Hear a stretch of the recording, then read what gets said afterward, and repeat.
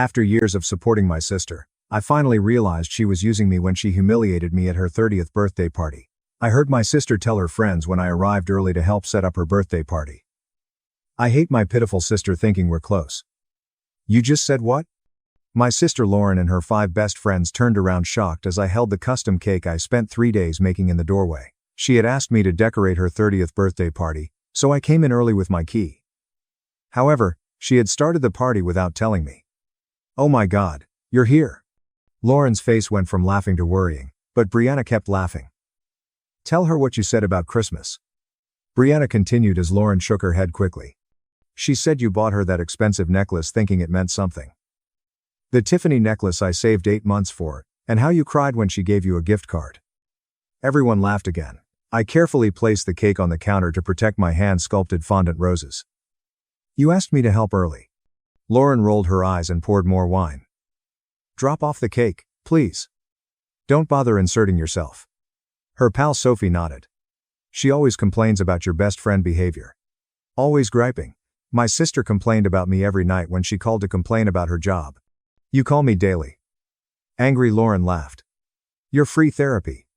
A real therapist costs money. She consulted friends. She believes I value her love life advice. Jenna added more as everyone laughed. Do you remember her offering to do your makeup for Brad's wedding? Lauren moaned. After watching 2 YouTube videos, she felt qualified. Beautiful work. You said. Lauren drank wine. Was I supposed to say? Your little hobby made you proud. Her friend Amber joined. Which sister made your weird graduation scrapbook? Yes, Lauren pulled something from under the coffee table. I spent 3 months making a scrapbook of our childhood photos. Look at this sad thing. She opened it to a page where I wrote about my pride in her. Listen to this caption. My amazing sister inspires me daily. Everyone laughed. I felt your pain. You don't have real friends, so I act close. She pointed to friends. I have real sisters. I just share DNA with you. Amber poured more wine for everyone but didn't offer me. Tell her about the wedding. Since Lauren lit up with cruel excitement. I'm engaged soon. This surprised me. Chris proposes next month. Since I chose the ring, I know. She smiled meanly at me. My maid of honor won't be you. Knowing this would hurt me. Her friend smiled. My maid of honor is Brianna. Sophie, Amber, and my college roommate are bridesmaids. She paused for effect. You're not invited to the bachelorette party. Her bachelorette party had been on my mind for years. I'm your sister. Lauren got up and approached me. Exactly. Not my friend, but my sister. Differences exist. She checked my cake. Like this cake. Trying too hard. Bakers are professionals for a reason. Fingering the frosting ruined the design. You insist on making everything about you. Sophie spoke. She threw you that surprise party you said you didn't want. My surprise party was after she said she felt forgotten on her birthday. You liked it. You cried joyously. Lauren chuckled. I cried in shame. You invited random high school friends I haven't seen in years. She regarded her pals. She thought I'd want to see them. As the doorbell rang, more guests arrived for the real party. Lauren hard grasped my arm. Leave the cake and go. The decorations I bought were examined and set up yesterday. My entire place is decorated. Lauren shrugged. A kid's party. It seems. Redoing it anyway. I spent hours arranging streamers, but her friends took them down. The worst part is? Lauren spoke loudly for arriving guests. She believes our parents' deaths bonded us. After 4 years without our parents, we promised to always support each other. That trauma bonding is fake. Real friends provide emotional support. Our Aunt Catherine arrived for the party. What's happening? She saw my face and ruined cake. Lauren immediately changed pitch. Oh. Aunt Catherine. My sister dropped the cake. No, she can't stay. After drinking too much, Amber blurted out. Lauren said she's tired of imitating her sister. Aunt Catherine darkened. Pretending? She regarded Lauren. Due to your inability to pay, your sister pays half your rent. The crowd fell silent. Lauren flushed. Aunt Catherine stood between Lauren and me, her voice breaking through the party noise enough to draw newcomers to the doorway. Lauren's red face turned white instantly, The crowd behind Aunt Catherine kept growing, and they all heard every word. Lauren tried to laugh like a joke, but it sounded fake. Aunt Catherine kept talking, and everyone in the apartment knew. I'd never seen her look at Lauren, like a stranger instead of her niece. The room was silent except for a phone buzzing and Lauren's friends' uncomfortable looks. Brianna and Megan were debating whether to speak or stay silent. Tina put her wine glass down and stared at the floor. Lauren opened her mouth to speak but said nothing. After retrieving my purse from the door, I began gathering decorations. I paid for half-down streamers and banners. While Lauren stood frozen in her living room doorway, Aunt Catherine followed me into the hallway and put her hand on my shoulder. The ruined cake was behind her on the counter. She broke fondant roses with her finger. Aunt Catherine's voice was quieter but firm when she told me to stay with her tonight and talk about this. I nodded because my voice wasn't working, right? As we approached the elevator, I heard Lauren talking to her friends. Her voice grew louder and defensive. The elevator doors closed before I heard her excuse on this occasion. I finally cried at Aunt Catherine's. Crying that makes you gasp and shakes. She made tea in her kitchen while I sat on her couch, failing to stop crying. I held the warm mug when she sat next to me. I told her how Lauren called me every night to complain about her job, coworkers, Chris, and everything. How I thought we were close, that those calls meant something, and that I was helping her. I paid half her rent for 3 years because she said her job didn't pay enough. Aunt Catherine listened quietly, nodding or making small sounds to indicate she was hearing me. I told her about the necklace, scrapbook, and other things I'd made or bought, thinking Lauren would care. I couldn't stop talking despite my broken voice. Aunt Catherine scrolled through her phone and showed me Lauren's text from the past year. Messages asking for money. Discussing expensive dinners with Chris, and planning weekend trips. The words on the screen hurt my stomach more. She said Lauren was using me. That sisters didn't do this. And hearing it out loud made it more real. I barely rested in Aunt Catherine's guest room. I just stared at the ceiling and replayed every conversation with Lauren. Almost crying in the office, I held it together until I could hide in the bathroom. Emma's apartment across town was my after-work meeting. Though older than mine and Lauren's, the building was well-maintained and had character rather than modern fixtures. I saw the empty room that was smaller than mine, but the rent was cheaper and it felt clean and simple. No memories on the walls, no furniture I bought thinking I was building a home with my sister. Emma clearly explained house rules. Simple respect for shared space. She mentioned her typical home schedule, liking quiet after 10 on weeknights. Everything felt balanced and fair, like she saw me as an equal, not a tool. I accepted and shook hands like adults doing business. She gave me an extra key and said I could move in whenever. Key felt lighter than one I left at Lauren's. I held my phone for 20 minutes in Aunt Catherine's guest room, before opening my messages that evening. Without overthinking or softening the words, I typed the text to Lauren. No, after information, just moving out and paying this month's rent. She could pay for it herself or find someone else. I sent it before I could delete and improve it. The response came so quickly she must have been staring at her phone. All caps saying I was selfish and ungrateful, and abandoning her when she needed me.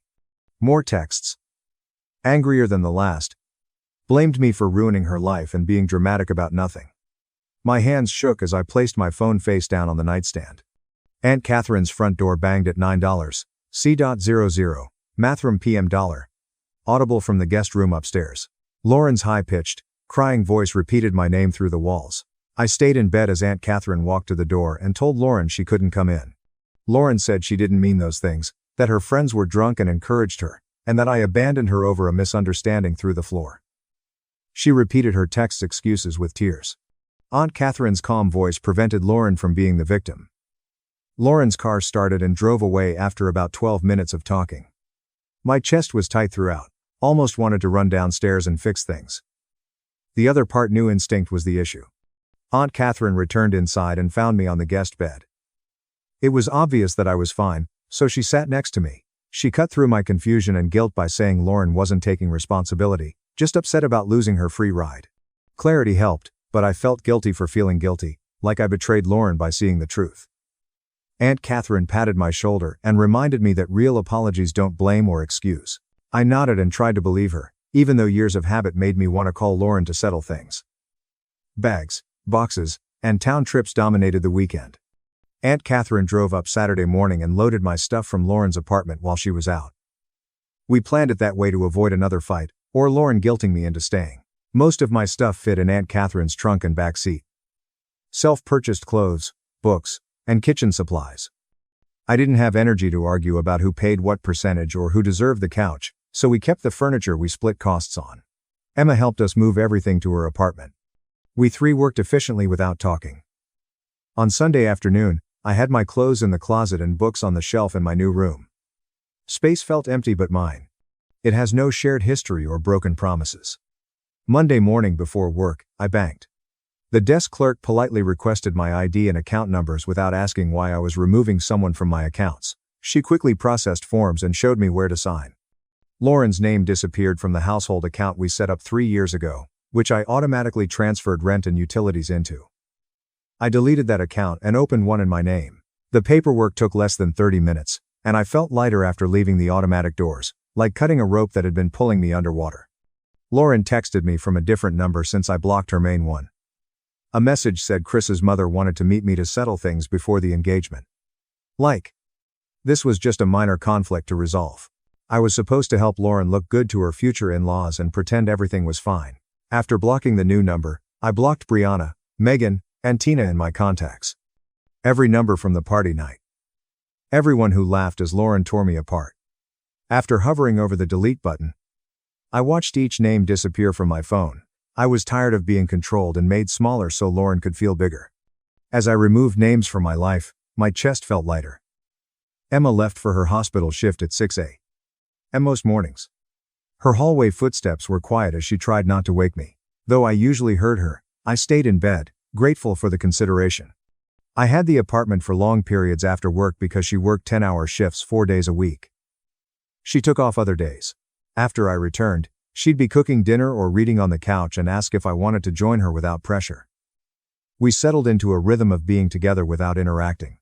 Some nights, I worked on my laptop at the kitchen table while she watched TV, and the silence was pleasant. Emma would stop what she was doing to listen when I needed to talk about Lauren, the party, or my anger. She only gave advice when asked. Let me vent until I ran out of words without offering any solutions. Having someone who gave me space but supported me was different from Lauren. A stranger called 2 weeks after I moved out. Something compelled me to answer. The landlord of Lauren and my apartment, Carly Jackson, spoke. She seemed tired and annoyed when she asked if I'd quit the lease without notice. My stomach dropped because I knew what Lauren told her. I said I gave written notice, paid my rent through the month, and left a forwarding address for any deposit return. Carly paused before asking why Lauren said I'd disappeared and left her with the full rent. I inhaled and told her that Lauren was financially capable of paying the full amount and that I'd been covering half because she said she couldn't. That was BS. Carly made a note and said she'd seen Lauren driving a new car in the parking garage last week.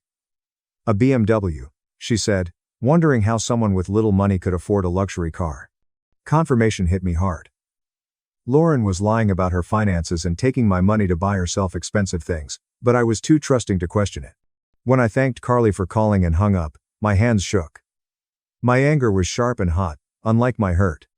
Lauren wasn't simply cruel at the party. She stole from me for months, possibly years.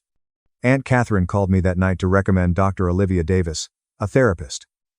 She said Dr. Davis specialized in family trauma and helped several friends through difficult relationships. Aunt Catherine suggested the appointment for the following week, and I was tired of being angry all the time. My other cousin said Lauren made weight-related comments to his girlfriend at Thanksgiving, which made everyone uncomfortable. My uncle said Lauren borrowed money from him last year and never paid it back, then got angry when he asked. As others shared their stories, I realized Lauren's cruelty wasn't unique. Multiple family members were dismissed and mistreated by her. Because she was my sister, I thought I had to put up with anything. Everyone had distanced her, set boundaries, and stopped expecting her kindness. I was the only one trying to have a close relationship with someone who'd repeatedly rejected me. Rachel stopped me after eating to tell me Lauren had called her 3 days earlier for money. Lauren claimed I abandoned her and she couldn't afford rent, alleging I left without notice. Rachel said she told Lauren no and suggested she get a second job like I did when I supported us. Lauren got angry and hung up, which wasn't surprising. She called relatives for money while driving a BMW, which made my blood boil again. Despite losing me, she hadn't changed her behavior or learned anything. She wanted to use someone else who would give her money and emotional support without expecting anything in return. I was glad my family saw through her manipulation and didn't fall for her victim act like I had. 5 weeks after moving out, I woke up without a tight chest for the first time in months. I no longer had nightmares about Lauren laughing at me as I explained myself. Now they only came once or twice a week. And I could sleep afterward instead of staying awake until morning. I started cooking dinner with Emma on weekends. Not fancy, just pasta or stir-fry. But it felt good to share a kitchen with someone who didn't judge my vegetable chopping or tell me I was doing everything wrong. She invited me to meet her friends at a bar one Thursday night, but I almost declined because meeting new people scared me after Lauren. Her friends were nice when I went. They asked about my life and seemed interested. Nobody tracked who bought drinks or talked more. Nobody asked why I moved or for details I wasn't ready to share. Andrew, one of her friends, told a funny story about his sister drama, and everyone laughed. Walking home that night, I realized I hadn't thought about Lauren in 3 hours. I opened my email the next morning and saw a strange address. Please read this. I opened it and saw Lauren's name at the bottom. I blocked her main account, so she must have created another. Despite knowing better, I read the 12-paragraph email. It started with a genuine apology for 2 sentences. I was tearing the family apart by not talking to her, she wrote. She claimed she was drunk at the party and didn't mean it. The next paragraph accused me of being too sensitive and not understanding that friends vent. I was making things worse by lying to family about her. She wrote.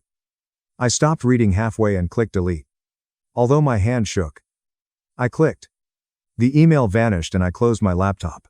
Without reading the rest, I knew it wouldn't get better. I mentioned the email to Dr. Olivia Davis in therapy that week. In response to her question, I said Lauren's apology felt wrong but couldn't explain why. Dr. Olivia drew a middle line on a notepad. One side was a real apology, the other a fake. She said genuine apologies acknowledge harm without excuses. They don't say but or blame the victim. I was drunk or you're too sensitive are excuses for fake apologies. Lauren's email had both. Dr. Olivia asked me to count how many times Lauren took responsibility versus blamed or excused me. I realized the email was fake apologies stacked. This framework helped me overcome my guilt. I wasn't mean by not responding. Protection from a non-sorry person. Something strange happened when I checked my bank account that week. I had more cash than expected. Not having Lauren's half of the rent every month left me with money after bills. After years of living on a tight budget, I forgot how it felt to have extra money. My credit card account showed $math BBS $800 in debt, mostly from emergencies over the past year when Lauren needed something, so I put it on there. I settled the balance immediately. I opened a savings account and put $math BBS $200 in. I stared at the screen because I'd never saved. Every extra dollar went to Lauren, or paid for expenses she couldn't afford. Now I was saving money to build something instead of just surviving. Catherine called Sunday afternoon to invite me to tea. At her house, she sat me at her kitchen table with a serious face.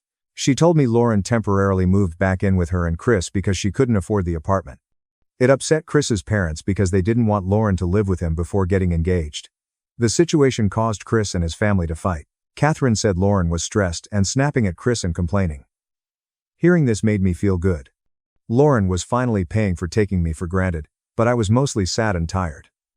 Hearing that my closest family member was struggling didn't help me feel better after losing her. It reminded me that our relationship was never real. I told Dr. Olivia I felt guilty for being glad Lauren was punished in my next therapy session. Dr. Olivia leaned forward and said something memorable. The sister I thought I had, the one who valued me and cared about me, was never real. Lauren showed me who she was at that party. I was grieving the sister I imagined, not the sister who actually existed, which explained why I was so confused. A month after the party, Jenna sent me a message on social media. Jenna apologized for laughing at me and encouraging Lauren to be cruel. Watching Lauren spiral after I left made her realize how toxic their friend group was. She said she'd pulled back from Lauren and was trying to be a better person. I read the message twice, then closed the app without responding. Maybe Jenna was sorry and learned something, but I didn't owe her forgiveness or my time. She humiliated me in front of a room full of people. On Wednesday, my boss called me into her office and I felt sick. When I sat down, she smiled and told me I was being promoted to senior associate. She said my performance over the past month had been outstanding, that I'd shown initiative and focus that impressed the whole team. The promotion came with a raise and better benefits. I thanked her and tried to act professional, but inside I was screaming with excitement. Without Lauren's drama, nightly phone calls, and crisis management, I could focus on my career. I was progressing and building something for myself instead of treading water while supporting someone who didn't appreciate it. That weekend, Emma and I were watching TV when she muted a commercial and started talking about getting a cat. I was surprised. After everything with Lauren, I never had a pet, so sharing responsibility for something felt scary.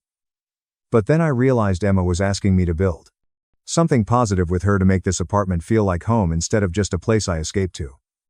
She was asking us to take care of our cat together. I said yes before I could overthink it. On Sunday morning, we walked through rows of cats in cages. Most ignored us or hissed, but one orange tabby pushed his face against the bars and meowed at us. The shelter worker said his name was Marmalade and he'd been there for 3 months because people wanted kittens. Emma opened the cage and the cat immediately rubbed against her hand, purring so loud we could hear it across the room. She looked at me and I nodded. We filled out the adoption papers and the worker helped us load the cat carrier into Emma's car. On the way home, Emma suggested renaming him after his color. Back at the apartment, we set up his litter box and food bowls.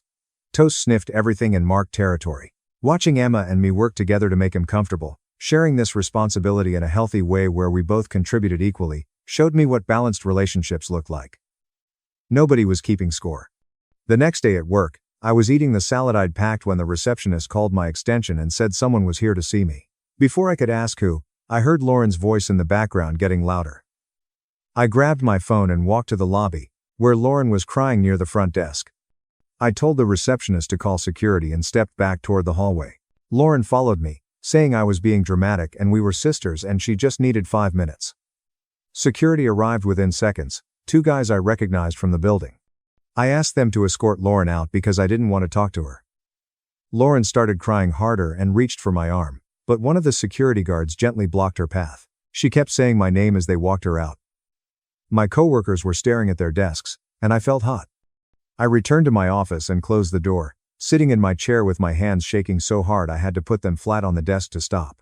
Every time I replayed Lauren crying in the lobby, the shaking came in waves, but underneath it was pride. I'd held the boundary. My boss knocked on my door around 3 that afternoon and asked if I had a minute. I followed her to her office, expecting a lecture about personal drama at work, but she closed the door and asked if I was okay. I briefly explained that it was a family situation and apologized for the disruption. But she waved off the apology and said she'd already talked to security about updating their system with Lauren's photo, so she couldn't get in again. Having my workplace actively protect me from Lauren felt validating. I told my boss I didn't want to take the day off, but she nodded and said her door was open if I needed anything else. That week in therapy, Dr. Olivia and I started a new project. She asked me to talk about my parents' death and Lauren's betrayal separately to process them as separate traumas. As I talked, I realized I'd never properly grieved my parents because I was too busy keeping Lauren afloat. When Mom and Dad died, Lauren fell apart immediately, and I planned the funeral, handled the estate paperwork, made sure Lauren ate and showered, and went to work. Dr. Olivia showed me that Lauren had weaponized our parents' memory to keep me tied to her. I thought I was being strong, being the good sister, but I was just delaying my grief.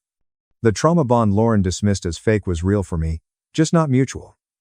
On Saturday morning, I drove to the cemetery for the first time in a year. I'd avoided going because Lauren always wanted to go together and make it a big emotional thing.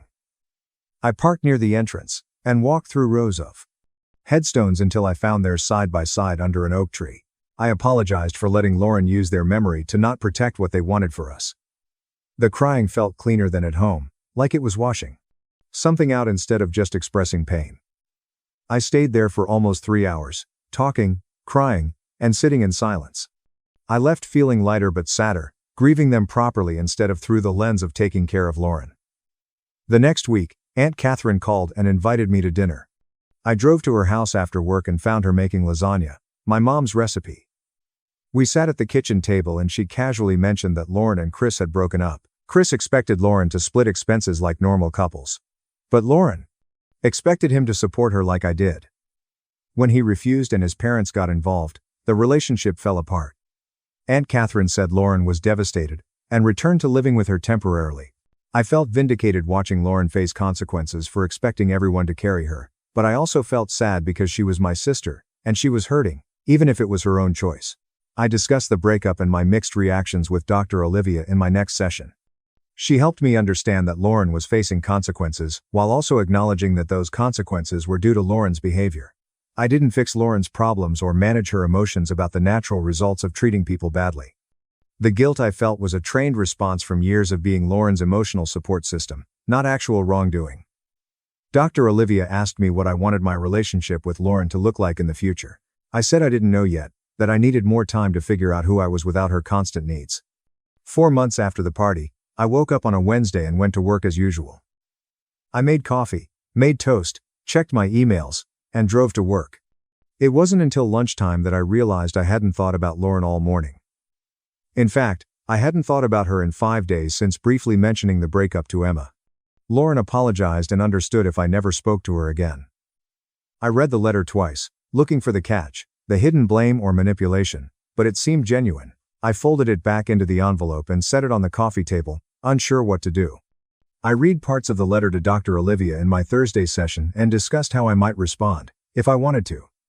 She asked what I wanted from Lauren, what I needed to feel okay about potential future contact. I said I wasn't ready yet, that the letter could sit while I figured out what I wanted. The letter showed Lauren was working on herself, but I didn't have to immediately welcome her back into my life. I could take my time and reconnect when I was ready, not guilted into it. Dr. Olivia nodded and said that was healthy, that I was protecting my own healing instead of Lauren's feelings, and that the letter could wait as long as I needed it. 2 weeks after Lauren's letter, my uncle's birthday party invitation arrived, and I noticed that Lauren's name wasn't on it, just mine, addressed to me at Emma's apartment. This meant Aunt Catherine had informed the family of my new address. I called my uncle to confirm my attendance, and he seemed happy to hear from me. He asked how I was doing, how the new place was going, and never mentioned Lauren. It felt deliberate, like everyone had agreed not to mention her unless I did first. On Saturday afternoon, I drove to my uncle's house with a gift I'd chosen, not worrying about Lauren's opinion or the wrapping. Walking up to the front door, I felt nervous, like I was tested, but when my aunt opened the door and hugged me longer than usual, the tension eased. Inside, my cousins greeted me warmly and positioned themselves near me, creating a buffer zone of support. The party was small, just close family, and everyone seemed eager to make me comfortable. My uncle thanked me for the gift, asked about my job, and listened instead of talking about himself. I ate lunch on the back patio with my younger cousin and Aunt Catherine, who kept looking at me. Nobody mentioned Lauren, but her absence hung over everything like weather nobody wanted to acknowledge. I appreciated the support, but it made me sad. After lunch, my cousin Lily pulled me aside near the garden, away from the others. She looked uncomfortable but determined, twisting her bracelet around her wrist. Lily told me Lauren had been calling her, asking if I was okay and what I was up to. She said Lauren sounded genuinely worried, not manipulative or fake, just concerned. I felt a complicated mix of emotions because part of me wanted to know Lauren cared, but another part realized I needed distance. Lily said Lauren had asked her to tell me she was respecting my boundaries, wasn't going to contact me directly, but she wanted me to know she was thinking about me. I thanked her and asked her not to tell Lauren about my life. Lily nodded and squeezed my hand, understanding without saying more. Lauren asking about me through family instead of showing up at my apartment or workplace showed that she was listening to me and giving me space, even though it was hard for her. That restraint was more meaningful than her 5-page apology letter because it showed she was trying to change her behavior, not just her words. I returned to the party feeling lighter, like knowing Lauren was struggling with our separation but respecting it made the boundary feel less cruel. 4 months later, I sat at my desk with paper and a pen, toast curled up on the chair next to me. I'd been thinking about Lauren's letter for weeks, reading it multiple times and checking every sentence for hidden meanings or manipulations. I wrote back to mark this moment in my healing process, not for Lauren, but for myself. I explained this wasn't forgiveness, just acknowledgement. I thanked her for her apology and her taking full responsibility without excuses. I told her I needed more time and space, maybe a lot more, but I recognized she was working on herself and that mattered. I spent 3 hours writing the letter because I kept stopping to make sure I wasn't being too harsh or soft, giving her false hope or unnecessary cruelty.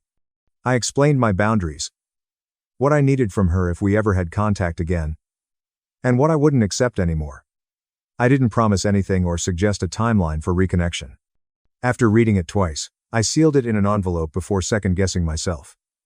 Walking to the mailbox felt like closing one chapter of my life, and accepting that the next chapter might not include Lauren. Dropping the letter in the slot made me feel relieved and sad, but mostly clear. My company sent me to a marketing conference in Chicago 3 weeks later, my first work trip since everything happened. It was nice to be in a new city, where no one knew about my sister drama or family issues. I focused on the conference sessions, took notes, and networked with other professionals in my field. My boss chose me for this trip because of my recent excellent performance, which felt validating for reasons unrelated to Lauren. During breaks, I explored the city, ate at restaurants I chose, and enjoyed the freedom of making decisions. I was genuinely engaged in the conference's new marketing strategies and digital trends, asking questions and contributing ideas. One evening, I had dinner with colleagues from other companies and talked about career goals and industry changes. I realized I was building a professional identity and network separate from my role as Lauren's sister or caretaker. Being away from everything helped me see my life with fresh eyes. I had healthy friendships with Emma and her circle. I was advancing in my career. I was processing my grief with Dr. Olivia's help. I was okay, maybe better than okay. That realization hit me hard in a hotel room overlooking the Chicago skyline. I ate lunch with Rachel from a Boston firm on the last day of the conference. I'd spent so long defining myself in relation to Lauren, managing her needs and emotions, that I forgot I could exist for myself. She casually asked about my family, and I gave a brief, honest answer without falling apart. I told her my sister and I weren't close right now, keeping my tone neutral and matter of fact. Rachel nodded and moved on to other topics without pressing for details or offering unwanted advice. I didn't owe strangers my trauma or story. I could acknowledge it without making it the center of every interaction. Later, waiting for my flight home, I saw how far I'd come in 4 months. From sobbing in Aunt Catherine's guest room to calmly discussing my family situation with a stranger without shaking my voice. I wasn't pretending to be okay or forcing positivity. I was building a life that worked for me, one where Lauren's absence allowed me to discover who I was without her. Toast ran to greet me at the door, meowing and rubbing against my legs. Emma had left my favorite snacks on the kitchen counter with a welcome home note that made me smile. I unpacked my suitcase and looked around at the throw pillows we'd chosen, the photos on the walls, and the plants Emma was teaching me to keep alive. I was living here because I wanted to, not because I had nowhere else to go. I was building a life I liked instead of one based on managing Lauren's needs and moods. Emma came home from work an hour later and we made dinner while I told her about the conference. She asked good questions and seemed genuinely interested in my professional growth, celebrating my successes without making them about her.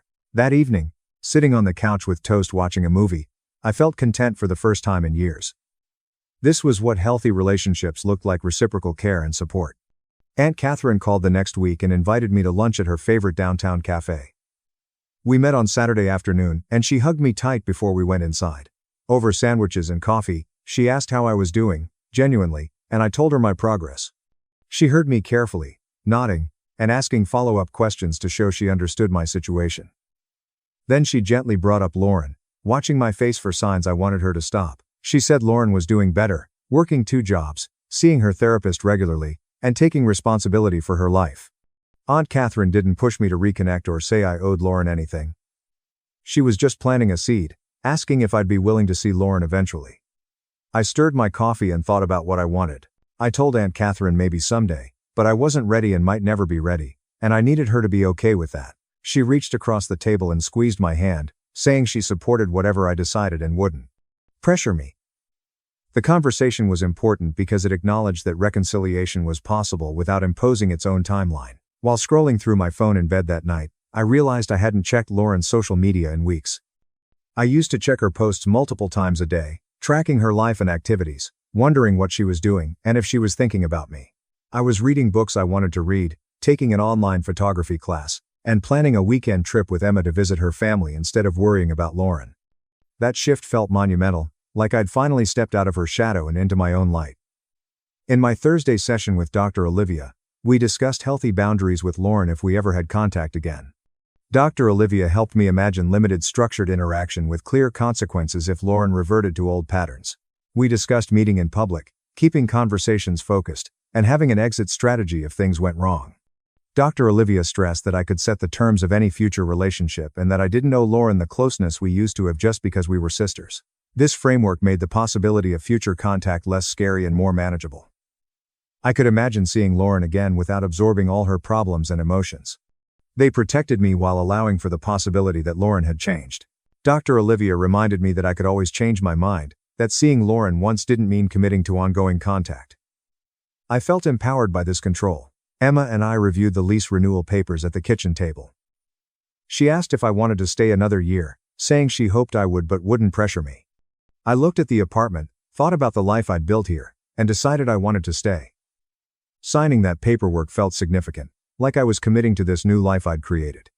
I decided to stay in this space, this roommate, this version of my life where I came first. Emma signed her section, then I signed mine, and we celebrated with ice cream and a movie. Later that night, I thought about how much had changed in 3 months. From standing in Lauren's apartment with a ruined cake to signing a lease on a home where I felt valued and safe felt like years. I still needed therapy and had complicated feelings about Lauren and our family, but I was happy where I was. It was real because my happiness was based on my own choices, relationships, and growth, not Lauren's changing or apologizing or wanting me back in her life. I scheduled the tattoo appointment for a Tuesday afternoon so I could think about it without rushing back to work. The artist explained my design, a phoenix rising, small enough to fit on my inner wrist and remind me that I'd survived something hard. Lauren had always said tattoos were trashy and made women look cheap, and I'd listened to her even though I'd wanted one since college. The needle hurt more than I expected, but in a good way. Like it was marking something real. I watched the ink take shape on my skin and thought about how I was making this choice only for myself. When it was done and wrapped, I paid with money I'd saved from not covering Lauren's expenses. Thanksgiving came faster than expected, and Aunt Catherine called to confirm I was coming to her place for dinner. She mentioned Lauren would be there, too, and said it gently like she was giving me the option to back out, but I told her I'd come anyway. Emma offered to come with me for support. But I told her I needed to do this alone. I drove to Aunt Catherine's house with Toast's carrier in the back seat because I was dropping him off at a friend's first. The whole drive, I practiced staying calm in my head. Lauren was sitting at the far end of the living room with a plate of appetizers when I entered. We made eye contact, and nodded, a strange formal acknowledgement that we were in the same space but wouldn't pretend everything was fine. Aunt Catherine seated us at opposite ends of the table during dinner, which felt deliberate but necessary. I talked with my uncle and cousins, passed dishes, laughed at jokes, and was aware of Lauren across from me, but not consumed by it. She looked thinner, tired, and I felt a small ping of concern that I didn't let grow. After dinner, Lauren and I were in the kitchen at the same time, both reaching for coffee. She poured hers and asked if I wanted any. This tiny gesture felt huge given everything. I said yes, and we stood there for a minute, not sure what to do next. She told me she was working 2 jobs, one at a retail store and one doing administrative work on weekends, and that she had found a studio apartment she could afford on her own. Her voice was matter of fact, not asking for praise or sympathy. I was glad she was doing better, managing on her own, and I meant it without wanting to take care of her again. She nodded and said she was sorry again, quieter this time, and I accepted it without forgiveness or promises. I stared out the window at the dark streets while driving home with Aunt Catherine and felt a strange lightness in my chest. We weren't close and probably never would be again, but we weren't enemies standing in a kitchen pretending the other didn't exist. I didn't need Lauren's friendship to be okay anymore. I had Emma, and Toast, and Aunt Catherine and my job and this whole life I'd built separate from my sister. Our relationship would never be what I thought it was when I was standing in her apartment holding that ruined cake. However, I had rebuilt my life from those broken pieces and was happy with it because Lauren's loss forced me to find myself. I didn't need anything else. Kicked out at 19 for refusing to share my inheritance with my entitled brother. Years later, they begged me after he cheated and their business collapsed. I was kicked out of the house by my parents because I could not bring myself to share my inheritance with my brother who was entitled to it. Finally, after a number of years have passed, they are approaching me to ask for assistance because he cheated on his wealthy fiancée, and as a result, their business is failing. The reason my parents kicked me out of the house when I was 19 years old was because they discovered that my grandfather had left me a trust fund.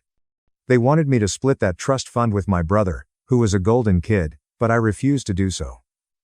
This happened 7 years ago. My grandfather had passed away just a few years before that, and he had left the trust fund to me as a surprise which I discovered on my birthday. I was surprised to learn about the trust fund. I was overjoyed as a result. However, it did not last for very long since my parents reached out to me just a couple of weeks after my birthday and told me that I needed to share the money from the trust fund with my brother. They said that by doing so, they would be able to cover the expense of sending him to college without any difficulty. When I was 19 years old, I made the decision to forego attending college, and instead take a gap year in order to figure out what I wanted to do with my life. Consequently, it is not as if I did not require the funds from the trust fund for my own personal use. When I started college the following year, I would require it in the future, and I did require it at the time. I had no choice but to decline the offer because I was in desperate need of the money for both my present and my future. I believe that my brother has reached his limit. In no way did my parents come from an impoverished background. In the event that they desired to do so, they would have the financial means to send my brother to college. It was their own company that they ran. They were able to run it for a considerable amount of time, and it performed adequately enough for them to not require any additional assistance from anyone else. Consequently, I am perplexed as to why they felt the need to ask me and why they were so insulted when I denied their request. Nevertheless, they were quite furious when I refused, and after that, we got into a really ugly argument, and ever since then, we haven't spoken to each other. In spite of the fact that he is 3 years younger than I am, my brother has not communicated with me. This is not surprising given that my parents utilize him as a puppet for their own enjoyment. In any case, he used to be around back when we were on good terms with each other. One of the reasons I did not want to split my trust fund with him was because I do not even like the guy, and my parents have always preferred him. We never got along very well, and that was one of the reasons why I did not want to work with him. He was always treated better, and he received the most of the attention for himself.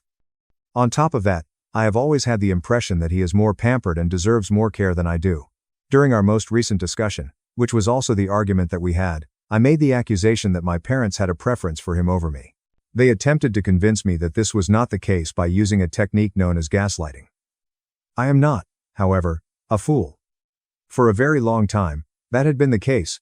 After all, I was aware of the truth, and I was not going to let myself be fooled by the lies. They accused me of a number of different things as well. They made the accusation that I was self-centered and without concern for my family. To put it simply, they are attempting to make me feel guilty for looking out for myself. On the other hand, I was aware that if I did not, no one else would. On account of the fact that my parents were entirely different from those of my brother, I do not have the same kind of parents that my brother did. As a result, I was aware that the actions I was taking would ultimately be beneficial to me, and they have been. Since that time, I have never once felt regret for delaying the release of the money. I have completed my schooling at a college level, earned a degree in business, and have been employed by a company that has achieved a moderate level of success for some time now. There is no communication between myself and my parents at all. Although we do see each other at family gatherings and other events, we do not communicate with one another. In addition, the fact that we do not have a mutually beneficial partnership is common knowledge. In addition, nobody brings them up in conversation with me. My cousins have been spreading stories that my family has not been doing well financially as of late, and I have been hearing these rumors. Evidently, since the epidemic, the company has not been able to fully take off the way it was expected to, and it has been rather challenging for them to do so. To add insult to injury, my brother doesn't really contribute anything to the cause either. This past year, he received his degree from college, and ever since then, he has not made any effort whatsoever to get employment. Despite the fact that, according to what I've heard, he has been engaged to his high school sweetheart for 2 months, he has been sitting and doing nothing but hanging out with his friends, going out to parties, and drinking. He has been doing nothing but sitting at home. To put it another way, it is what I have been hearing from other participants. In addition, my mother provided me with confirmation of it a few days ago. In other words, it would appear that my brother has made a single decision that has caused a great deal of trouble for them. And a couple of days ago, my mother picked up the phone and phoned me to let me know about it. It was a new number that she contacted me from, because I had banned all of the other ones. When I picked up the phone, she immediately began crying and apologizing, telling me that she was truly sorry for everything that had occurred in the past, and that she simply wanted to put everything aside and ask me for some assistance. She added that she was very sorry for everything that had happened in the past. Her explanation of the matter was quite clear. To put it simply, she and my father have been attempting to persuade the father of my brother's girlfriend to give them assistance in the business. So, let me tell you something. Ever since he was in his final year of high school, my brother has been in a relationship with this particular female. They were able to make it through the long-distance relationship despite the fact that she attended college in another state. Despite this, they have remained together throughout their time in college. And approximately 3 months ago, he made the proposal. And they went on to become engaged. Nevertheless, her father was not pleased with the fact that he was unable to find work. Moreover, he discussed it with my mother and father. In addition, My parents made the decision to exert influence over him and convince him to agree to make an investment in their company so that they could restore it to a healthy condition. And after that, they assured him that they were going to talk to their son, and that the fact that the company was making a comeback would serve as an incentive for their son to join them and begin working for them. And in this way, everyone would be content, regardless of whether or not her father approved of it. I don't know why, but the girlfriend of my brother is completely head over heels in love with him. She would never allow him to leave her side. That is, even if her father had a negative opinion of him. The arrangement was made in this manner. The future father-in-law of my brother was going to make an investment in the company and restore it back to a respectable position. After that, my brother was going to begin working alongside my parents, and eventually, he was going to inherit the firm. By doing things in this manner, he would be able to secure a secure career in the future, and my parents would also be able to make their business successful. Additionally, he and his fiancée would be content because there would be no issues with her father. This would make them happy. There was a situation in which everyone came out ahead. No matter how much a woman loves another guy, I don't think anyone in their right mind is going to stay with a guy who has been cheating on her for God knows how long. However, my brother had to go out of his way to make everything a mess for everyone because just a couple of days ago, his fiancée ended up breaking off the engagement. As a result, my brother had to go out of his way to make everything wrong for everyone. And it is a significant setback for him, because this young lady was willing to battle for her father, despite the fact that he was pretty much up to no good and was just another unemployed loser. She fought for him. I have to mention that because she fought for him. On the other hand, that was not sufficient for him to maintain his loyalty to her. It would appear that she made the decision to look through his phone a few days ago since she had been having misgivings for a couple of days prior to that, effectively ever since they became engaged. This is how she discovered that he had a number of dating applications installed on his mobile device. During that time, he was having conversations with a number of other ladies at the same time, and he was also in contact with a number of the girls that he had dated from his college days. In other words, this was not a more recent occurrence. Since he had departed for college, he had been unfaithful to her until he returned. Without a doubt, that marked the conclusion of the relationship. Due to the fact that my parents had rushed the gun, she decided to break off the engagement, and even the investment has been cancelled as well. This presents a significant challenge for them. Because they were banking on the investment coming through, they went out of their way to spend a lot of money, and put it into the business as soon as they had a verbal arrangement with the girl's father. They did this because they were expecting the investment to come through. Since it is not going to take place, they have wasted a significant amount of money for no apparent purpose. In addition, they are attempting to get my brother to go back to his fiancée and apologize to her in order to get her to return, but he has refused to do so for the time being. And now they are in need of my assistance because they just have to keep going in some way. In order to accomplish it, they require financial resources.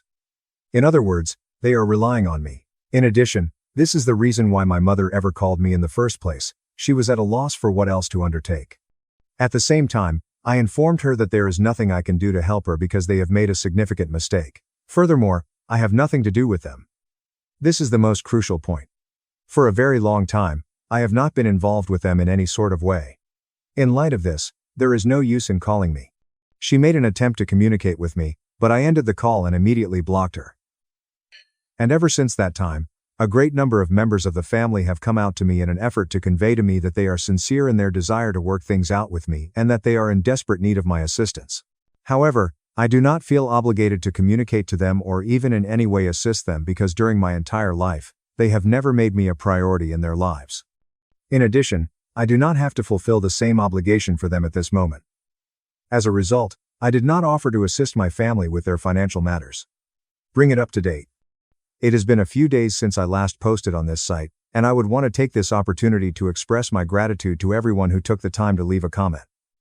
Many thanks to you. My decision was actually justified by the fact that I have remained steadfast in it and I have not communicated with them. The fact that they kicked me out was a very painful experience. In spite of the fact that I pretended that it was not a significant issue, the reality was quite different. I was unable to get over it for a number of years since it was so terrible. It did become quite fierce and ugly during the time when we were fighting for the very last time all those years ago. On the other hand, I never in my wildest dreams expected that they would very literally order me to leave their home if I did not intend to contribute to the trust fund sharing. That has remained ingrained in my mind. Never in my life will I forget about that. Therefore, regardless of how much problems they are now experiencing, That is something that they are going to be responsible for dealing with on their own. Because they never showed any concern for me when I was going through a difficult time emotionally. Not once, not even once, did they make an effort to get in touch with me throughout the course of the past 7 years to inquire about how I was doing and to inquire about what I was doing. They have never given me any consideration at all. Because of this, the only thing that mattered to them was my brother. And I can see that very clearly. And with regard to the remainder of my family, I am completely perplexed as to why they anticipate that I will assist my elder parents. We do not have a healthy relationship, as is common knowledge among everyone. Nobody is in the dark about what went wrong. In light of this, I do not believe that I owe anyone an explanation. If there are other individuals who are willing to assist them, then they should probably become involved in it themselves rather than expecting me to do anything at this time. Since I blocked them, no one has attempted to get in touch with me up to this point. Nevertheless, this has not prevented other members of the family from reaching out to me on multiple occasions, telling me that my family is in need of me and that I ought to put everything behind me in order to begin a new chapter with them. What I don't know is whether or not my parents or my brother have probably put them up to this, which is something that I really don't understand because it's not like I'm going to give in to the pressure and back them. Due to the fact that they are incorporating other individuals in this matter, it is going to only serve to further strengthen my opposition to them. And I find that to be really dissatisfying. I am aware of the fact that they are attempting to exert pressure on me to assist them in their situation. In addition, it appears to be really unjust because people ought to be aware of my perspective on the matter as well. Everyone ought to be aware of my point of view. They ought to be aware of the specific reasons why I've decided not to assist them. Also, I have decided what I will do. In the event that things spiral out of control, be certain that I will not hold back any of my declarations. I will certainly go public with this and make sure that people are aware that I am not going to accept it if things reach to the point where I am unable to handle them and if an excessive number of people begin to try to guilt trip me. At this point in time, it has not yet arrived at that stage. Despite the fact that I am still putting up with things, I am hoping that members of the family would come to the realization that I have my own perspective on the matter, and I do not wish to get involved in this mess. I have simply been turning a blind eye to everyone because I do not wish to be impolite and I do not like to get into a battle with anyone.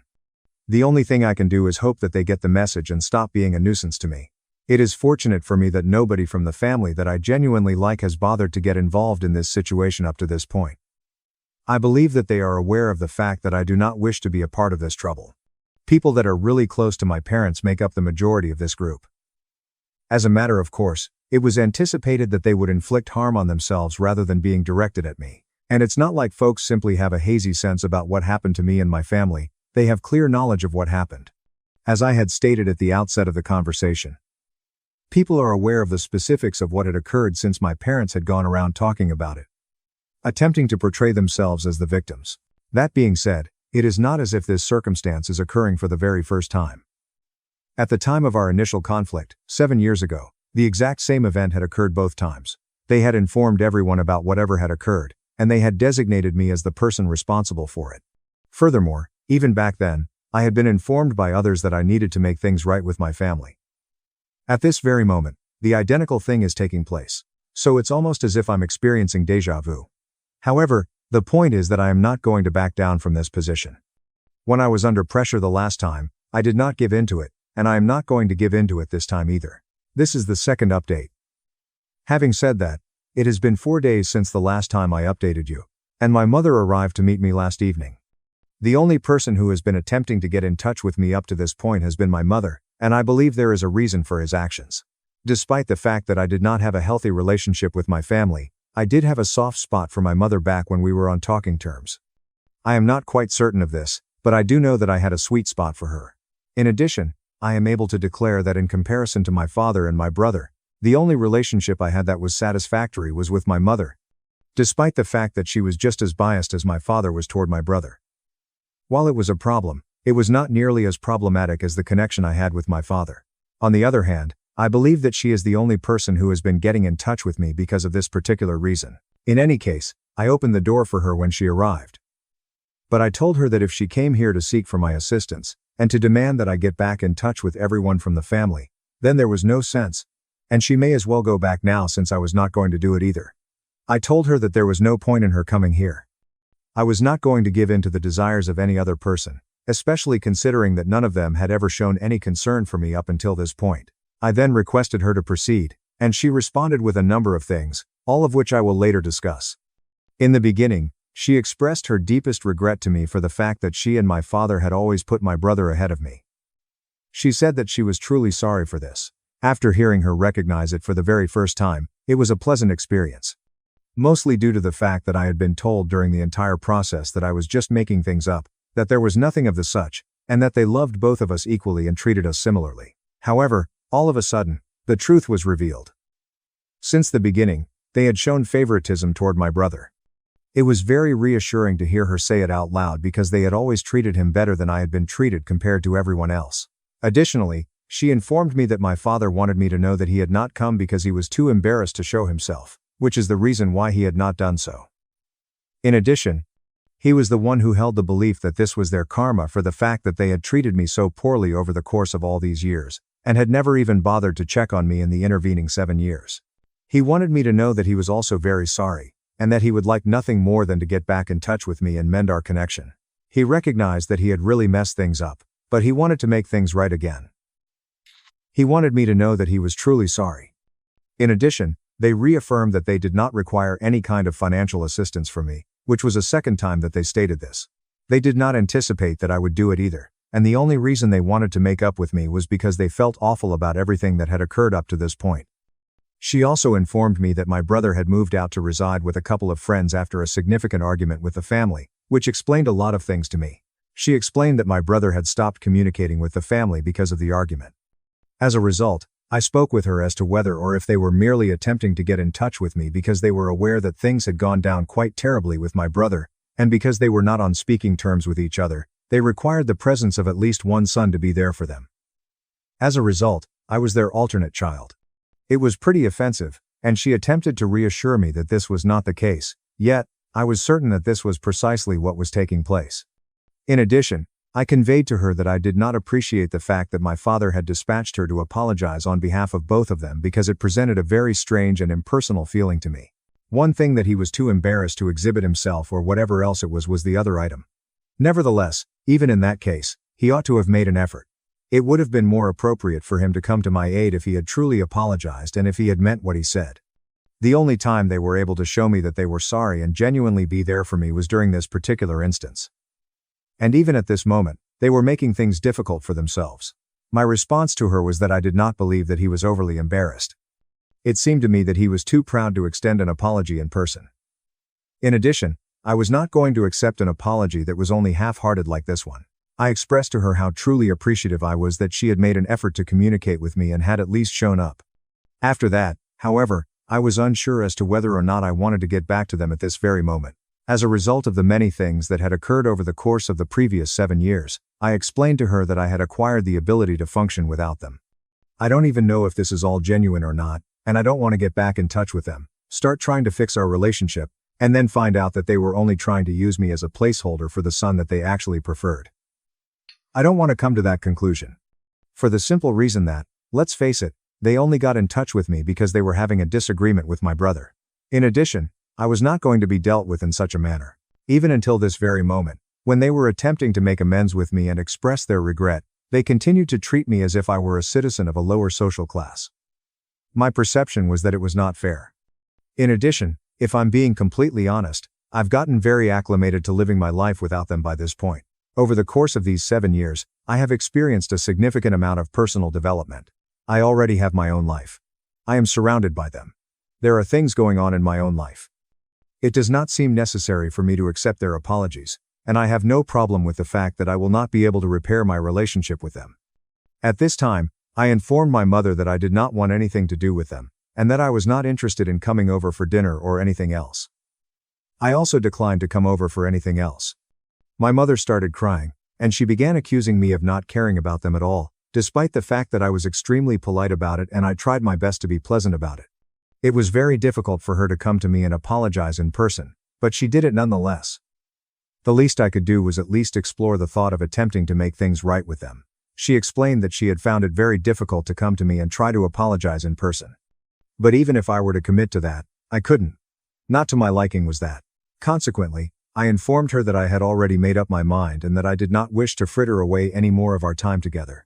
It was not in my best interest to get into a confrontation with her, and I did not want to witness her crying. She told me that she was very unhappy in my behavior and that she was even more disappointed that this was how little I thought of them. I comforted her for a while. But then I told her that she had to leave, and finally, she did leave. However, before she left, she told me that she was surprised by how little I thought of them. If I'm being completely honest, it was their own fault, but I didn't say anything about it. They had shown me the kind of people that they were capable of being. It is therefore impossible for them to blame me for believing them and having a low opinion of them. They have to come to terms with the fact that what is occurring right now is all their own fault. Exactly, that is it. Because I am not the bad guy in this situation, I will not allow myself to be made to feel like one any longer. This is the third update. A couple of weeks have passed since I last had a conversation with my mother. And following that, the members of my family who had been reaching out to me and attempting to convince me to talk to my parents physically stepped up their attempts to encourage me to do so. And it was at that moment that I became even more convinced of the fact that my parents had been the ones who had put them in this position. Their whole intention was to take advantage of the family in order to coerce me into having another conversation with them. At some point in the future, I am very certain that their intention was to make a minor improvement in their relationship with me, and then they would initiate the request for the money. Unfortunately, that is not going to work for them since I am not going to cave in to any pressure that they put on me. It doesn't matter to me, as I've stated in the past. My main concern is for myself, because I am aware that they are not doing anything to protect themselves. In addition, I have reached my limit over the course of the past few weeks. I've reached the point where I've had enough of my family trying to influence me, as well as the rest of my relatives trying to coerce me into doing something that I'm not really eager to do. Therefore, whenever any of my relatives have texted me in the past few days trying to tell me that what I'm doing is not right and that I should take this opportunity and make the most of it and all that stuff, I have responded to them and told them that I have made up my mind and that I don't want to drag this out any longer than it already has been.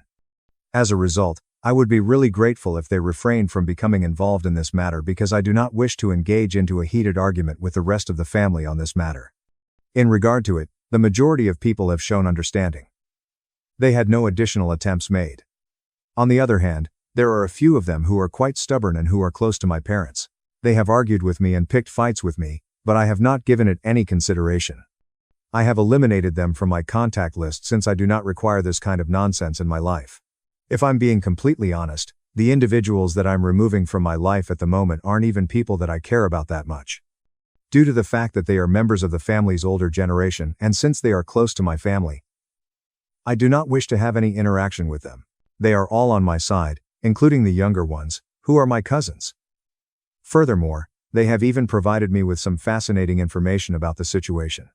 To give you an example, my mother has been lying about the fact that they are no longer communicating with my brother because he is still living with them and he hasn't even moved out or anything like that.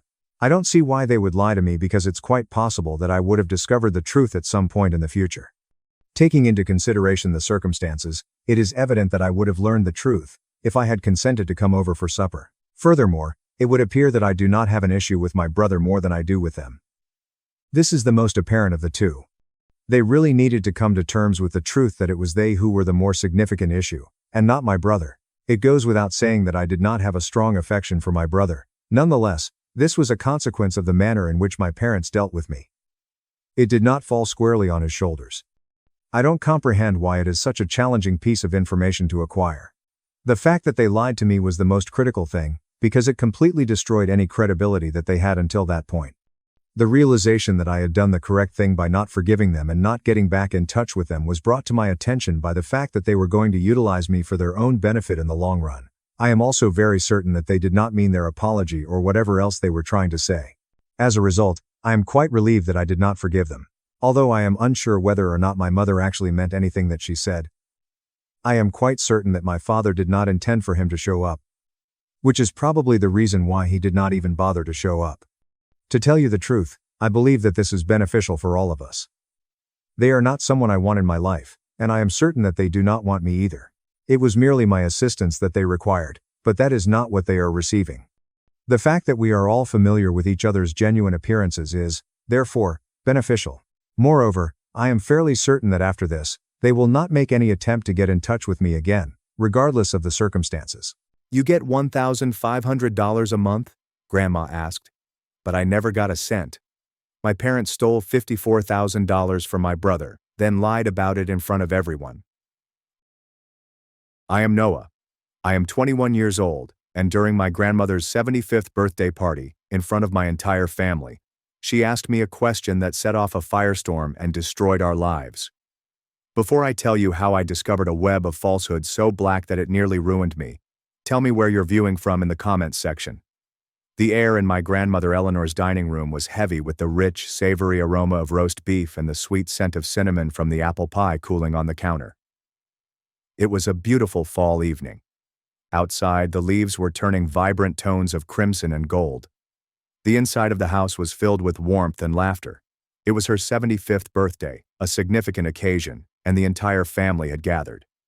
My Uncle Edward was holding court at one end of the table, telling a loud, booming yarn, while my Aunt Susan listened with predatory joy, always on the lookout for a fresh bit of gossip. My cousins were laughing, their expressions bright and carefree. For a little minute, as I watched my father, Daniel, laugh at one of my uncle's jokes and my mother, Linda, grin that picture-perfect smile, I allowed myself to feel at ease. We almost appeared regular and happy, like the family in a Thanksgiving movie. I was sitting quietly, like a ghost at the feast, attempting to absorb some of the warmth. These were moments of luxury that I could not afford. My life was a busy juggling act of classes, studying, and 2 part-time jobs that drained my energy and barely covered my tuition and low-cost accommodation. But for Grandma Eleanor, I would always show up. I'd move mountains for her. She was the sun around which our family world revolved. At 75, she was sharper than others half her age, with keen eyes that appeared to look right through you. She looked at me across the table and smiled warmly. It was a smile of pure adoration, one that made me feel seen, something I hadn't experienced from my own parents in years. She waited for a gap in discussion. Then, her clear, strong voice pierced through the lingering babble. The room became abruptly quiet. Everyone respected her. Noah, dear, she continued with all of her attention on me. I've been meaning to ask, and I keep forgetting. Is the $1,500 I send you every month enough? I know college is so expensive these days. If you need more for your books or rent, you must tell me. The fork in my hand stopped moving. It lingered halfway to my mouth, full of mashed potatoes.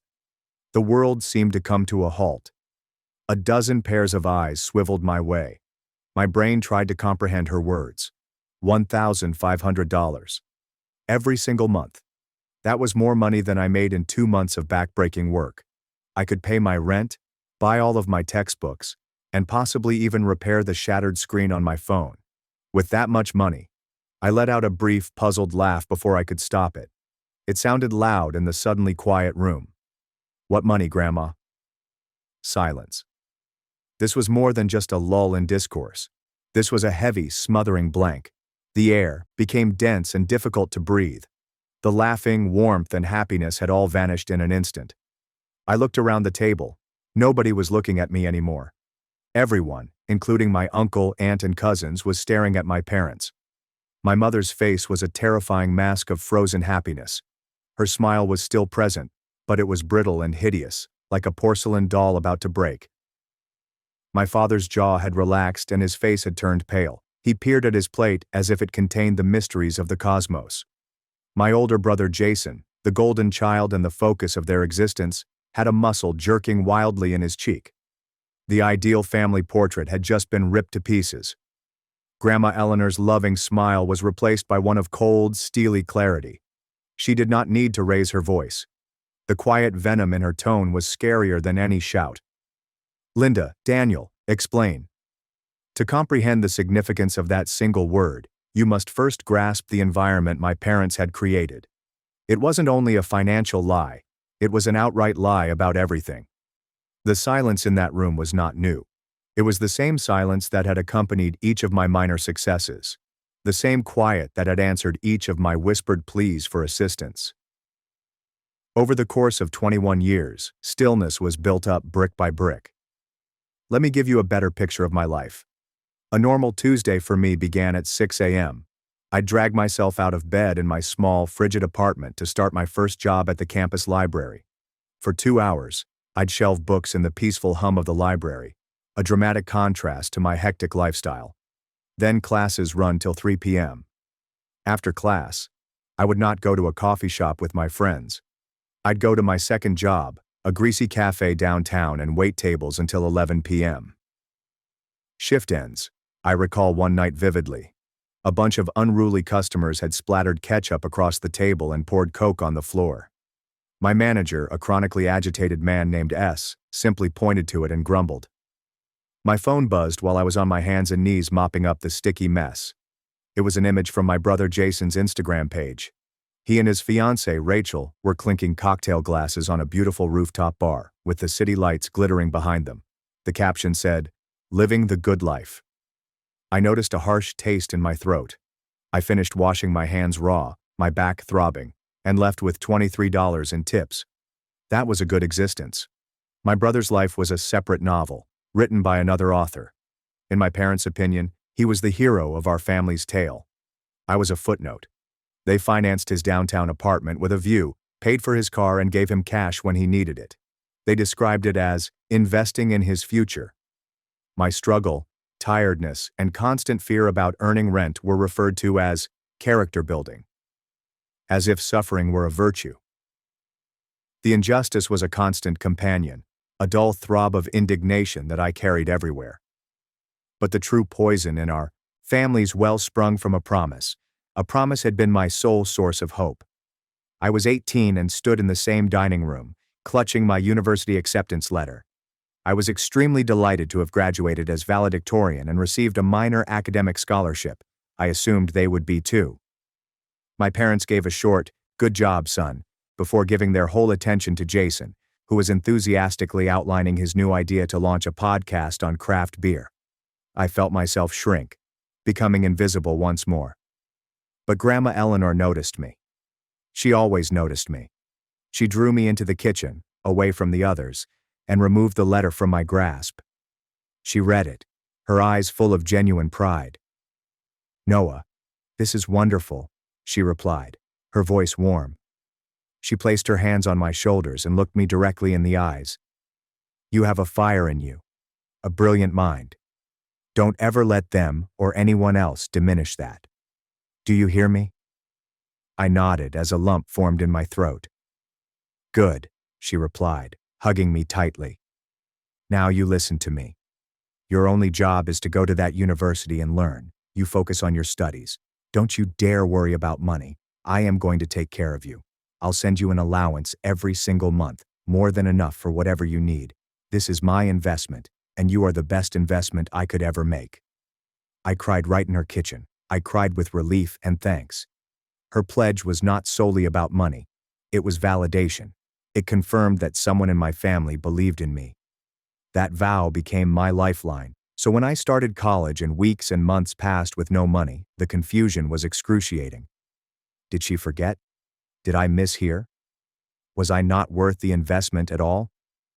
The shame and anxiety of appearing ungrateful kept me silent. I told myself that I could handle it. I landed a job.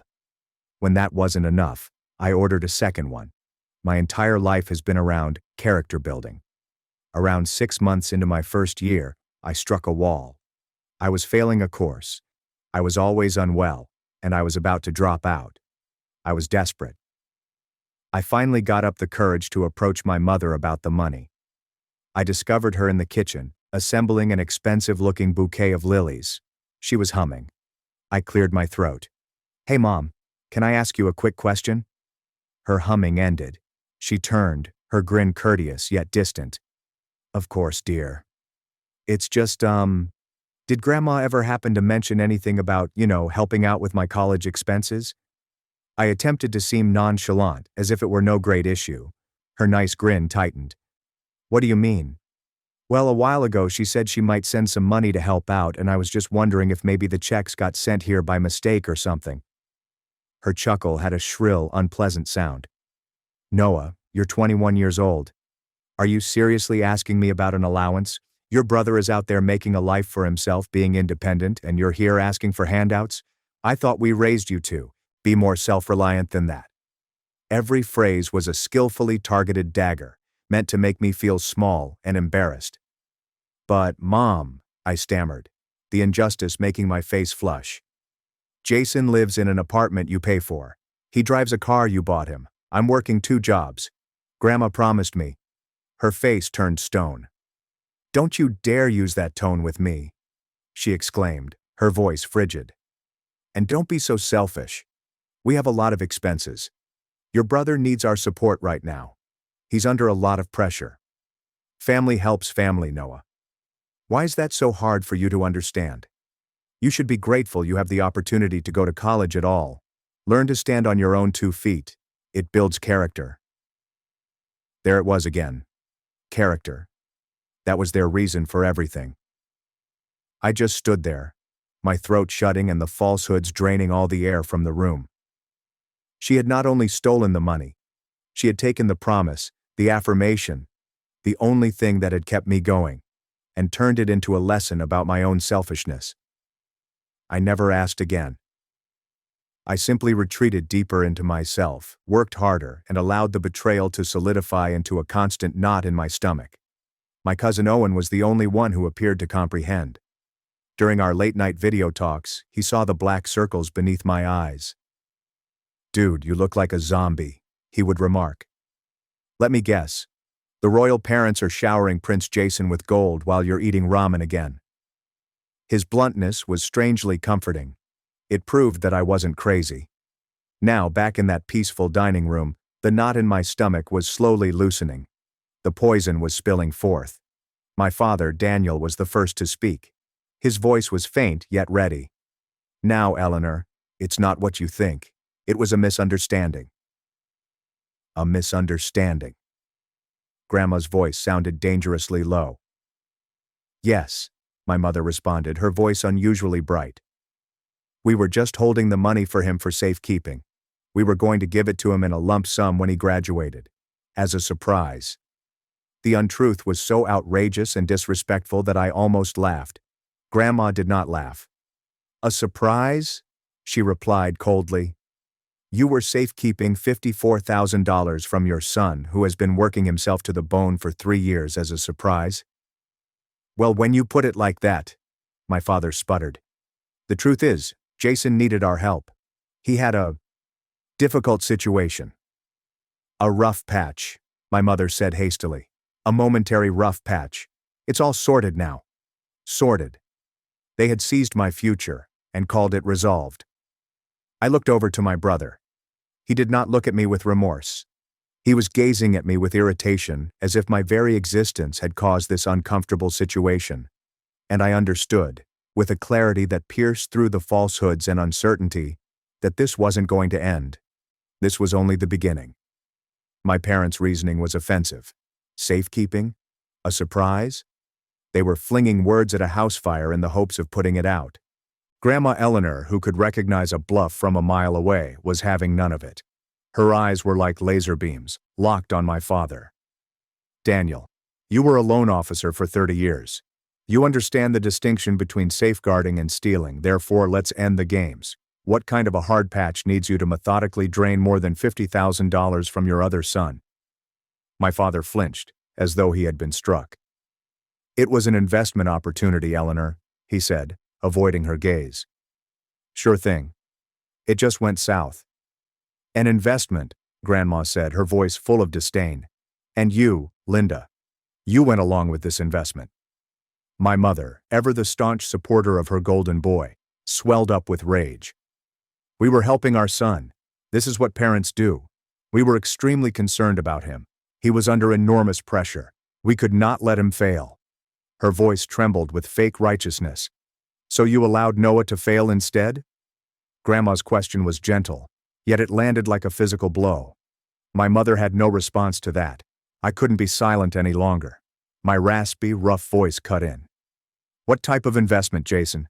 I inquired, gazing straight at my brother. What was this sure thing that was worth my entire college savings? Jason, who had been staring sullenly at his fork, eventually looked up. His eyes were icy and devoid of sorrow. He let out a quick, dismissive laugh. Oh, please, Noah. You would not understand it. It entails risk, strategy. It's a little trickier than shelving books or flipping burgers. The insult, so careless and callous, was the last straw. Years of being dismissed, being the family afterthought, and being told my problems were for my own benefit while his failures were coddled. It all erupted into a single burst of pure clarifying wrath. At that point, I absolutely understood. They were incapable of feeling shame. They would never think they had done anything wrong. In this bizarre worldview, Jason was entitled to my future, and I was selfish for doubting it. And a terrible, chilly knowledge settled into my gut. This was more than just money. The story did not add up. Their lies smacked of desperation, hinting at something more sinister beneath the surface. As my emotional world imploded, I noticed another drama unfolding in the corner of my eye. Rachel, Jason's fiancée, had remained a statue throughout the encounter. Her face was pale, and her knuckles were white on the stem of her wineglass. She was staring at Jason, and her face was not supportive. It was one of cold fury. She was looking at him with the expression of a woman who had just discovered she had been played for a fool. When Jason made his snide remark to me, it was as if a switch went off inside her. She stood up so abruptly that her chair scraped across the floor, startling everyone. "Jason," she continued, her voice dangerously quiet and tight. "I need to talk to you. Now, in the hallway." This was not a request, it was an order.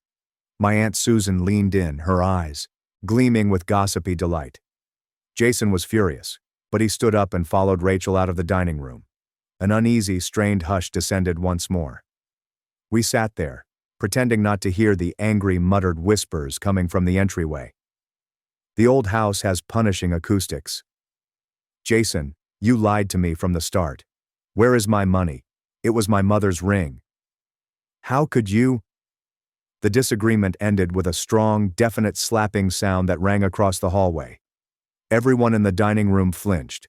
A second later, the massive entrance door crashed shut with a shaking finality.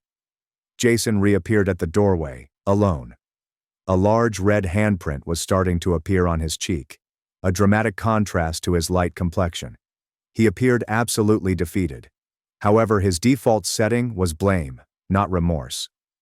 My mother went to his side, treating him like a child. "What happened, Jason, sweetheart? Where is Rachel?" "She's gone," he mumbled, eventually glancing up and staring straight at me. "She left. Are you happy right now, Noah? You and your massive drama. You just had to ruin everything." He blamed me. Despite everything, he was still manipulating the story to make me the villain. It was breathtakingly audacious. But my focus was not on his feeble attempt to distract. My gaze was focused on the floor of the entryway. A little white slip of paper fluttered from Rachel's purse during her frantic escape. It had landed unobserved on the border of the Persian carpeting. Even from across the room, I recognized the flashy golden logo, Gold and Gem Pawn Emporium. My heart began pounding in a frenetic, hard pace against my ribcage. My mom's ring. The pawn shop ticket. Everything clicked into place with terrible surety. My last traces of fear and hesitancy burned away, leaving behind a cold, steely resolve. I got up from the table. Every eye in the room turned back to me. I did not look at my parents or my brother. I focused on the one person who deserved the truth.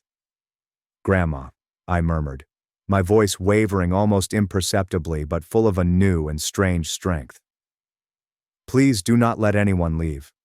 I need a minute. I believe there are certain other investments you should be aware of."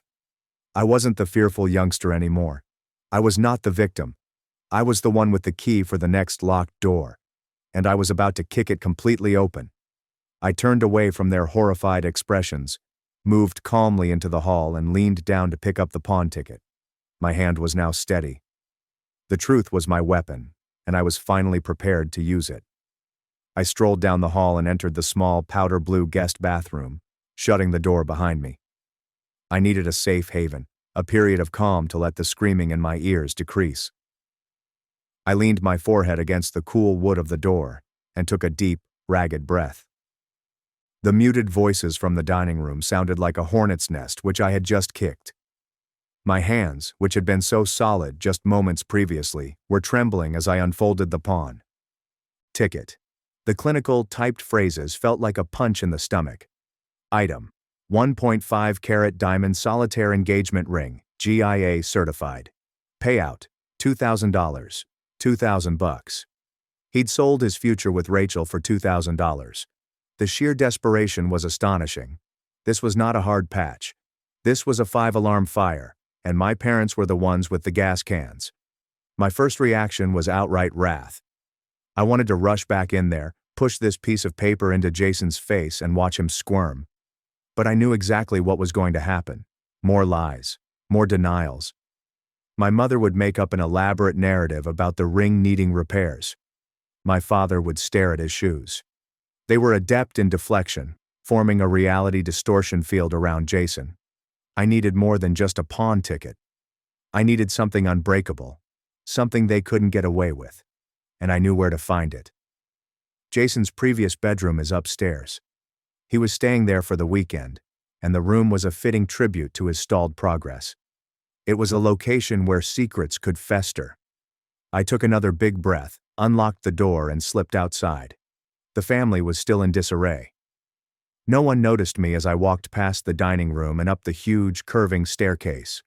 Every stride I took felt heavy, deliberate. I was no longer a guest in this house. I was a ghost roaming crime scenes, seeking justice. The upper hall was dark and quiet. Jason's door was on the far end. I pushed it open. It produces a quiet creak.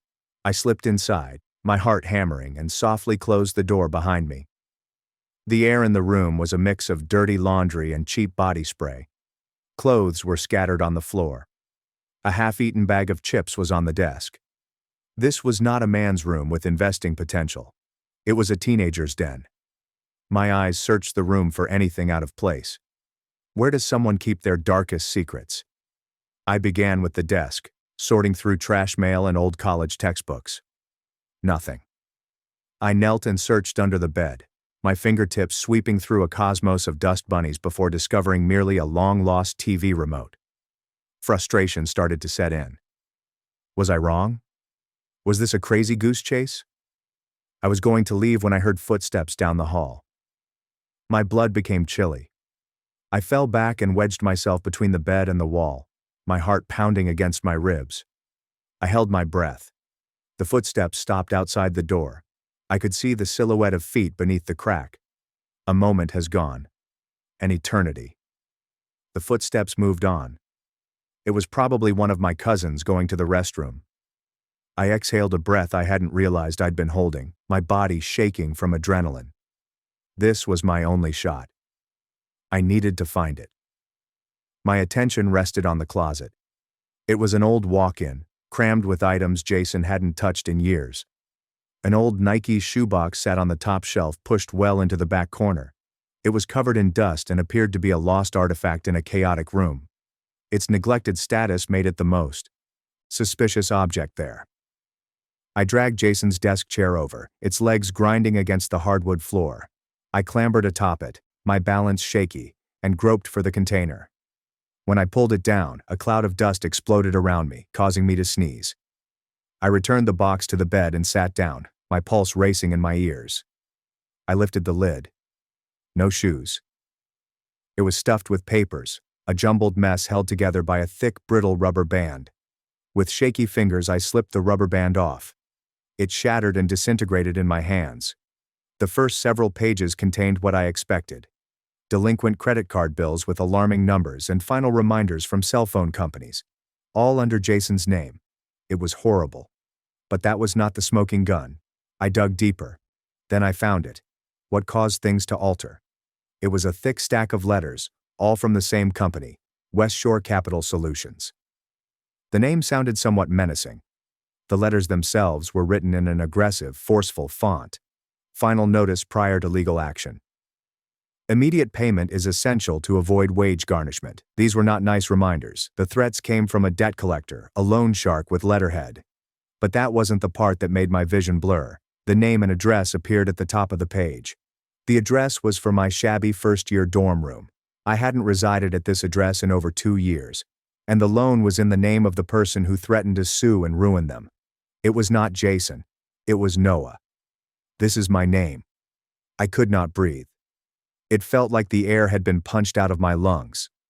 I frantically moved the papers. Everything was there.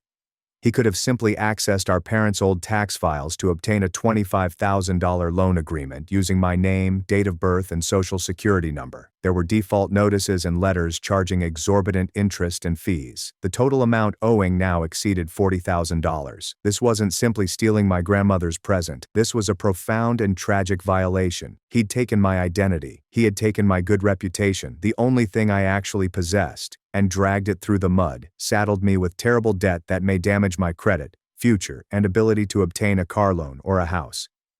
He'd committed a felony against my brother and my parents. Did they know? Was this the tough patch they were trying to hide? The thought was a bodily blow. The $54,000 was not for an unsuccessful investment. It was hush money. It was to repay the loan sharks before they came for me. The wrath I felt previously was like a flickering light in comparison to this inferno. This was calculated. This was cold-blooded. It was the ultimate treachery. My shaking has stopped. A terrifying, razor-sharp clarity came over me. The time for fear has passed. The time for pain had passed. It was time for justice. I collected the pawn ticket and a stack of incriminating letters. I organized them into a nice, damning mound. I was no longer a victim hiding in the shadows. I was. The prosecution and all of the evidence was in my hands.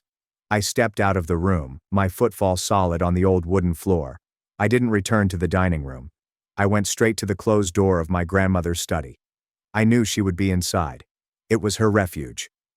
I knocked twice in a firm, definite tone. I was ready. I was going to detonate the bomb, destroying my entire family. Grandma Eleanor was in her study just as I had expected. The door was not locked. She was seated in her large green leather chair, not reading, but staring blankly out the window at the garden, which was now in darkness. A half-empty cup of tea sat cold on the coaster next to her. The strong matriarch of the dining room was gone. In her place was a lady who appeared exhausted, dejected, and deeply depressed. She looked 75 years old. She turned as I approached, her eyes clouded with weary misery. I did not extend a greeting. I didn't have the words. Instead, I approached the gorgeous mahogany desk that had been in our family for centuries. And in the warm, focused light of the green banker's lamp, I lay out my proof piece by piece. First, the pawn ticket for Rachel's ring. Then came a stack of mailings from West Shore Capital Solutions. I took the top letter, which said Final Notice in large red letters, and turned it so she could read it. "This is the rough patch, Grandma. I told you." My voice was quiet and devoid of emotion. It was colder and harsher than I'd ever heard before. "This is Jason's bad investment." She leaned forward, her forehead twisted with bewilderment. She took up the letter. Her usually calm hands trembled almost imperceptibly. Her eyes examined the page as sharply as they always did.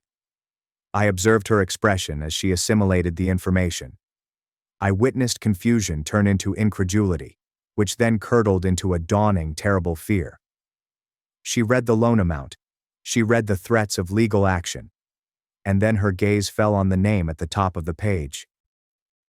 "Noah," she muttered, her voice barely audible. She stared up at me, her eyes wide with horrible comprehension. "What is this?" "It's a loan," I stated plainly. "A loan he took out 2 years ago using my name, my identity." She looked at me and then at the letter, as if she couldn't reconcile the two realities. She picked up the next letter. And the next. Her movements became faster and more frantic. She saw the default notifications. She noticed the growing attention. She saw my name repeatedly associated with this financial disaster. When she finally looked up at me, her face was like a stone mask. The grief was gone. The heaviness was gone. The anger returned. However, it was a new and terrible type of wrath. It wasn't the burning, impetuous rage that comes from being lied to. It was the icy, deep, and overwhelming rage of a queen who had uncovered betrayal within her own court. She had just seen in black and white that her own children had not simply lied and aided, but had been complicit in a crime committed by one grandchild against another. "He stole your identity," she said. It was not a question. That was the verdict. I just nodded, my throat too tight to make words. She rose from her chair. She stood higher, her spine straighter, and the entire force of her strong personality returned like a tidal wave. The exhausted elderly woman had vanished completely. "They will not get away with this," she added, her voice cold. "This ends tonight." She glanced at me with a long, probing look. Her eyes caught a flash of something. Was there an apology? Regret? "Are you ready for this, Noah?" she inquired. "I am," I responded, and I was astonished by how strong my own voice was. "Good," she replied, offering a single, crisp nod. She placed a hand on my shoulder as a symbol of camaraderie and cooperation. "Let's finish it." We strolled out of the study side by side. It represented a paradigm change. I was no longer the forgotten grandson or the family's punching bag. I was her ally. We were two soldiers headed to combat. For the first time in my life, I was not battling alone. When we returned to the dining area, the tumultuous atmosphere disappeared immediately. The family grew silent, their arguments fading in their throats. They noticed the expression on my grandmother's face and knew the ultimate decision was at hand. Grandmother Eleanor did not return to her seat. She stood at the head of the table, imposing and regal. "Jason," she said, her voice deceptively calm, "earlier this evening, you belittled your brother by claiming he did not grasp the world of danger. Perhaps you could enlighten us, explain the risk." She pulled the top letter from my palm and displayed it for everyone to see. "This is a legal notification from the company West Shore Capital Solutions. They seem to believe Noah owes them more than $40,000. As this is the first we've heard about it, I'd appreciate it if you could clarify." Jason's face turned white as a sheet. He gave our mother a frantic, scared face, begging her to save him. I don't know what you're talking about," he said. "Don't you?" Grandma inquired, her tone dangerously gentle. She then displayed the pawn ticket. "And what about this?" "A pawn ticket for a diamond ring weighing 1.5 carats. I suppose this is Rachel's ring. It appears that your business risks now include stealing from the woman you claim to love." Linda, my mother, had finally broken. She leapt to her feet, hands planted on the table. "That's enough, Eleanor. This is a private family problem. You cannot simply air our dirty laundry like this. A family matter?" Grandma's words rang out through the room, making everyone flinch. "My grandson uses his brother's name to commit identity fraud, and you have the audacity to call it a family issue. My own son and his wife have lied to me for years, taking money intended for their struggling child, and you term it a family matter. This stopped being a family concern when you chose to support a criminal over your own innocent son." She raised a shaking, accusing finger at me. "This guy, this boy who has done nothing except work himself to the ground to pay for an education while you handed over his future, his very name, given to an ordinary thief." The word criminal resonated around the hushed room. My father, Daniel, made a coughing noise and buried his face in his hands. Grandma Eleanor took a deep, trembling breath to restore her chilly composure. "Daniel, Linda, you are currently cut off. Your financial support for Jason has ended.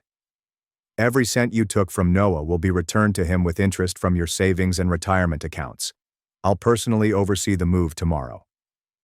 She paused, allowing the stark finality of her words to set in. Then she executed the coup de grace. "And tomorrow morning," she said, her gaze sweeping across the debris of her family, "I'll be on the phone with my lawyer, Martin. I'm making an emergency appointment to fully reorganize my will and all of my trust monies, including the house, stocks, estate, and everything." Her gaze, now devoid of any familial warmth, fell on my parents. "I must ensure my legacy that everything Walter and I have worked for goes to someone with integrity, someone worthy of trust." She didn't need to utter my name. Everyone in the room knew. The tectonic plates of our family had just shifted abruptly and irreversibly. I wasn't an outcast anymore. I was the last one standing. My parents' and Jason's world, founded on falsehoods and entitlement, had just been swallowed up by the earth.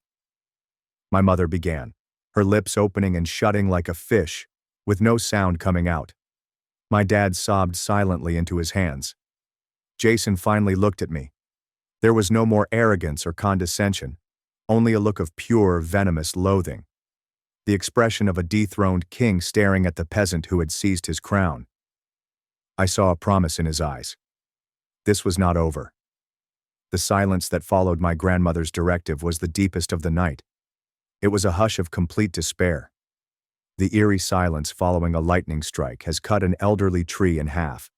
You could practically hear the frenzied calculations passing through everyone's heads as they struggled to comprehend our family's new landscape. The power had changed abruptly and ruthlessly, and in that vacuum, my Uncle Edward saw an opportunity. He had always projected a sense of superiority, the affluent, steady sibling gazing down on my father's tumultuous existence. He pushed out his chest, straightened his already perfect tie, and spoke in a somber, condescending tone. "Well, Daniel," he continued, gently shaking his head as if burdened by my father's idiocy, "it appears the chickens have finally come home to roost. I've warned you for years that your failure to teach discipline in Jason will lead to disaster. A man must understand the consequences of his actions." He was attempting to present himself as Grandma's wise counsel in order to emerge victorious from the devastation. He was a vulture, circling, ready to pick the bones, but he'd made a deadly mistake. The most dangerous type of animal is one that is cornered and injured. My father, Daniel, who had spent his life being meek, weak, and pleasant, eventually snapped. He removed his head from his hands, his face covered in tears and snot, his eyes bloodshot and crazy. He gazed at his brother, not with shame, but with a lifetime of hate. "Discipline?" He spit, the word tinged with hatred. "You want to stand there and lecture me about consequences, Edward?" "Now, Daniel, this isn't the time," my uncle said, holding up a placating hand. "Number, you don't get to do that," my father said, pounding his fist on the table and making the silverware jump. "You can't pretend you're better than me. Do you think I'm the only one having secrets?" He gave a rough, barking chuckle. "Do you want to talk about bad investments? Why aren't you telling everyone about last spring?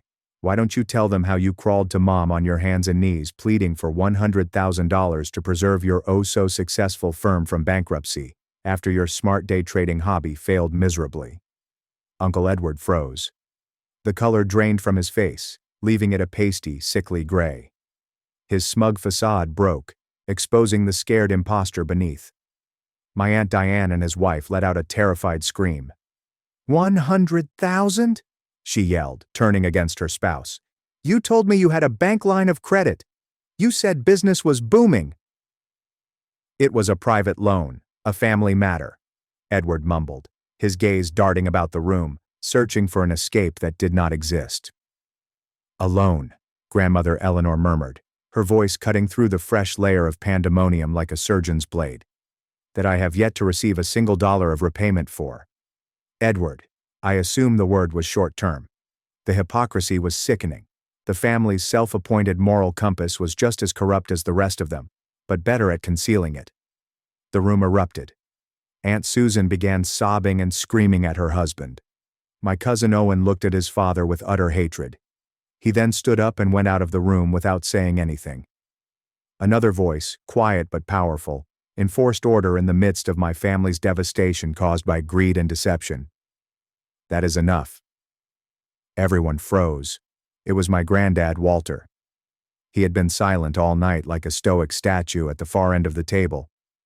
He was a quiet man, constantly eclipsed by my grandmother's fire. But now, as he slowly and painfully forced himself to his feet, leaning heavily on his oak cane, he held the entire room's attention. "All of you, stop it. Now." The yelling and sobbing ceased, leaving a startled silence.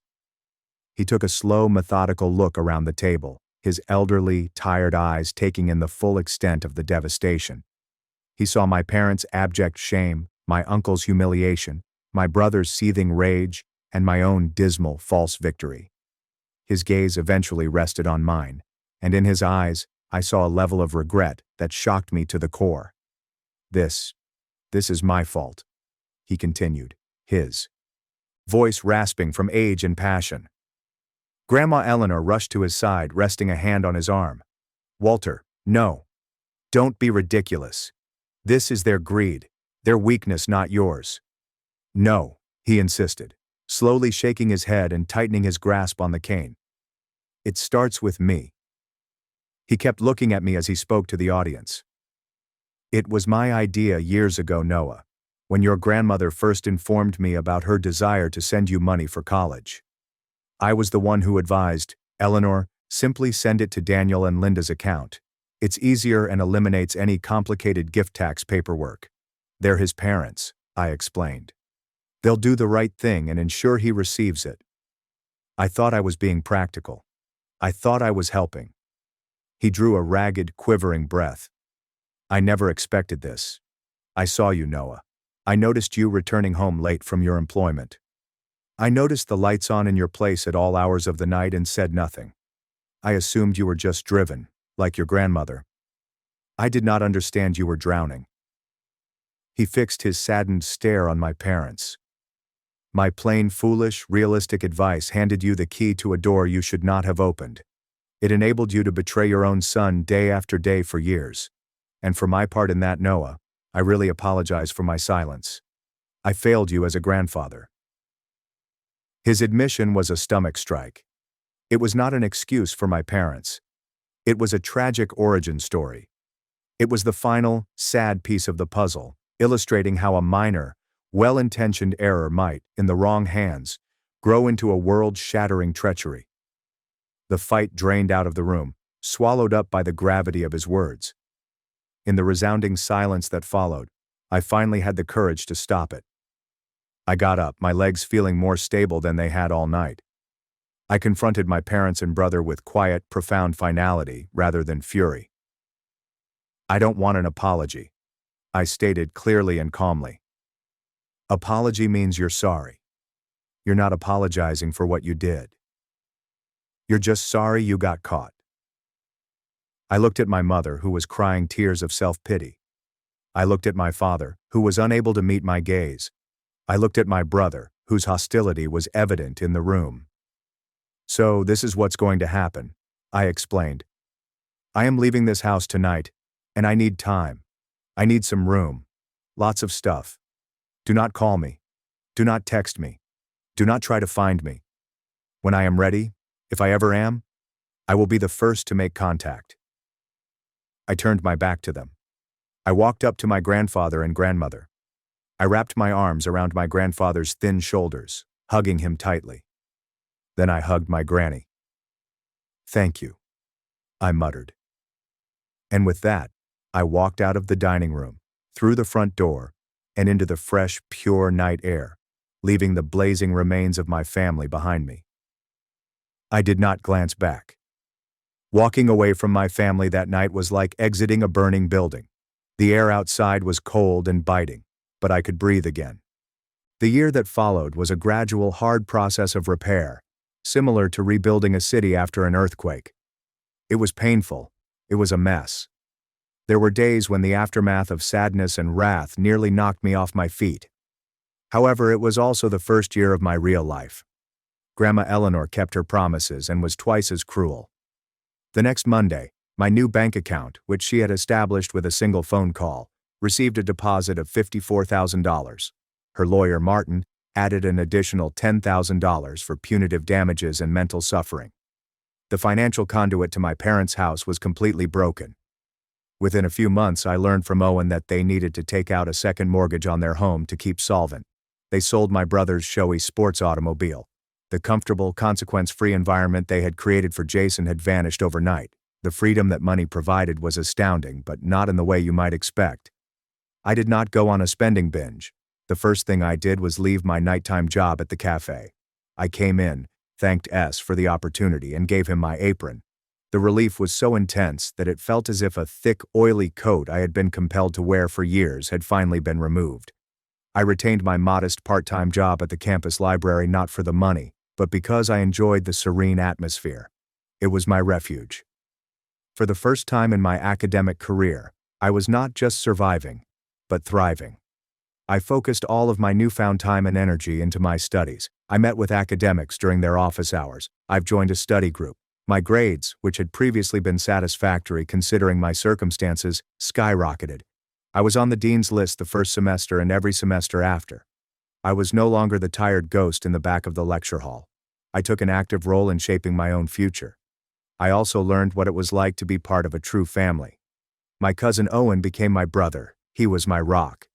He never pushed me to talk about the night, but he was always available when I needed him.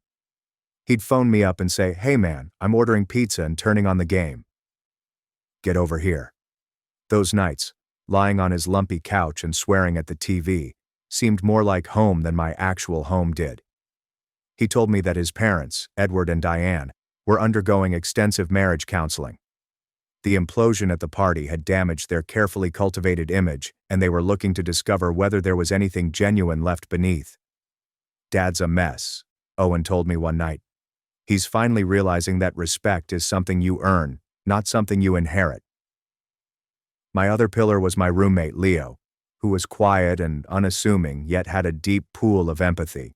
He was the one who discovered me one night, sitting alone in the dark of our living room, staring at the wall, the phantom pains of my previous existence surfacing. He didn't say, "It'll be okay," or, "You should forgive them." He simply sat down on the floor next to me, offered me a beer, and sat there in silence with me for an hour. His peaceful companionship was more therapeutic than any words could have been, and my bond with my grandparents was restored. We had dinner every Sunday, just the three of us. It was during those peaceful hours that I really got to know them. Grandpa Walter would question me about my political science classes, and we'd have lengthy intellectual discussions. He started treating me as an intellectual peer rather than a grandchild. Grandma Eleanor would tell me stories about her own hardships as a young woman establishing a business in a male-dominated industry. They were revealing their true selves, including their vulnerabilities and strengths. They were teaching me what a heritage of honesty truly meant. My former relatives attempted to break through the wall of quiet I had created. Jason bombarded me with angry, hateful voicemails for the first few months, accusing me of ruining his life. I erased them all without listening beyond the first few seconds. Then my mother's campaign began. It was a collection of writings, each a masterclass in manipulating guilt. One would read, "Noah, I hope you're happy. Your father's blood pressure is dangerously high because of all the stress." Another, "We miss our son. This silence is tearing your family apart. It's time to let go of the anger and forgive." And the one that finally prompted me to block her number. "I don't understand why you are doing this to me after everything I've done for you."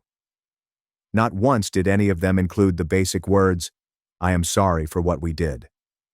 It was always about their misery, worry, and wants. It showed me that my decision was correct. They had not changed. They had just lost control over me. My phone rang about a year after the party, just a few weeks before Thanksgiving. The number was unknown. I almost let it go to voicemail, but some instinct compelled me to answer. "Hello?" I answered. A pause, followed by a voice I had not heard in a year. "Noah." "Son, it's Dad." He sounded different, slimmer and exhausted. I remained mute. "Listen, Noah," he said, and I could see he was nervous. "I know you said not to call, but your mother, we were hoping you might consider coming for Thanksgiving, just for dinner, to try and, start over, be a family again." I closed my eyes. I imagined him as a man broken not by my deeds, but by the results of his own. I felt a feeling of pity rather than rage, but pity wasn't enough to entice me back into the burning building. "I can't do that, Dad," I replied. My voice was calm, but forceful. There was no hesitancy. "I'm not ready for that, and I don't think I will be for a long time. But son, I have to go," I murmured, gently cutting him off. "I'm glad you're okay, but the answer is no." I ended the call. It was not an act of vengeance. It was an act of tremendous self-care. I had spent a year methodically creating a new life, one filled with serenity, respect, and true love.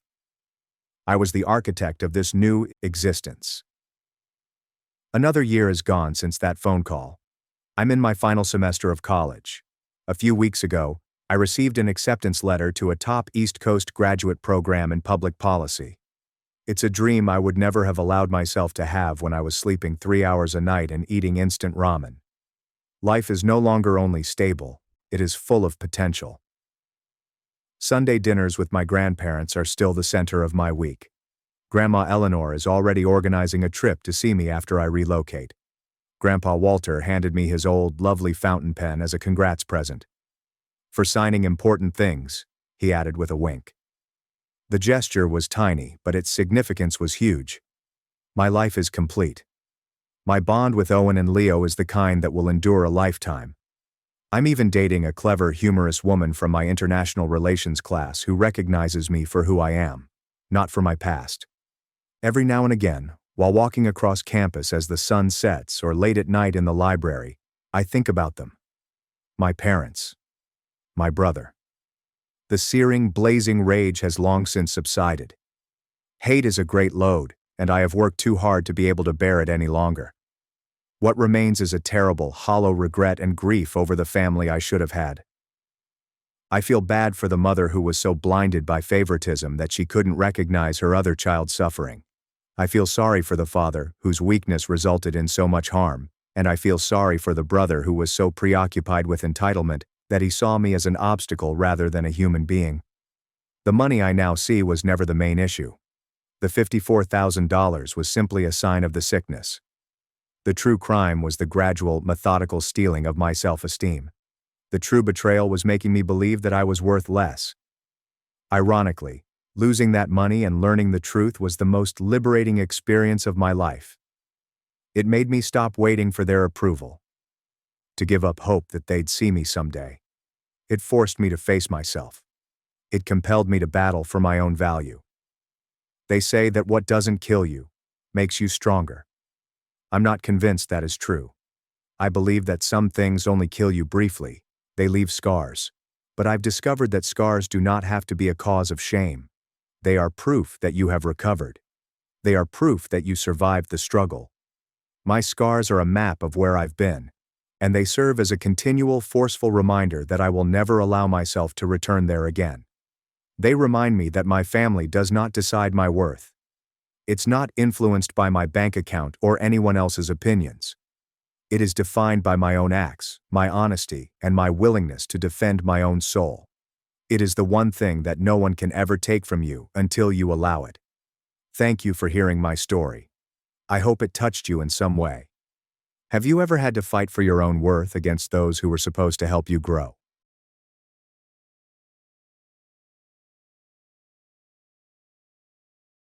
Parents turned me into their free nanny at 6, stole $32,000 in aid, then tried to ruin me in court. So I put them in prison with my sister's tapes. In my family, the eldest daughter was supposed to raise the children born after her. Please don't help me. Do not babysit. However, from the moment they returned home from the hospital, she became their actual mother. I changed my first diaper when I was 6 years old. My mother, a former adolescent mom, approached pregnancy as if it were a cold that had just happened to you. My father worked in construction, but his paychecks were always spent on new tools or nights out. They both grew up in large families where this was the norm. By the age of 8, I was responsible for 3 siblings. My parents would go out on dates, leaving me to heat bottles and rock wailing babies. Soon you'll get married and pass the burden on to someone else, my mother would say every time she announced a new pregnancy, her gaze fixed on me as if I were hired help. Now fast forward 8 years. Later, when I was 14, my mother sat me down at the kitchen table and made a formal announcement. She was pregnant again. Nothing new, except this time she handed me a notebook labeled Household Schedule, with my name recorded as primary caregiver beginning at 6 a.m. to 11 p.m. You're old enough to handle night feedings alone now, she told me. My father nodded in his recliner. We canceled your after-school activities. Family comes first. The worst part was when they informed me I needed a work permit to buy diapers since they couldn't afford more. They described it as giving me real-world experience. This is what love looks like in our culture, they informed me. You're so much better with them than we are. My day began at 5:30 a.m., when I prepared breakfast for 4 children while my parents slept in. I fell asleep during a parent-teacher meeting once, and my parents assumed I was partying. At the grocery store, the youngest began calling me mama, and we received strange looks. Then came the breaking point. I had worked so hard to earn a full academic scholarship to my preferred college. The acceptance letter arrived on Tuesday. For once, I was not an underage mother.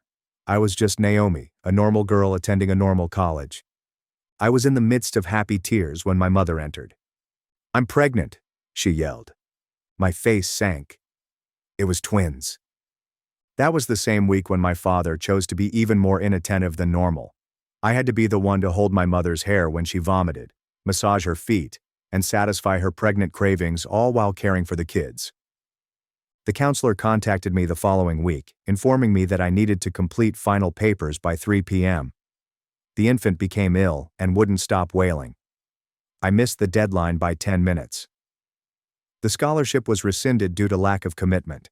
My parents said that going to college would have been selfish anyway. I began preparing my escape in stealth, applied to community college, and was accepted. I took a part-time job at a grocery shop and stashed my money in a tampon box. My 16-year-old sister Jada found out but agreed to remain quiet. Everything was going as planned until my parents discovered the admission letter I had hidden in my chemistry textbook.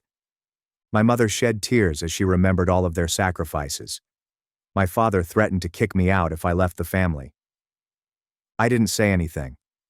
And the next day I returned home from work to find the house overrun with social workers. Apparently my parents told them that I was the irresponsible caretaker who was meant to keep an eye on everyone.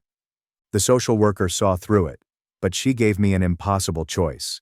Either I remained the primary caregiver, or my siblings would be placed in foster care.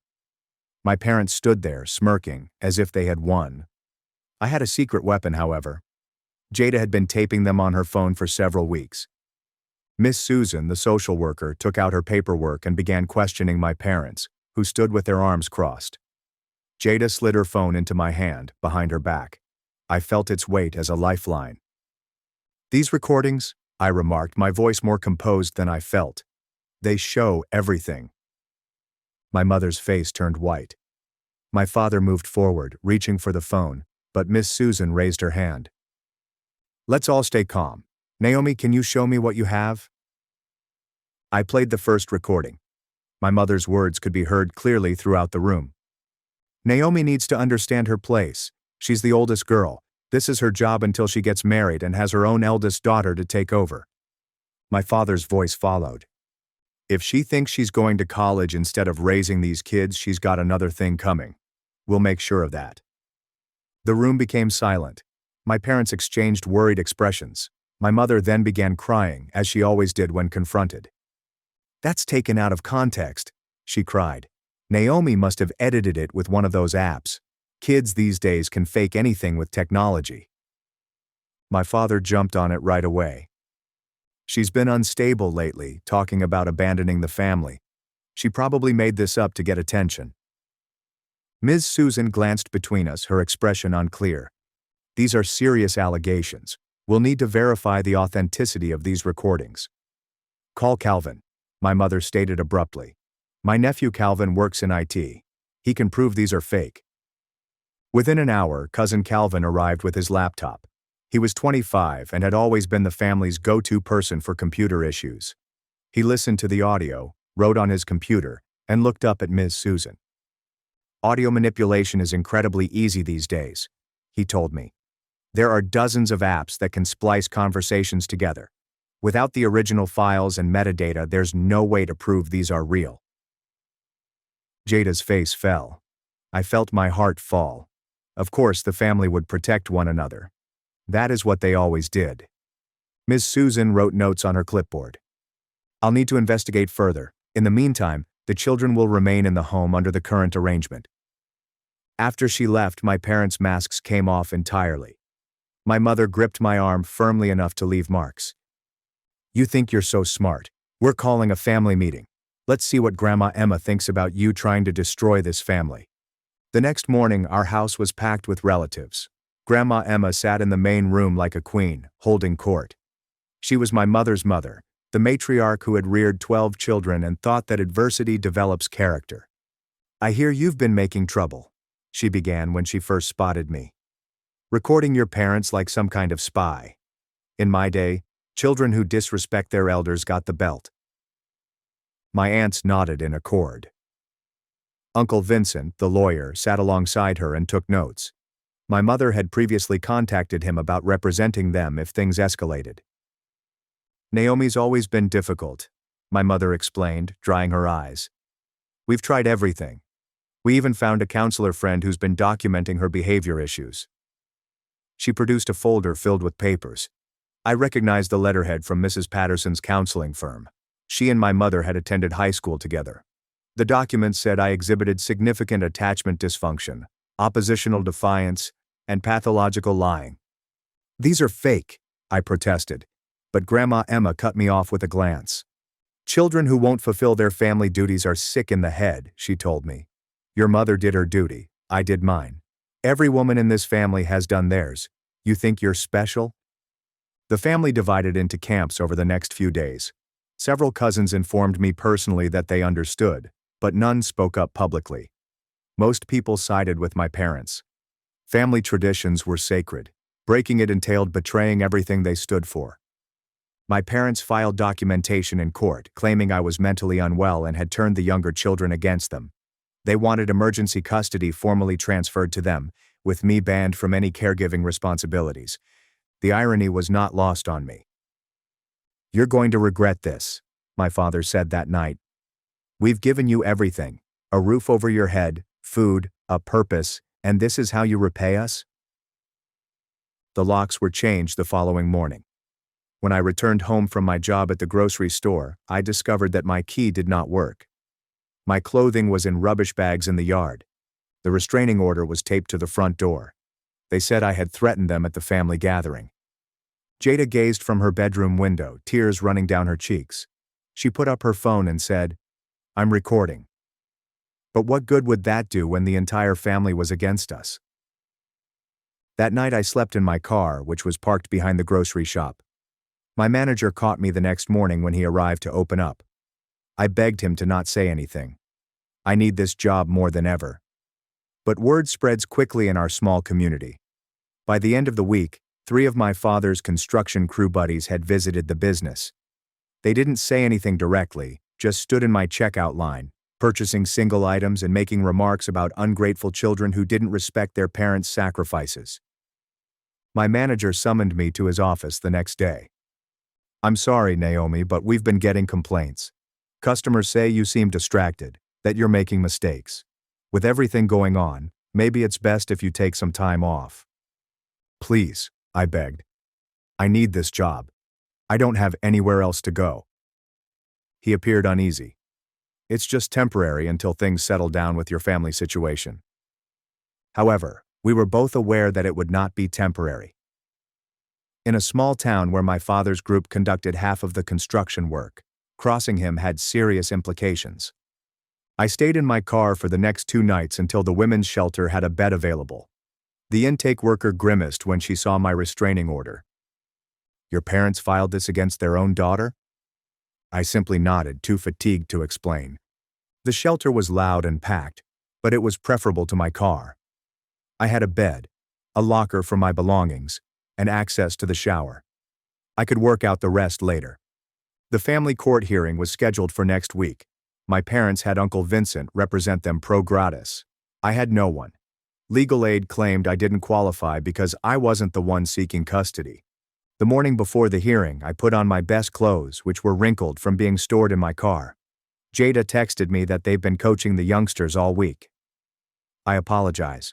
When I stepped into the courtroom, my parents appeared to be model citizens. My mother dressed conservatively. My father wore a suit that I had never seen before. They had brought character witnesses from their jobs, my mother's supervisor from the dental office where she worked part-time, and my father's foreman. Mrs. Patterson was also present, armed with bogus therapy notes. Your Honor, Vincent's uncle replied, my clients are hardworking parents doing their best with a troubled teenager. Naomi has always had difficulty accepting authority. These recordings she claims to have are clearly fabricated, as our IT expert will testify. Calvin addressed the stand and reiterated his allegations concerning audio manipulation. He showed the judge instances of programs that might generate false interactions. He was slick, professional, and convincing. Then my parents testified. They painted an image of a rebellious girl who despised having younger brothers, made up stories to garner attention, and threatened to destroy the family if she didn't get her way. "We love all of our children equally," my mother murmured, tears running down her face. "But Naomi has always been different and difficult. We've tried so hard to help her." When it came my turn to speak, I felt as if I were drowning. Every word I said sounded feeble in comparison to their planned remarks. I tried to explain the years of caregiving, the squandered opportunities, and the parentification, but without proof. It was my word versus theirs. "Where are these recordings now?" the judge inquired. "My sister has them," I explained. "Jada. She's been documenting everything." "Your 16-year-old sister?" the judge asked, his expression doubtful. "The one your parents claim you've been manipulating?" Jada was asked to testify. She went in, looking smaller than usual, her hands trembling. Our parents looked at her from their table. Uncle Vincent smiled at her like a shark. "Jada," he asked calmly, "has your sister Naomi been asking you to record your parents?" Jada looked at me and then at our parents. She didn't ask me to. I did it on my own, but she knew about it. She encouraged it. Jada's voice shook. "I just wanted to help." "Of course you did. You love your sister, but sometimes people we love can lead us astray. Has Naomi been telling you stories about your parents, making you see things differently?" I witnessed Jada crumple under inquiry. Our parents had confronted her, threatened her, and made her doubt herself. By the time Uncle Vincent was finished, it appeared like I had devised some complex plan to turn my siblings against their loving parents. The judge was troubled but seemed to be buying it. I felt the walls close in. Everything I'd worked for and sacrificed was being turned into evidence against me. That's when Miss Susan got up. "Your Honor, I'd like to present some additional findings from my investigation." She took out a hefty manila folder and approached the bench. My parents moved uncomfortably in their seats. Uncle Vincent's confident smile faded slightly. "During my investigation, I discovered some concerning financial discrepancies," Miss Susan explained, her voice calm but forceful. "Mrs. Allen has been collecting government assistance for child care services for the past 8 years. My mother's face became pallid. My father clutched the table's edge. "The applications state that she requires child care assistance due to her work schedule at the dental office. However, my investigation revealed that Naomi has been the primary caregiver during all the hours covered by this assistance." Uncle Vincent rushed to his feet. "Your Honor, this is clearly a misunderstanding. My client may have made some clerical errors." "Clerical errors totaling over $20,000 in fraudulent claims," Miss Susan said. She supplied photocopies of the applications, each of which was signed by Mrs. Allen, claiming to be paying for professional child care services. The judge leaned forward, suddenly fascinated. "Miss Susan, are you suggesting welfare fraud?" "That's exactly what I'm suggesting, Your Honor. Furthermore, Mr. Allen has been claiming Naomi as a dependent on his taxes, while simultaneously requiring her to work to support the household. He's been collecting child tax credits for a child who is functioning as an unpaid nanny and contributing financially to the family." My father stood up so quickly that his chair scratched against the floor. "This is ridiculous. We've supported Naomi her entire life." "Sit down, Mr. Allen," the judge said harshly. "Miss Susan, do you have documentation to support these claims?" Miss Susan nodded and handed them further paperwork, including bank records showing deposits from government assistance programs, tax returns revealing dependent claims, and, most tellingly, security footage from the benefits office showing Mrs. Allen signing these applications personally. My mother began sobbing loudly. Not the contrived tears from before, but genuine panic. "We were just trying to make ends meet. Construction work is seasonal. We needed help." "Then why force your daughter to provide free child care while collecting money meant to pay for that exact service?" the lawyer responded. Uncle Vincent attempted to rescue the situation. "Your Honor, even if there were some financial irregularities, that doesn't negate the fact that Naomi has been exhibiting concerning behavior. The recordings are still suspicious and—" "Actually," she replied, I had those recordings analyzed by an independent audio forensics expert, not someone related to the family. She cast a sharp gaze at Calvin, who had suddenly become fascinated by the floor. They're authentic, no signs of manipulation or editing. The judge's expression darkened. Mr. Vincent, were you aware that your expert witness was a family member when you presented him as an objective professional? Uncle Vincent's mouth expanded and closed like a fish. He has legitimate IT credentials. That's not what I asked. Were you aware he was related to your clients? Yes, Your Honor. And you didn't think that was relevant information to disclose? The courtroom went silent. I could hear my heart racing in my chest. Jada began to cry quietly in her gallery seat. The judge returned to Miss Susan. What else did your investigation uncover? A pattern of parentification dating back to when Naomi was 6 years old. Multiple witnesses from the children's schools have confirmed that Naomi was often the one attending parent-teacher conferences, signing permission slips with her parents' consent, and handling medical appointments for the younger children. She took out more documents. I also discovered that Naomi's college scholarship was withdrawn due to missed deadlines that occurred while she was caring for a sick infant, the same infant her parents claimed they were paying professional childcare to watch. The judge examined the documents, his frown deepening with each page. Mr. and Mrs. Allen, I'm going to ask you directly. Have you been collecting government assistance for child care while forcing your eldest daughter to provide that care for free? My mother gazed at my father. My father looked at Uncle Vincent. Uncle Vincent seemed defeated. My mother finally responded, Your Honor, in a faint voice. We were just doing what our parents did. This is how families work. The oldest daughter helps with the babies. It's tradition. Tradition doesn't override the law, Mrs. Allen, nor does it excuse welfare fraud. The judge turned to me. Naomi, do you have anything you'd like to add? I stood with trembling legs. I just wanted to go to college. I worked so hard for that scholarship. I love my siblings, but I wanted a chance at my own life. When I tried to leave, they called social services and accused me of neglect. They changed the locks, obtained a restraining order based on lies, and I've been sleeping in my car and later at a shelter because my own parents made me homeless for wanting an education. She's being dramatic, my father began, but the judge interrupted him with a stern gesture. Mr. Allen, I've heard enough. Miss Susan, what are your recommendations? Given the evidence of financial fraud and systematic parentification of Naomi, I propose that the Department of Social Services conduct a comprehensive inquiry. I also propose that Naomi's restraining order be vacated immediately, as it appears to have been obtained under false pretenses. The judge nodded. I'm inclined to agree. I've also requested a forensic accounting assessment of the Allen family's finances. Mr. and Mrs. Allen, you should be informed that benefit fraud is a criminal act that may result in prosecution. My parents went white, and Uncle Vincent began gathering his papers, evidently trying to distance himself from the situation. Furthermore, the judge said, I'm ordering temporary custody of the minor children to remain with their parents under the strict supervision of social services. Naomi, you will not be required to offer any child care. Any disobedience of this order will result in the immediate removal of the children. But who will be watching them? My mother cried. We can't afford it.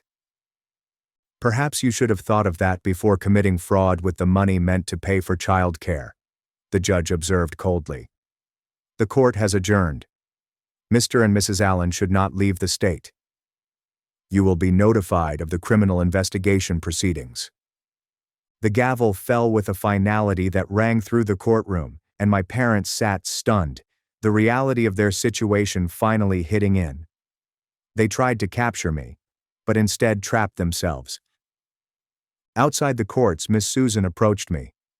Naomi, I understand how daunting this is, but you should realize that the forensic accountant will most likely uncover more than just the child care fraud. If your father claimed you as a dependent while you were working, that is also tax fraud. I nodded numbly. What happens next? Now concentrate on reconstructing your life. The restraining order will be vacated within 24 hours. You can return home to get your items. I can arrange you a police escort if you wish. I don't want to go back there, I responded hastily. Not to survive. I just want my stuff. That is understandable. Do you have anywhere to stay? The shelter has space for another week. After that, I shrugged. Without my work, I had no idea what to do. Miss Susan gave me a business card. This is a transitional housing program for young adults fleeing family abuse. Tell them that I sent you. They can assist with housing and job placement. I received the card with shaky hands and said, "Thank you for everything." If you hadn't investigated. You may thank your sister, she replied. Jada had more than simple recordings. She kept a diary dating back 2 years, noting everything, including hours, dates, and particular incidents. That motivated me to investigate further into the finances. My heart overflowed with thankfulness for Jada, who had been braver than any of us imagined. As I walked out of the courthouse, my phone buzzed with text messages from family members who had attended the hearing. Some were angry, calling me a traitor, while others were shocked by the fraud. Grandma Emma sent a particularly nasty message about ungrateful children who didn't understand sacrifice. I deleted them all without reading more than the first few paragraphs. Their opinions no longer mattered.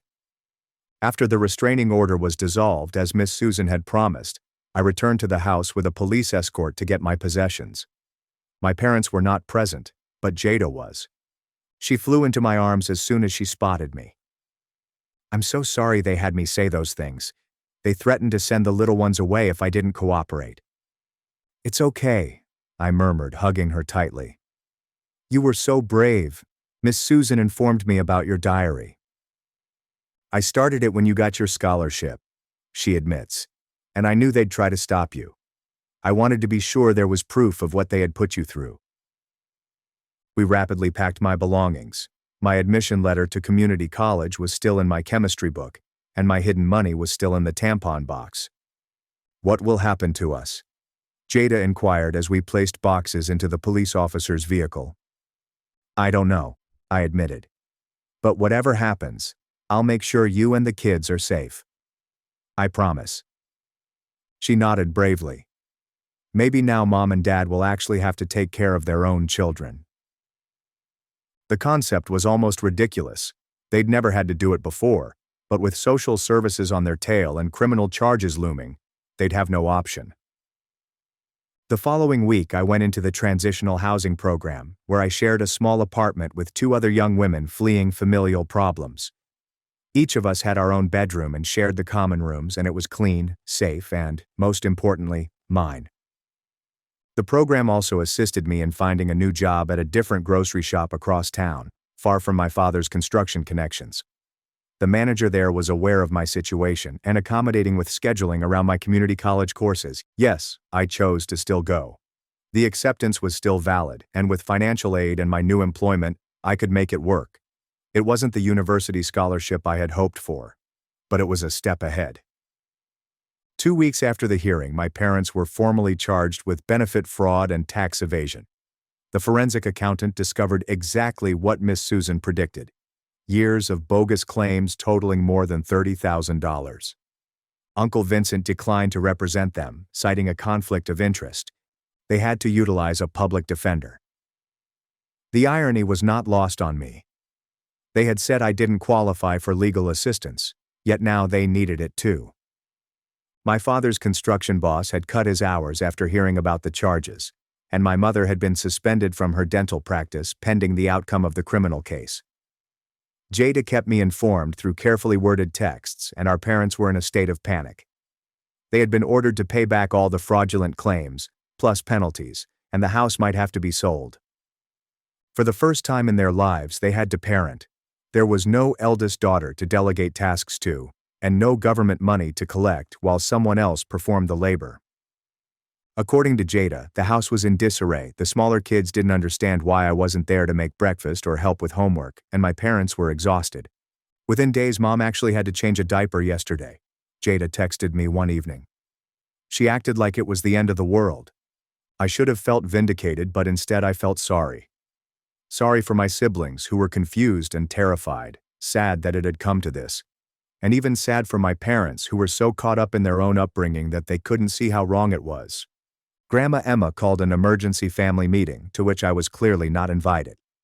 Jada said that it was a disaster. Half of the family believed my parents were victims of an ungrateful daughter, while the other half quietly admitted they'd noticed the warning signals but had chosen not to intervene.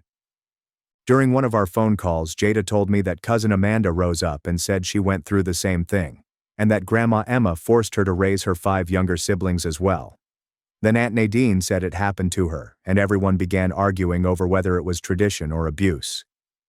The family was disintegrating along generational lines, with the elder generation insisting that it was simply how things were done, while the younger generation began to wonder why it was always the eldest daughters who made the ultimate sacrifice. 3 months into the criminal process, my parents did something desperate.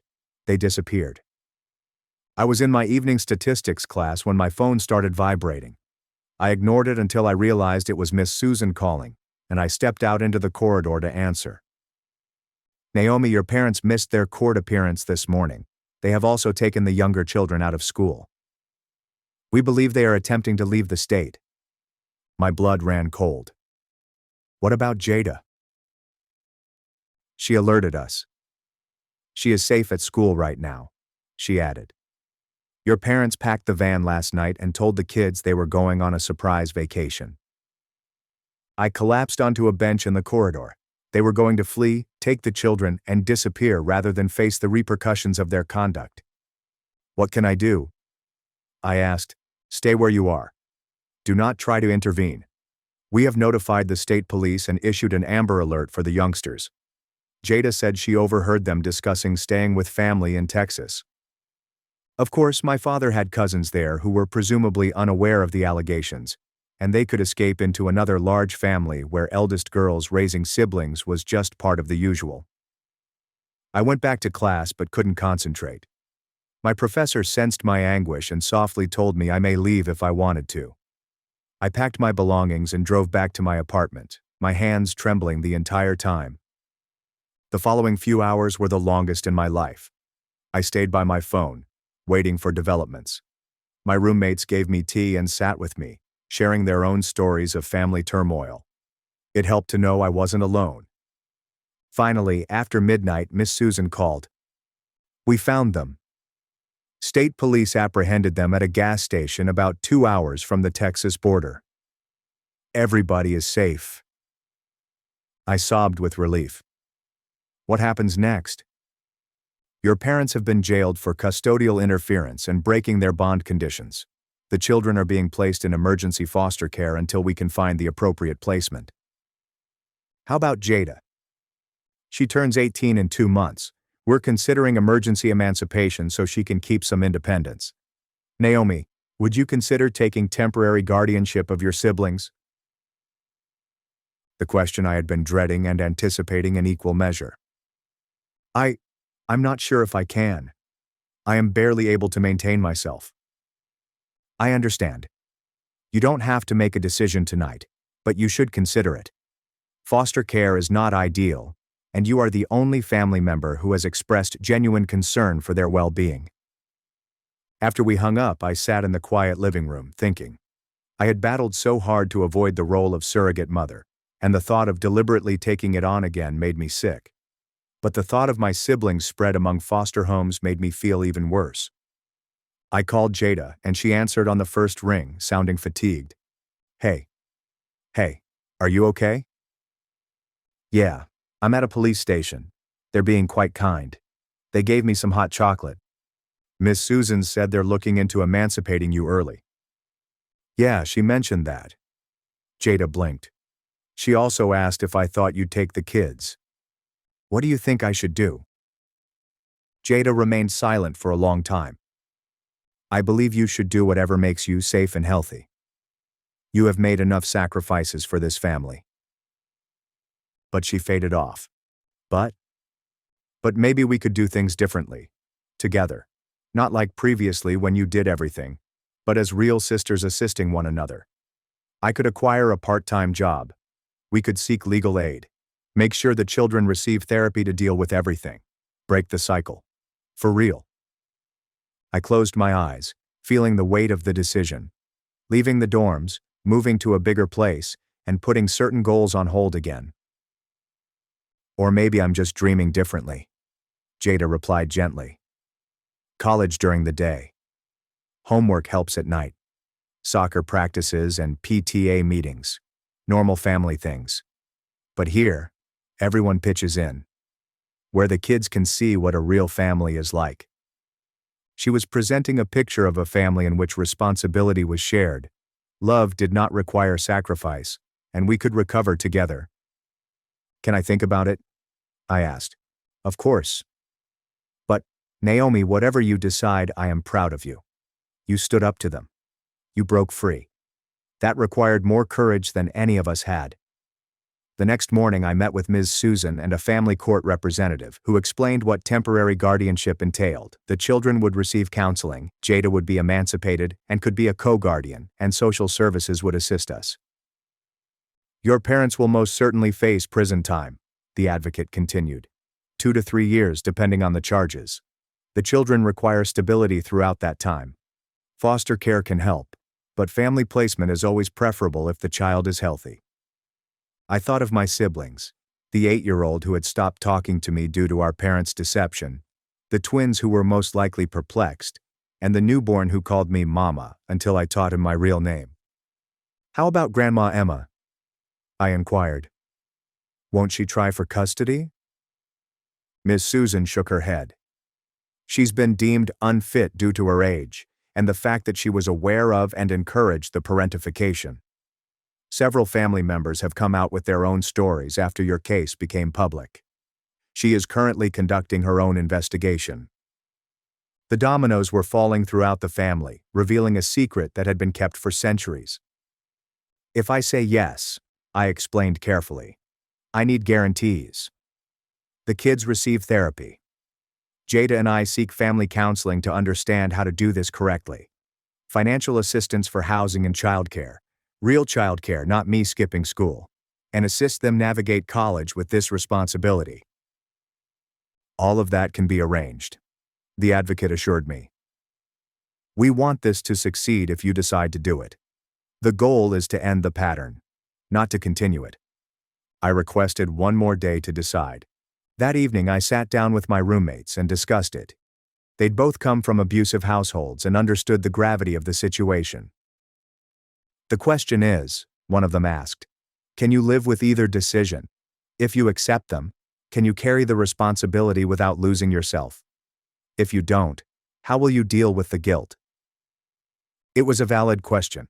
I'd been forced into parenting for so long that I wasn't sure if I could choose it freely, but perhaps that was the idea this time. It would be a choice. That night, I constructed a list of pros and cons. Deferred dreams versus scattered siblings. The life I'd planned versus the family I could create. By daybreak, I had an answer. I called Miss Susan. I will do it.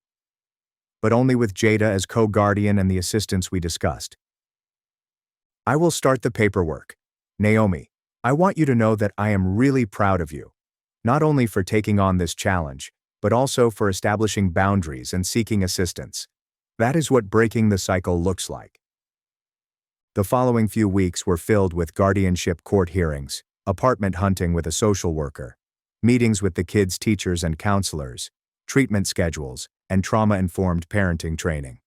My parents' criminal trial was scheduled for the next month, and they were being held without bail following the flight attempt.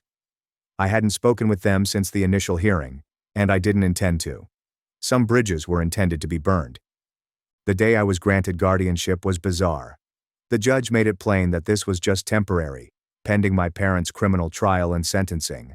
But for the time being, I was legally responsible for my siblings, backed up with support, resources, and my own choice. Jada and I moved into a 4-bedroom apartment supported by the Family Assistance Program, which was in a better school district and convenient to both my community college and Jada's high school. We spent a weekend painting bedrooms and installing furniture to make it feel like home. On a Tuesday afternoon, the kids were brought here. They looked shell-shocked, clutching garbage bags of hastily packed belongings. The 8-year-old refused to look at me. The twins huddled behind the social worker, and the toddler instinctively reached for me, then pulled back, puzzled. Hey guys, I said, crouching down to their level. I know this is scary and confusing, but Jada and I will take care of you for a while, okay? This is your new home. Why can't we go home? One of the twins inquired. Because Mom and Dad made some bad choices and have to face the consequences, Jada answered gently. But we'll be fine. All of us together. It wasn't easy. The first week was filled with tantrums, tears, and questions I didn't know how to answer.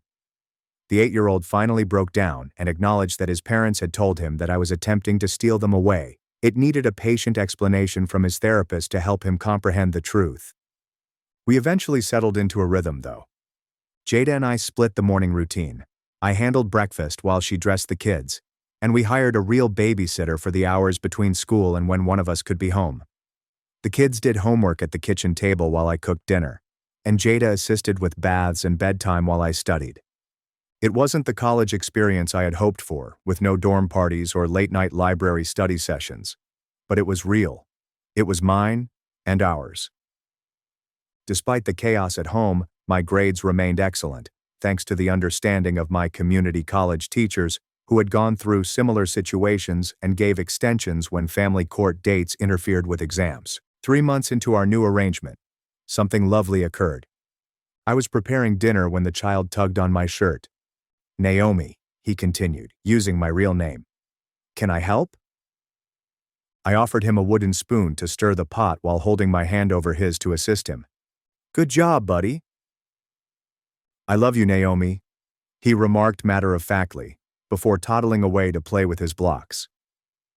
Jada caught my eye from across the kitchen where she was helping with math homework, and we both had tears in our eyes. This was what love was meant to look like. Choice, care, and constructing something greater, without obligation, tradition, or shame. My parents' trial began the following week, and Jada and I agreed to leave the kids at home that day because we didn't want them to see their parents in orange jumpsuits and shackles. However, we watched the television coverage that night after they were asleep. Both parents pleaded guilty to reduced charges in exchange for shorter sentences. 2 years for the fraud and 3 years probation afterward. They would have to pay restitution and attend parenting sessions if they wanted to regain custody after their release. Do you believe they will try? Jada asked as we turned off the television. I don't know, I acknowledged. Perhaps prison will change them. Perhaps they will recognize what they have lost. Or maybe they'll get irritated and attempt to go back to the way things were. We'll be ready anyway, Jada stated confidently. The children are in therapy. We are documenting everything. We're doing this correctly. She was right. We had 2 years to create a stable, healthy household, 2 years to help the children heal, and 2 years to demonstrate that the cycle could be broken. I reflected on the scholarship I'd lost, the dorm room I'd never sleep in, and the traditional college experience that had slipped away. But as I sat in our living room, listening to Jada quiz herself for a history test while I worked on calculus problems, I realized I hadn't lost my dreams. They'd simply changed shape. I was still going to graduate and transfer to a 4-year university. It would take longer, be more difficult, and require more juggling. But I'd also have something else, a family I'd chosen to build, siblings who knew they were loved unconditionally, and a sister who stood beside me as an equal partner. The cycle sustained by our grandma and followed by our mother came to an end with us. Jada and I would make errors, of course, but we would never teach the kids that sacrifice was love. We would never force them to choose between their aspirations and their family. Instead, we would show them that both were achievable with help, boundaries, and the bravery to do things differently. As I closed my textbook for the night, I felt something I hadn't felt in years. Hope. Not just for my own future, but for all of ours. We were writing a new story, 1 page at a time. The sentencing hearing came faster than expected, and Jada and I sat in the back row, watching our parents come before the judge in their orange jumpsuits.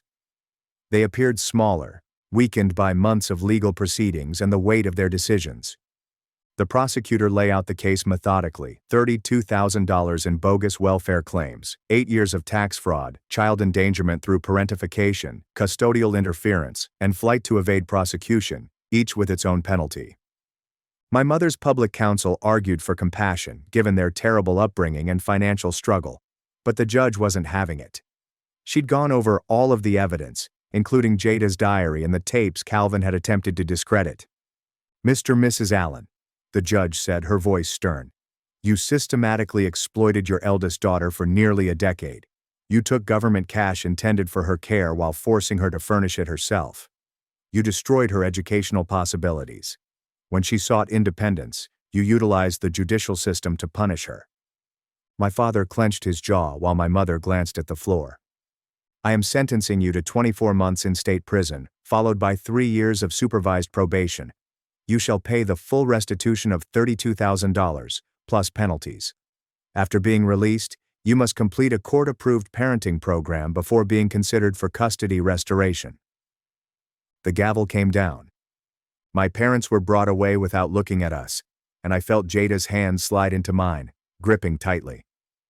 Miss Susan met us outside the courts, holding documentation. "The permanent guardianship hearing is next month. Given your parents' sentences and the stability you've provided, I expect things to go well." That afternoon, when I picked up the kids from school, Devin, the 8-year-old, had started talking to me again after months of therapy. The twins, Lila and Zoe, ran to the car chattering about their art projects, and little Elliot, now 3, insisted on showing me the dinosaur sticker his teacher had given him. "Where were you and Jada this morning?" Devin asked as we drove home. "We were in court. I had discovered that honesty worked better than avoidance. Your mother and father received their sentences today." "How long?" His voice was small. "In 2 years. You will, however, be able to visit them when they are ready." He nodded, processing. "Will we still live with you?" "As long as you need to. Jada and I are not going anywhere." That evening, as Jada helped with schoolwork and I cooked supper, my phone called. It was an unknown number, and I nearly didn't answer, but something compelled me to. "Is this Naomi Allen?" The voice was unfamiliar and professional. "Yes. This is Victoria Chen with the County Community Foundation. We received your application for the Returning Student Scholarship. I am glad to notify you that you have been chosen as one of this year's honorees." I nearly dropped the phone. I'd applied on a whim, encouraged by my English professor, who had recognized my condition, and the scholarship would pay my remaining community college tuition, as well as the transfer to a 4-year university. Victoria continued. "The committee was particularly moved by your essay about breaking generational cycles while maintaining family bonds." Victoria went on. "The award ceremony is next week, if you're able to attend." After hanging up, I stood in the kitchen, feeling overwhelmed. Jada noticed first. "What's wrong?" she asked, dropping the arithmetic worksheet. "Nothing is wrong. I received the scholarship that Professor Allen told me about." Jada squealed and grabbed me tightly, and the kids looked up from their games, puzzled but caught up in our excitement. "Does this mean you're going away?" Elliot inquired, his lower lip trembling. I kneeled down to his level. "No, buddy. This implies I can finish school here and then transfer to a larger institution nearby. I'll still be home every night." The scholarship ceremony was small, held in the community college library, with 20 returning students, each with their own story of perseverance. I wore my best dress, the one I'd bought secondhand for court appearances. Jada and the kids sat in the front row, and Elliot waved enthusiastically every time I looked their way. When my name was called, I walked to the podium on shaky legs, and the scholarship coordinator handed me the certificate and an envelope containing the first installment. It wasn't a fortune, but it was enough to stop worrying about choosing between textbooks and groceries, to hire a reliable babysitter for evening classes, and to believe that dreams deferred weren't always denied. 2 weeks later, Grandma Emma died. Aunt Nadine made the call, her voice perfectly neutral. "The funeral is Saturday. You should be aware that certain family members do not believe you should come." "I understand," I responded. And I did. The family divide that had begun with my case had never healed. Half of them still believed I had ruined a sacred tradition, while the other half had begun to doubt all they had been taught about family commitments. Jada and I talked about it that night after the kids were asleep. "I want to go," she explained, "not for her, but for closure. To realize that it's truly over." We planned for the children to spend the day with a respite care family. The funeral was held at the same church where I'd been baptized, where I'd spent countless Sundays wrestling with younger siblings while my parents dozed in the pew. When we entered the reception hall, conversation came to a halt. Some relatives turned their backs while others nodded in recognition. Cousin Amanda approached first with her eldest daughter by her side.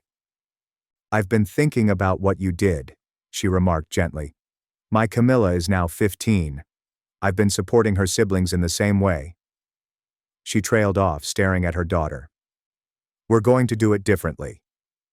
Other cousins approached one by one, some to condemn, others to confess their own troubles, and the generational split was stark. The elder relatives spoke of duty and sacrifice, while the younger ones muttered about abandoned dreams and lost childhoods. Uncle Vincent cornered me near the coffee station. "You destroyed this family," he stated in a low, spiteful voice. "Your parents are in prison because of you."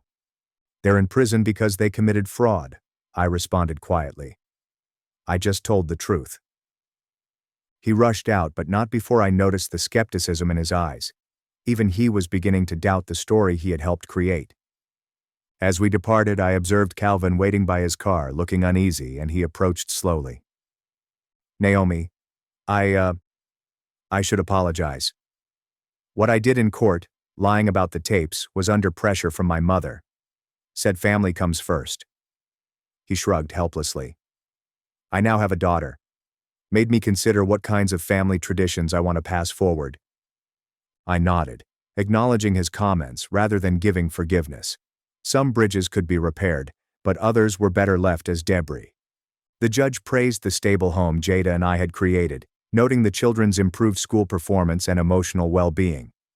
As Miss Susan predicted, our parents did not contest the permanent guardianship hearing, perhaps finally realizing that their actions had consequences. The spring semester brought new challenges. I registered for 18 credits, determined to graduate on time despite everything, and Jada juggled her senior year of high school with part-time work at a local bakery. We tag-teamed childcare duties with military precision, color-coding our shared calendar and keeping it constantly updated. The hardest aspect was helping the kids process their trauma. Devin had nightmares about being taken away again. The twins wet the bed when disturbed, and Elliot clung to us constantly, afraid we'd disappear like his parents. Their therapist, Dr. Fiona Grant, became our lifeline, teaching us about trauma responses and attachment healing. We gradually, painstakingly learned to be the solid, dependable presence the kids required. "Healing isn't linear," she told us during a particularly difficult week when Devin refused to attend school and the twins were found collecting snacks to conceal in their bedroom. "They're testing whether you'll abandon them when things get hard." We did not abandon them. We showed up day after day.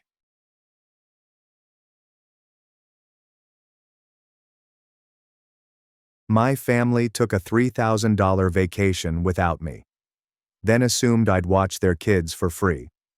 I left at 5 a.m., and they called CPS when they found out.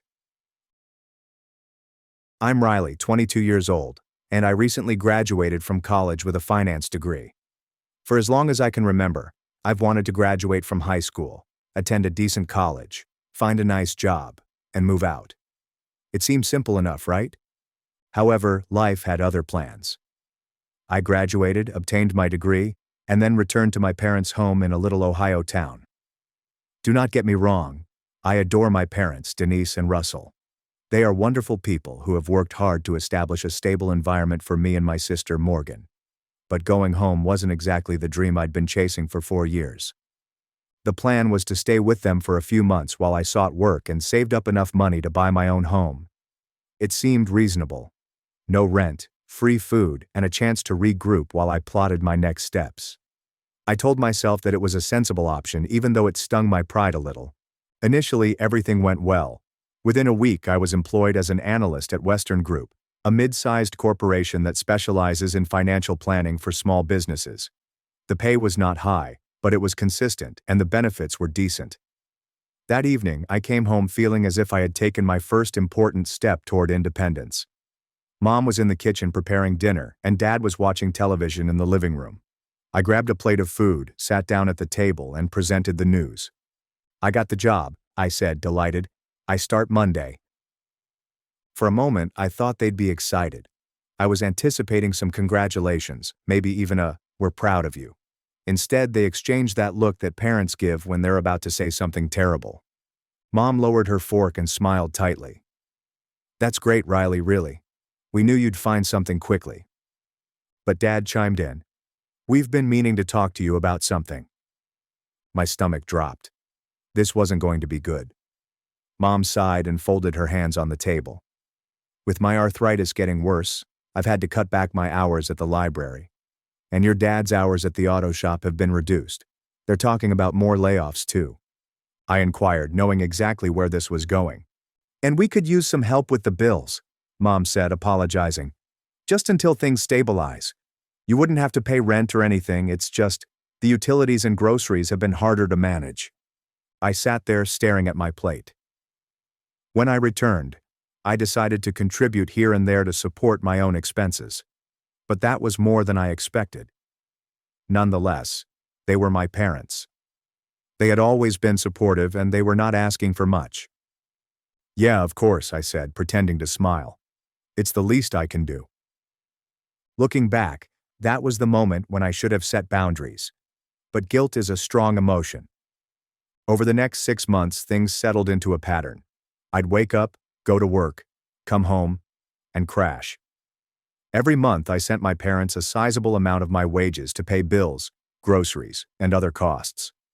On top of that, I took on minor tasks they claimed they didn't have time for, like running errands for Mom when her arthritis flared up or correcting Dad's Excel sheets because he wasn't a computer person. It was not just about money. I had not anticipated having to provide time, energy, or patience. At first, I convinced myself that it was only temporary, a tiny gesture to my parents who had always been there for me. However, as time went, I started to notice minor nuances. If I mentioned wanting to save for my own place, Mom would sigh deeply and say, "It must be nice to think about moving out when the rest of us are struggling to get by." Dad was no different. He'd shake his head and say, "Some people have no idea how hard it is to make ends meet." Whenever I spent money on myself, such as when I bought new work clothes, it wasn't just the guilty feeling, it was a total lack of appreciation for everything I had given up. My friends stopped inviting me out because I couldn't afford to attend. My desire to see the metropolis faded with each month as my savings account refused to grow. When I told Mom that I was considering having a second job to help save money faster, her only response was, "Well, just don't let it interfere with what we need." That stung. What we need. I was giving everything I had to keep this household together, but it wasn't enough. But I didn't believe it was very malicious. They weren't nasty or demanding. But the guilt trips were subtle and constant, like pouring water over a rock. Meanwhile, I began to feel stuck. I had planned to stay for 3 to 6 months at most, but the more I assisted them, the more they appeared to rely on me. The bills continued coming in, and I kept paying them, all while my ideal of freedom receded further away. Still, I told myself it was only temporary. I just needed to save a little more, and I'd be done. I even started looking at city apartments, thinking what it would be like to have my own place. However, before I could take the next step, life threw me another curveball. It was a Friday evening in late spring. I'd just gotten home from work and was looking forward to a peaceful night of Netflix and leftovers. Mom was in the kitchen, and Dad was outside tinkering with the mower. Everything seemed normal until the doorbell rang. I answered the door to see my older sister Morgan standing there looking agitated. Travis, her husband, was behind her holding a bag.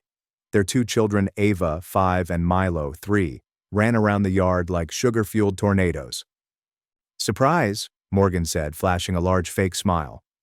I stood there for a second, unsure what to say. Travis, behind her, looked tired as he carried suitcases and a duffel bag. "What's going on?" I eventually asked, stepping aside as Morgan marched past me like she owned the place. "We need a place to stay for a little while," she said, already walking toward the living room. She plopped down on the couch and groaned deeply.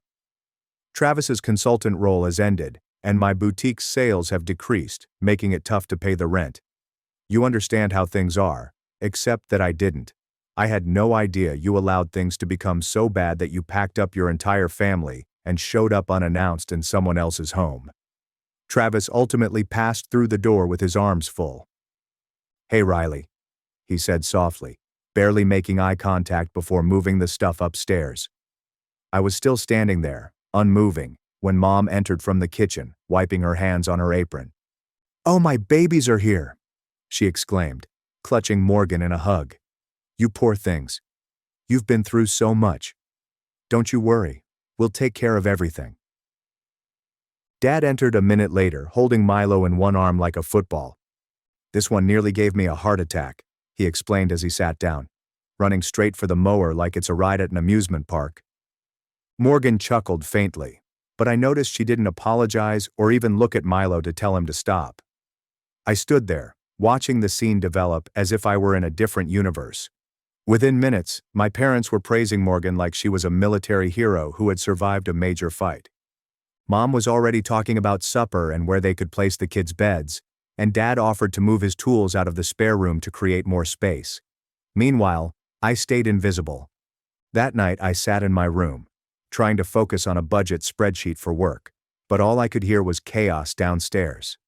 Ava and Milo ran up and down the corridor, yelling at the top of their lungs. Morgan's voice boomed around the living room as she told Mom about her recent business issues. I took a deep breath and reminded myself that it would only be a few weeks.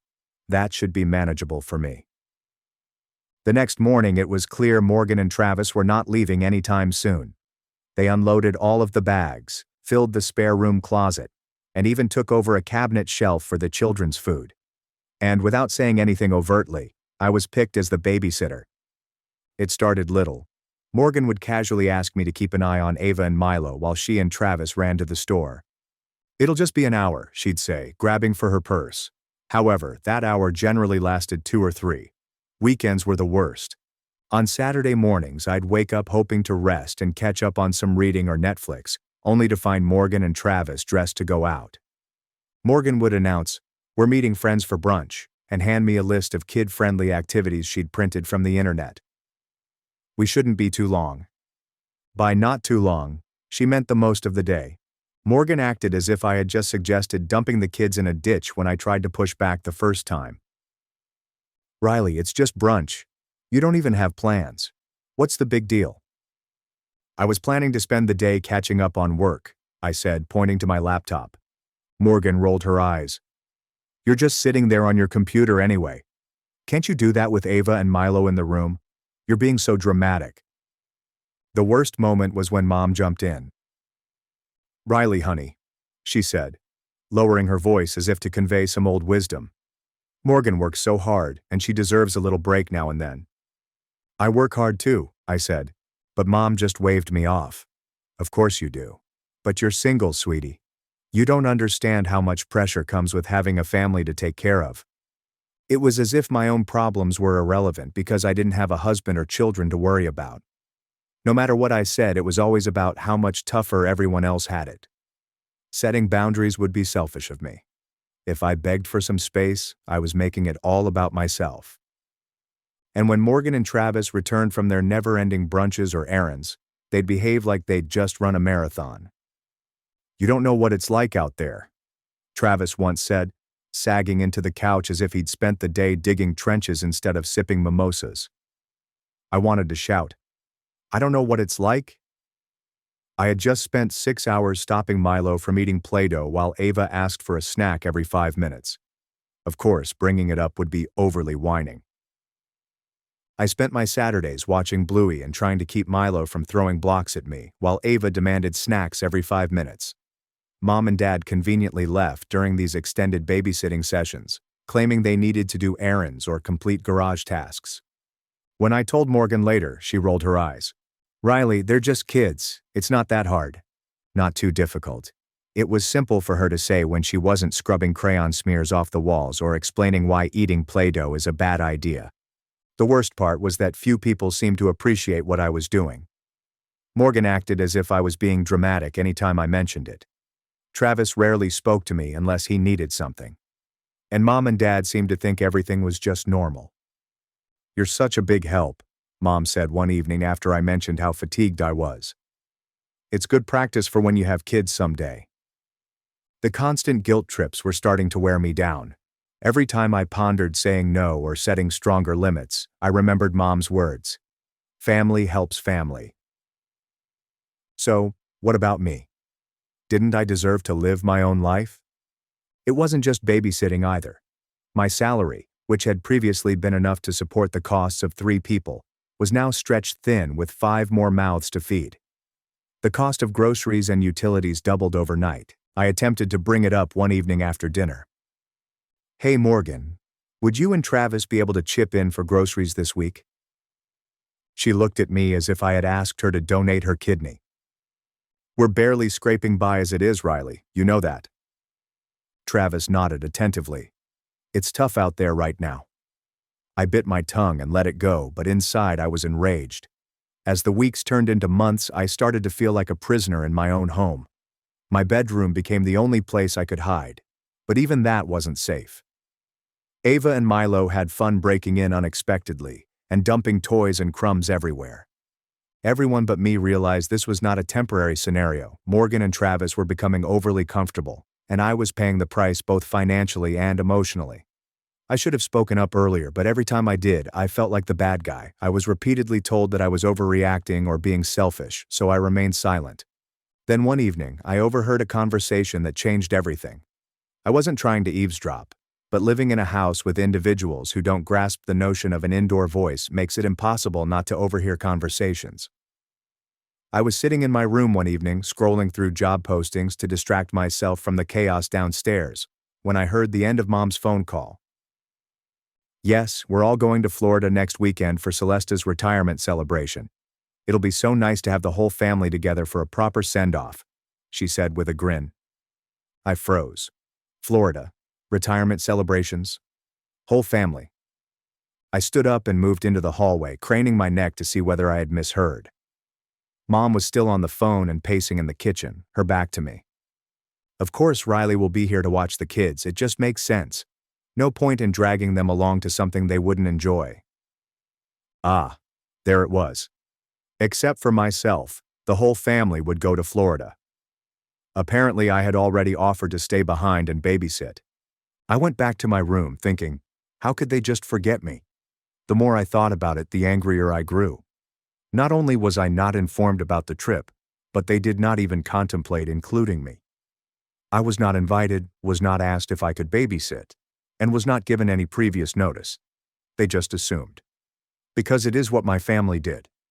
The ensuing days were filled with frustration and awkward silence. Morgan was busy shopping for vacation clothes, flaunting her new swimsuit and flip-flops around the house, while Ava and Milo were making havoc in the living room. Travis spoke constantly about how much he was looking forward to relaxing on the beach.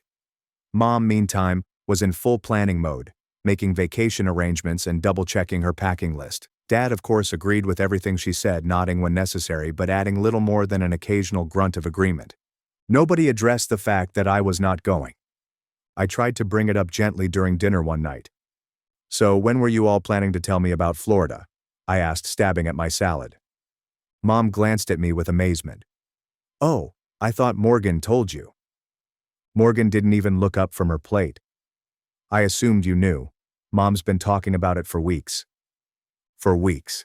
I wanted to shout. Weeks passed, and no one thought to speak to me. "So what's the plan?" I asked, attempting to appear calm.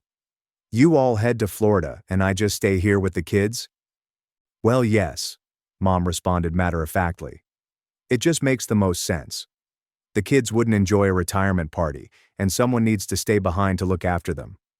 You're so good with Ava and Milo, and it's not like you'd want to come anyway." That last part stung. "Why wouldn't I want to come?" I asked, trying to maintain a calm tone. Morgan gradually looked up, her expression somewhere between pity and irritation. "It's a family trip, Riley. Adults only. You wouldn't even know anyone there besides Aunt Celeste. And it's not like you're close to her." Dad chimed in, trying to calm things down. "We just figured this was the best arrangement for everyone. You'll have the house to yourself for a few days. Peace and quiet." Was he serious? How relaxing would it be to follow 2 hyperactive kids all weekend while the rest of the family sipped margaritas on the beach? After that, I ended the conversation. It was clear that they had already made up their minds, and nothing I said would change that. As the days passed, I began to feel like an outsider in my own family. The enthusiasm in the house was palpable. Morgan and Mom were continuously talking about clothes, plans, and which restaurants they would visit in Florida.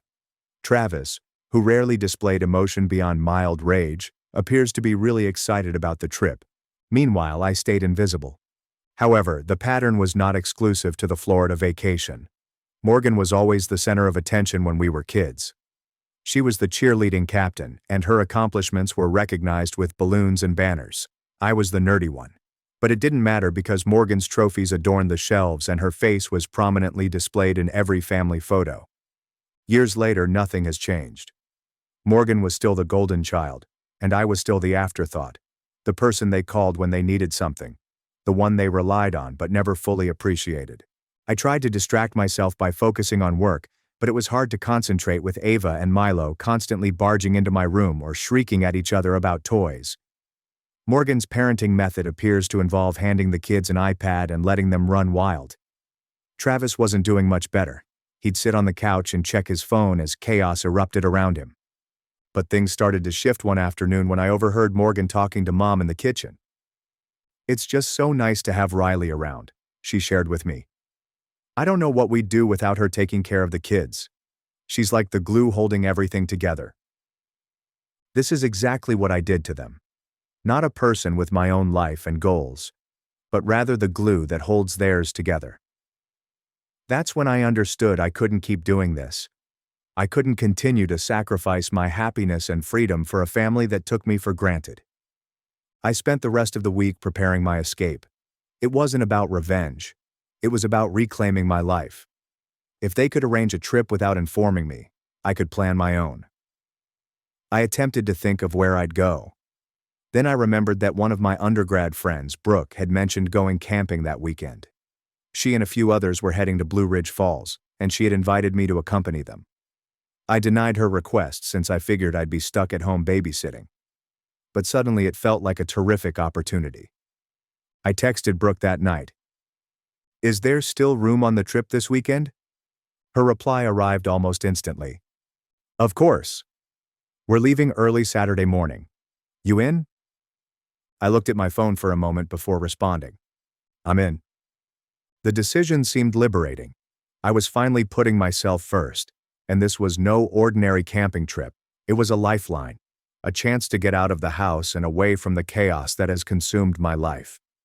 However, it would be tough to carry out. My family had a knack for sniffing out anything that didn't revolve around them, and if they discovered I was planning something for me, it was over before it even began. I had to be wise about this. The days leading up to Saturday were tense. Morgan was in full holiday mode, parading about the house with new beach hats and a playlist she insisted on blasting at high level. Travis spent the majority of his time tinkering with the children's car seats and complaining about how much luggage they needed to put into the trunk. Meanwhile, Mom rushed around with a clipboard, double-checking the packing list. "Riley, don't forget Ava likes her milk warmed before bed," she said, as if I hadn't heard it 3 times before. "Oh, and Milo's picky about his pajamas. Make sure he's in the blue ones." I nodded, biting my tongue to prevent saying something I could regret. There was no point in disputing. I had already volunteered to be the weekend babysitter, and nothing I said would change their minds. By Friday night, the house looked like a zoo. Mom and Morgan were deciding which foods to bring. Travis was attempting to mend a squeaky luggage wheel as the children ran around the living room like miniature hurricanes.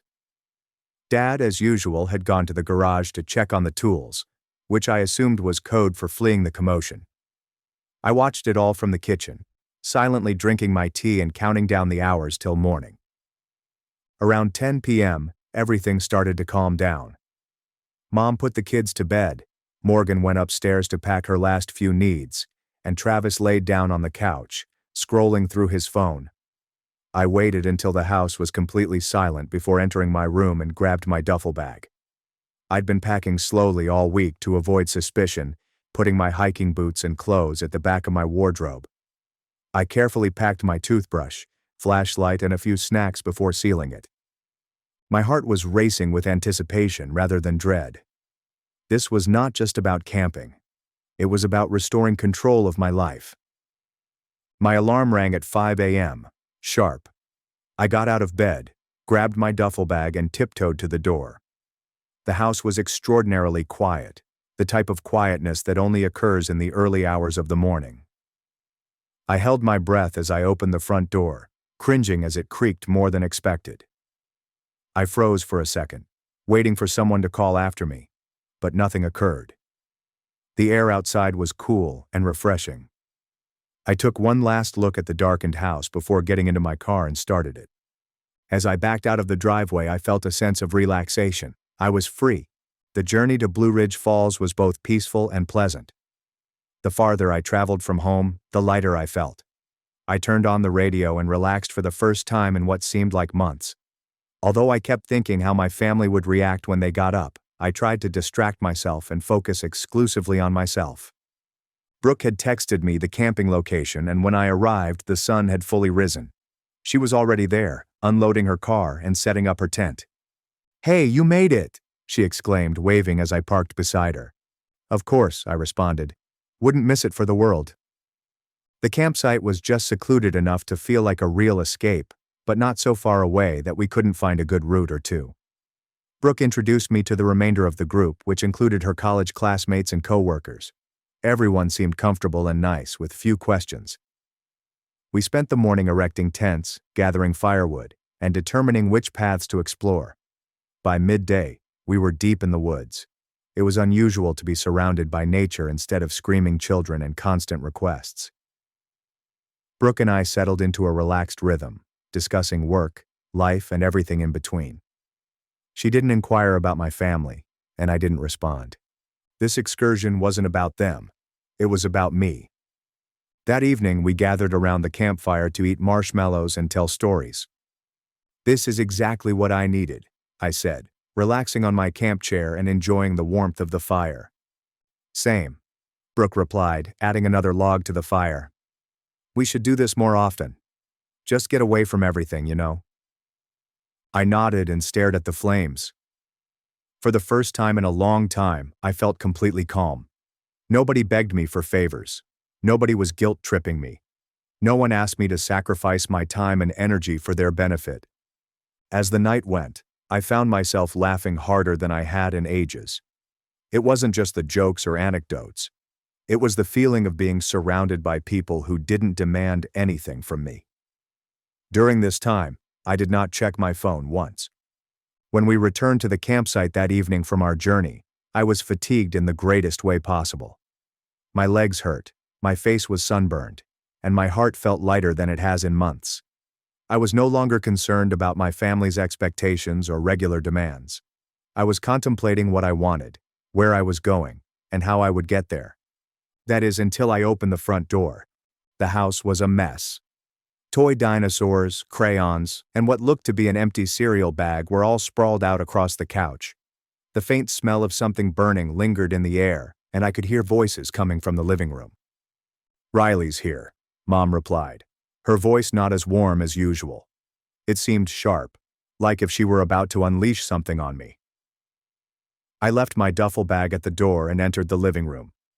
Mom, Morgan, Travis, and Dad were sitting together, their faces flushed with wrath. Ava was screaming aloud, and Milo was curled up on the floor, holding a juice box. "What's going on?" I asked, trying to keep my voice calm. "What's going on?" Morgan said, standing up and pointing at me. "You disappeared without telling anyone. That's what's going on." "I told you I wasn't babysitting this weekend," I replied, crossing my arms. "You didn't tell us where you were going or what the hell you were doing," Mom screamed, flushing. "I'm an adult, I don't need to check in," I said, my patience fraying. "Well, when we realized you weren't here with the kids, we panicked," Travis had told us. Panic was not even close to describing it. They said they were shocked when they discovered I wasn't at home on Saturday morning.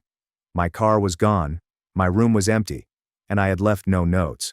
Instead of assuming I had gone somewhere or taken a much-needed break, they immediately went to the worst-case scenario. "We thought something had happened to you," Mom said, her voice quivering. "We even called CPS." That stopped me in my tracks. "You called CPS? For what?" "For abandoning the kids," Morgan cried, as if it were the most obvious thing on the planet. "First of all, I replied, waving my hand to interrupt her. I never agreed to watch your kids this weekend. You all decided that on your own, without consulting me. Second, calling CPS on me for not being here is insane. What exactly did you tell them? Hi. We wanted to abandon our own kids with someone who didn't agree to it, but now she's not home, so please arrest her. Did they laugh before or after they hung up on you? That's insane.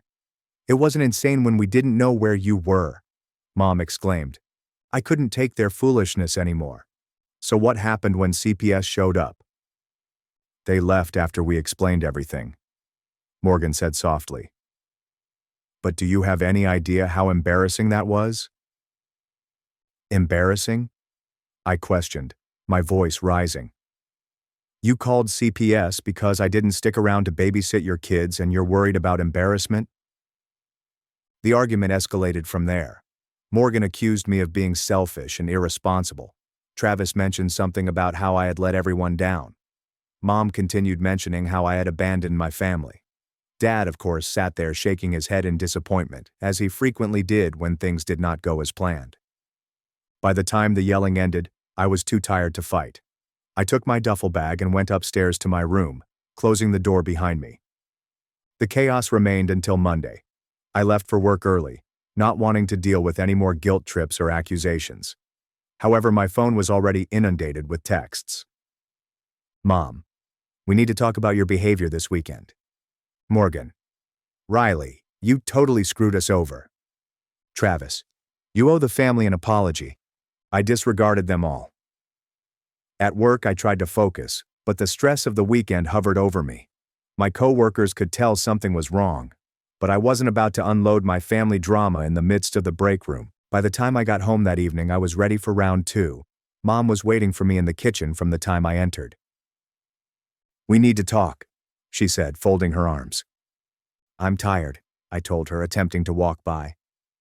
Riley, she said firmly, pushing in front of me. This can't wait. I grimaced and set my luggage down. What now? Mom's face softened, but her voice remained severe. Your sister is hurt. She feels like you abandoned her when she needed you most. I looked at her, bewildered. She needed me for what? To babysit her kids while she went on vacation? That's not my responsibility, Mom. You should do your part as a member of this family, she said, her voice full of anguish. Funny how that only applies to me, I commented. When has Morgan ever helped me? When has anyone helped me? Mom opened her mouth to respond, but nothing came out. Exactly, I replied, gathering my suitcase and heading upstairs. The next few days were tense. Morgan hardly spoke to me, and when she did, she only made passive-aggressive comments about how difficult it is to find good babysitters these days. Travis stayed out of it, which was probably a good thing. But his silence was nearly as unpleasant as the arguing. Mom and Dad tried to act as if nothing had happened, but each conversation was loaded with regret. We're a family, Mom would say at random, as if that was enough to solve everything. I realized I couldn't remain much longer. The house felt more oppressive than ever, and no amount of space or time could improve the situation. One evening, when I was folding laundry, Dad knocked on my door. Can we talk? He asked, his tone quieter than usual. Sure, I said, even though I was not in the mood for another lecture. He stepped in and sat on the edge of my bed, staring down at his hands. Look, I know things have been tough lately, and I know you feel like we've been unfair to you. I stayed silent, waiting for him to continue. But your mom and I are just trying to keep everyone together, I was told. This family's been through a lot, and we're all trying to do our best. Dad, I understand, I said, trying to keep my voice calm. But I can't keep sacrificing my life for everyone else. I'm 22. I should be building my future, not cleaning up after Morgan and Travis. He nodded slowly, but I could tell he didn't quite understand. We'll figure this out, he said after a long pause. Just give it some time. I nodded, but I knew deep down that time would not make this better. By the end of the week, I had made a decision. It was time to leave. The house no longer felt like a home, but more like a war. I knew if I stayed too long, I'd lose what little sanity I had left. I began searching for apartments. After months of paying bills that weren't mine, my savings were small, but they were enough to get me started. I found a handful of listings that looked promising. Nothing extraordinary, just clean and tiny. I looked at my phone for a moment before phoning Aunt Celeste. She picked up on the second ring. "Riley, how are you, sweetheart?" she inquired, her tone warm and sympathetic. "Hey, Aunt Celeste.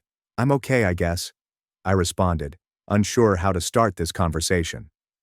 She recognized my hesitant tone right away. "What's going on? Is everything all right?" "Not really," I admitted. "I don't know if you heard, but I didn't go to your retirement trip." "I noticed," she said.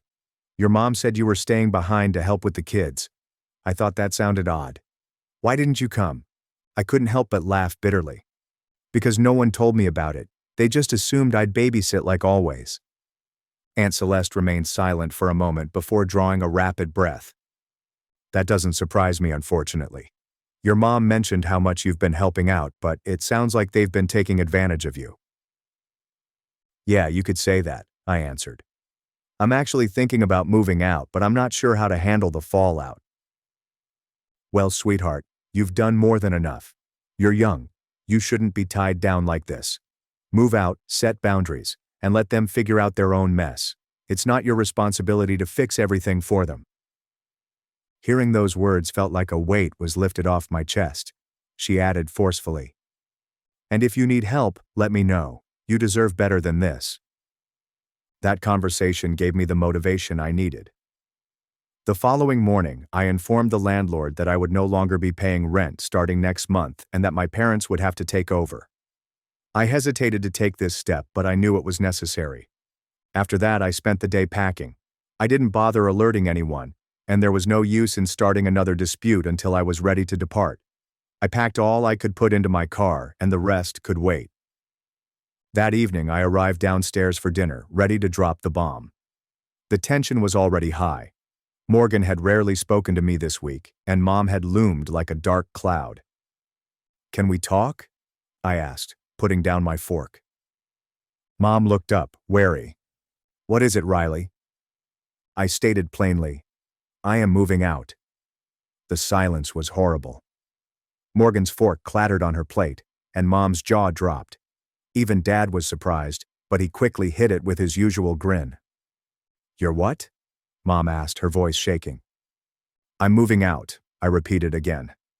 "I've already found a place, and I'll be leaving by the end of the weekend." "But you can't just leave," Mom said, her voice rising. "We need you here, the bills, the kids." "It is not my responsibility," I explained. "I've been paying for this house, babysitting Morgan's kids, and putting my life on hold for months.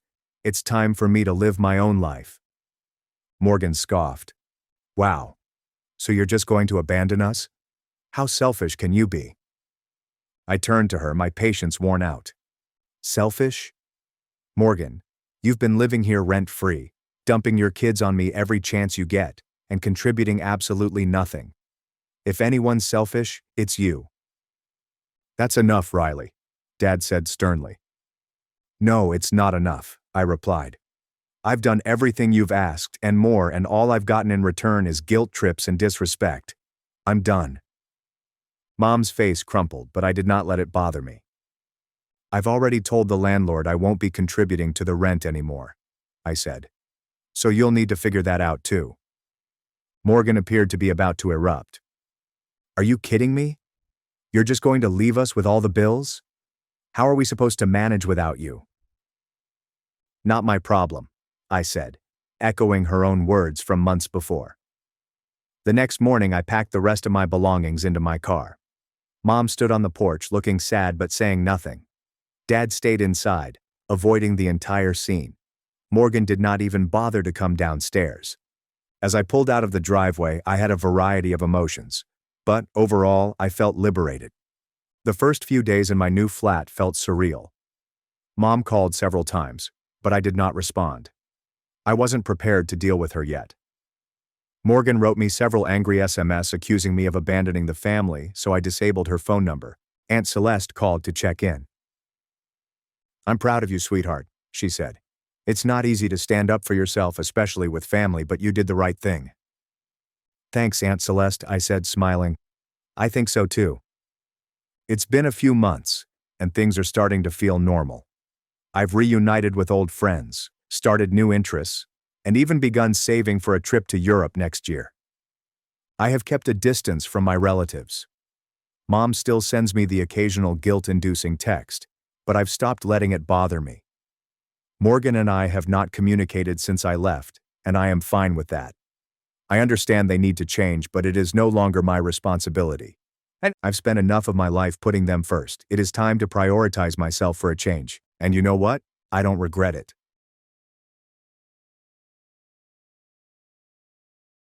Parents left me in foster care for a beach life at 12.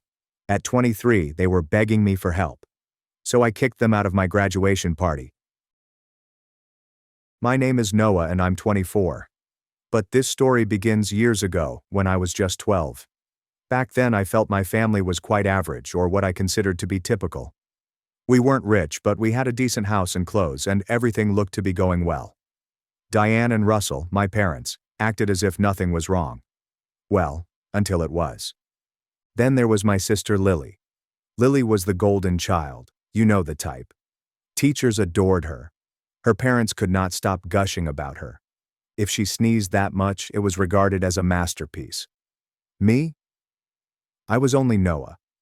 It wasn't that I was a bad kid, but everything I did was just background noise.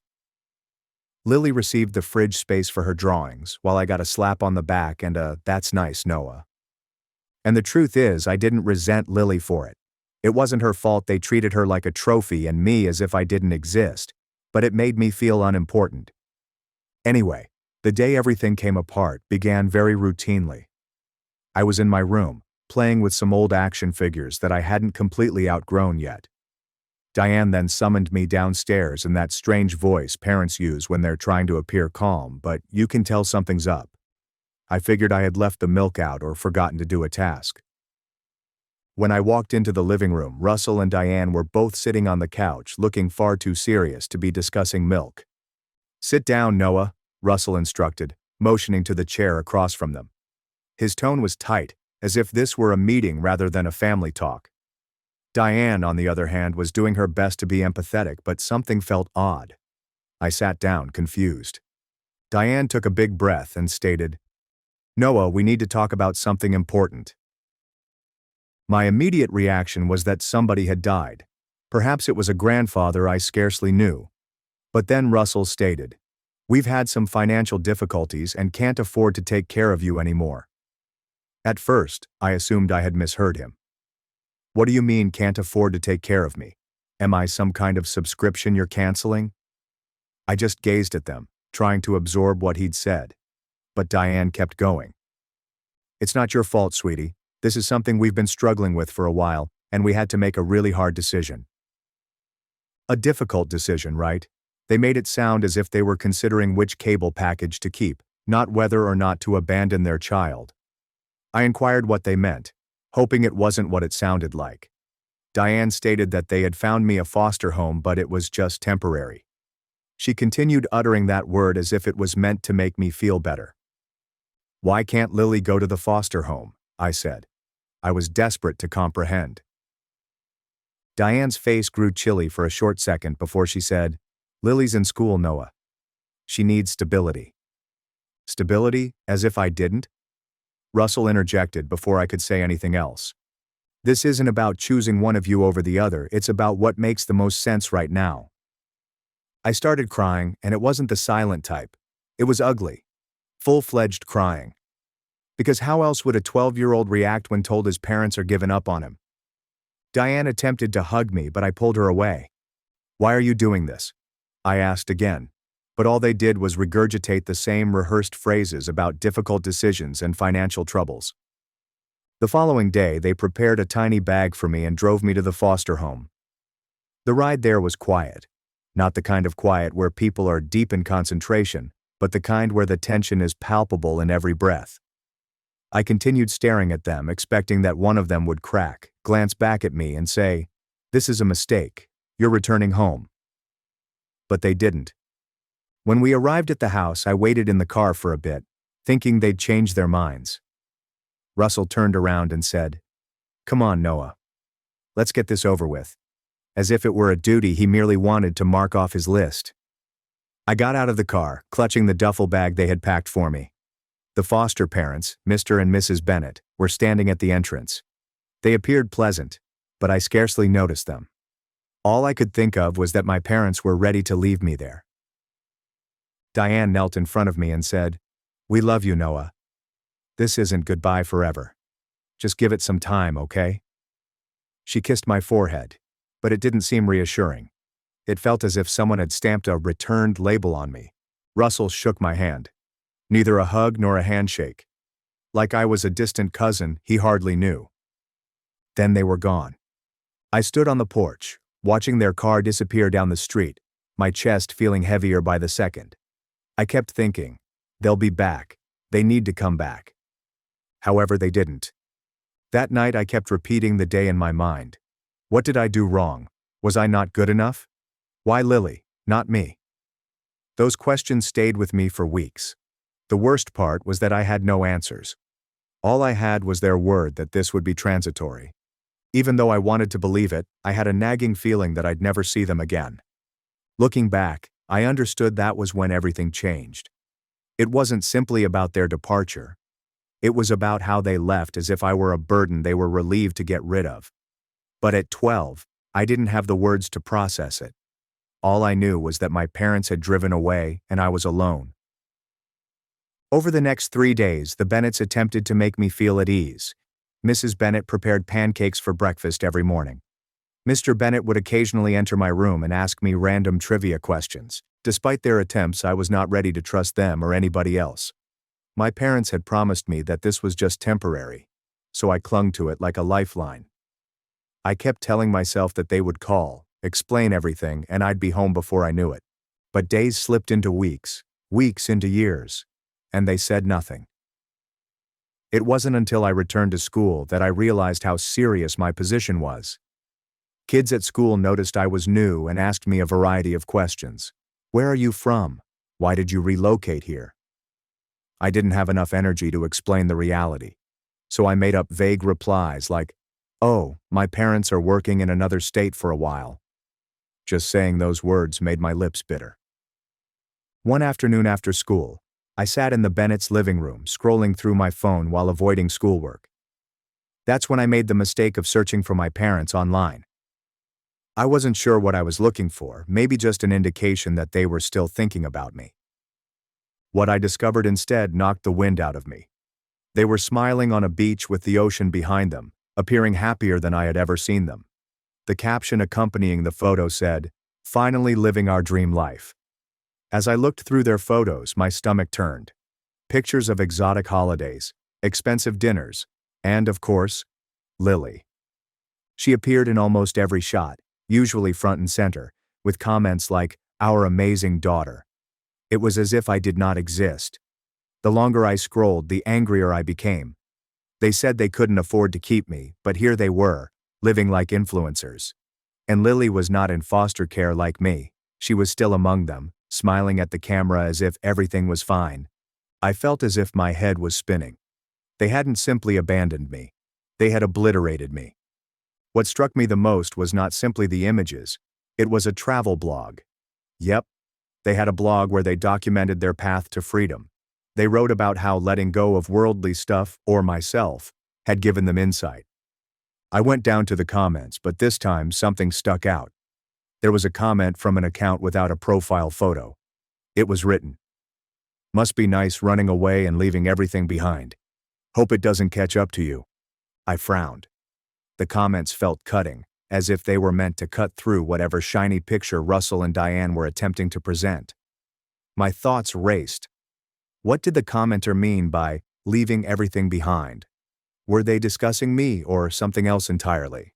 I clicked on the comment, but the account was private, and their profile image was simply a blank gray circle. I continued to browse down the page, hoping for more. In another photo of Diane enjoying a tropical drink, someone wrote, "Guess skipping town was worth it after all." My chest clenched as I focused on the words. Leaving town? Why would somebody say that? I read through more comments, but nothing was as pointed as those two. Most people congratulated them and expressed how inspiring their lifestyle was. I wanted to shout at those folks for not seeing beyond the facade. I could not let it go. Are those comments from random trolls, or do they know something I don't? Russell and Diane were used to lying. They had informed me that they couldn't afford to care for me, but this was clearly not true. Was there more to it? I couldn't quit thinking about the questions. But what could I do? I didn't have access to their history or secrets. All I could do was stew on those mysterious words, wondering what else they were hiding. I closed my laptop, my hands trembling. It was more than just the lies they told me. It was about how they didn't even feel sorry. They were out there living their best lives, while I was here trying to figure out how to live without them. That night at dinner, the Bennetts sensed something was wrong. I wasn't very covert about my mood. "Are you okay, Noah?" Mr. Bennett said, setting down his fork. "Yeah," I murmured, unwilling to get into it. But Mrs. Bennett was not the sort to take things lightly. "You don't have to tell us if you're not ready, but if something's bothering you, we're here," she replied softly. I glanced at them, these individuals who hardly knew me but seemed to care more than my own parents had. For some reason, I broke. I told them everything, the blog, the photos, and the captions. I anticipated them to tell me to stop looking or that it wasn't important, but they didn't. Mrs. Bennett simply listened, her eyes filled with the quiet sympathy I was still adjusting to. Mr. Bennett, however, appeared enraged. "You have every right to be angry," he stated, leaning forward. "What they did to you, that's not on you. That's on them, and don't let anyone make you think otherwise." It wasn't a big speech, but it hit me. For the first time, someone admitted that what had transpired was not my fault. Over the next 2 weeks, I became more accustomed to life with the Bennetts. They were not flawless, but they were consistent. They inquired about my day, assisted me with my homework, and encouraged me to try new activities. I even started to open up at school, joining a few groups and meeting friends. But my resentment of my parents persisted. If anything, it expanded. But I knew one thing. I would not let their decision define me. So I started joining school clubs. Not because I suddenly wanted to be the most social kid on the planet, but because I needed to keep myself busy. I joined the debate team first. I figured I was used to debating thanks to Russell and Diane, so why not put it to use? It turns out that I was pretty excellent at it. Then I took a part-time job. Mr. Bennett had been hinting for weeks that I may like to spend some money, so I relented and applied at a neighborhood bookstore. It wasn't flashy, but I liked being surrounded by books and people who were willing to talk about them. Furthermore, it provided me with a small taste of independence. Every payment seemed like a step toward a future that was uniquely mine. Somewhere along the way, I met Marco. Marco treated me like a regular child, not a charity case. When I told him about my parents, he merely nodded and said, "That's messed up, man. Want to play video games?" When I got home from school one afternoon, I noticed that the house was unusually quiet. Mrs. Bennett would usually be in the kitchen, humming along to an oldies song while Mr. Bennett worked on something in the garage. However, this time I heard hushed conversations coming from the dining room. I paused in the corridor, just out of sight, straining to listen. "Should we tell him?" said Mrs. Bennett, her voice low and hesitant. "He has the right to know," Mr. Bennett responded. "If it's about him, we can't keep it a secret." "It'll just upset him. He's doing so well right now," she told me. I stepped closer. What exactly were they talking about? "We should at least wait until we know more," Mrs. Bennett said. "This letter doesn't explain much. It could be nothing." I leaned against the wall, my heart racing. Is this a letter about me? Before I could figure out how to inquire without sounding like I was eavesdropping, Mr. Bennett groaned. "Fine, we'll wait. But if they contact us again, we have to come clean." I heard footsteps approaching the living room and quickly ducked into the kitchen, claiming I had just walked in. Mrs. Bennett smiled at me, but I couldn't shake the feeling that something was wrong. Later that night, when everyone was asleep, I sneaked into the dining room. I knew I shouldn't spy, but I couldn't stop myself. On the table was a stack of mail, and near the bottom I noticed an envelope with my name on it. I hesitated to pick it up. The return address was from a law firm. As I opened it and read the first few lines, my stomach churned. To whom it may concern, this is a notice regarding unresolved debts associated with Gregory and Diane. As Noah's guardians, we require all pertinent documents addressing the family's financial status during. I paused reading, my hands trembling. Debts? Was this what Russell and Diane had been running from? Had they dismissed me not because they couldn't afford me, but because they couldn't accept their own mistakes? I tucked the letter back into the envelope and returned it to the stack, attempting to make it appear that I had not touched it. My thoughts raced. I wasn't sure what to do with this information. But one thing was clear. Russell and Diane had been lying about more than just their financial problems. By the age of 16, things began to make sense. I'd been working hard in school, juggling my job and extracurricular activities, and it was paying off. My grades were strong, and my debate coach told me I had a good chance of receiving a scholarship. That was the first time I allowed myself to picture a future that did not include my parents or their problems. It felt freeing, actually. The scholarship became a reality. I still recall the day I received the letter. I applied on a whim, believing there was little chance I'd get it. When I opened the package and saw the words "full ride," I could not believe it. I dashed downstairs to show the Bennetts, who were literally beaming with delight. Mrs. Bennett grabbed me tightly, and Mr. Bennett repeatedly said, "I knew it. I knew you could do it." That night, I decided to post the news on social media. I wasn't usually one to disclose personal information, but this seemed like a time worth celebrating. I wrote something short and sweet about how hard effort pays off and how grateful I was for the help I had received. The remarks started coming in almost immediately. Friends from school, teachers, and even random classmates that I hardly knew. However, there was one comment that made my stomach drop. It came from Diane. "We're so proud of you, Noah. Let's reconnect soon." Proud of myself? After everything? I stared at the comment for what felt like an eternity, my rage rising to the surface again. They didn't just make a comment. It was so casual, as if we were distant relatives who had lost touch, rather than parents who had entirely abandoned their son. I did not respond. What could I possibly say? Instead, I deleted their comments and blocked them both. That's when I understood I didn't need their approval or guilt trips.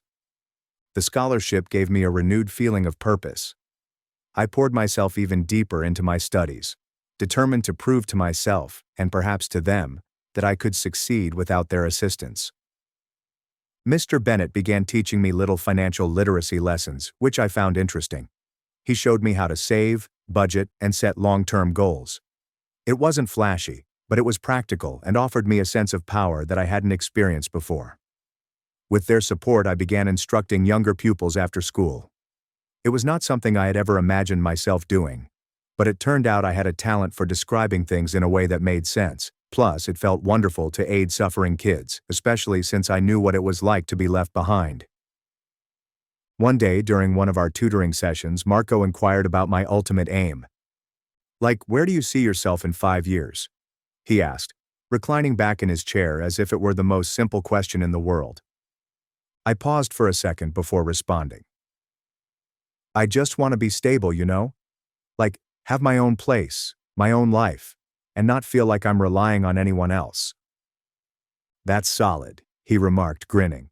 "But don't forget to have some fun along the way." Marco's remarks stayed with me. I realized I had been so focused on proving myself that I had left little room for anything else. So I promised myself I'd find a balance. I kept working hard, but I also began saying yes to things I normally avoided. Game nights with friends, unplanned road vacations, or simply hanging out at the park on a quiet Sunday. It wasn't much, but it reminded me that life doesn't have to be all work and no play. By the end of the year, I felt like a new person. I wasn't simply surviving anymore. I was prospering. The Bennetts had become my rock. Marco was like a brother to me, and it seemed like I was finally on my own road.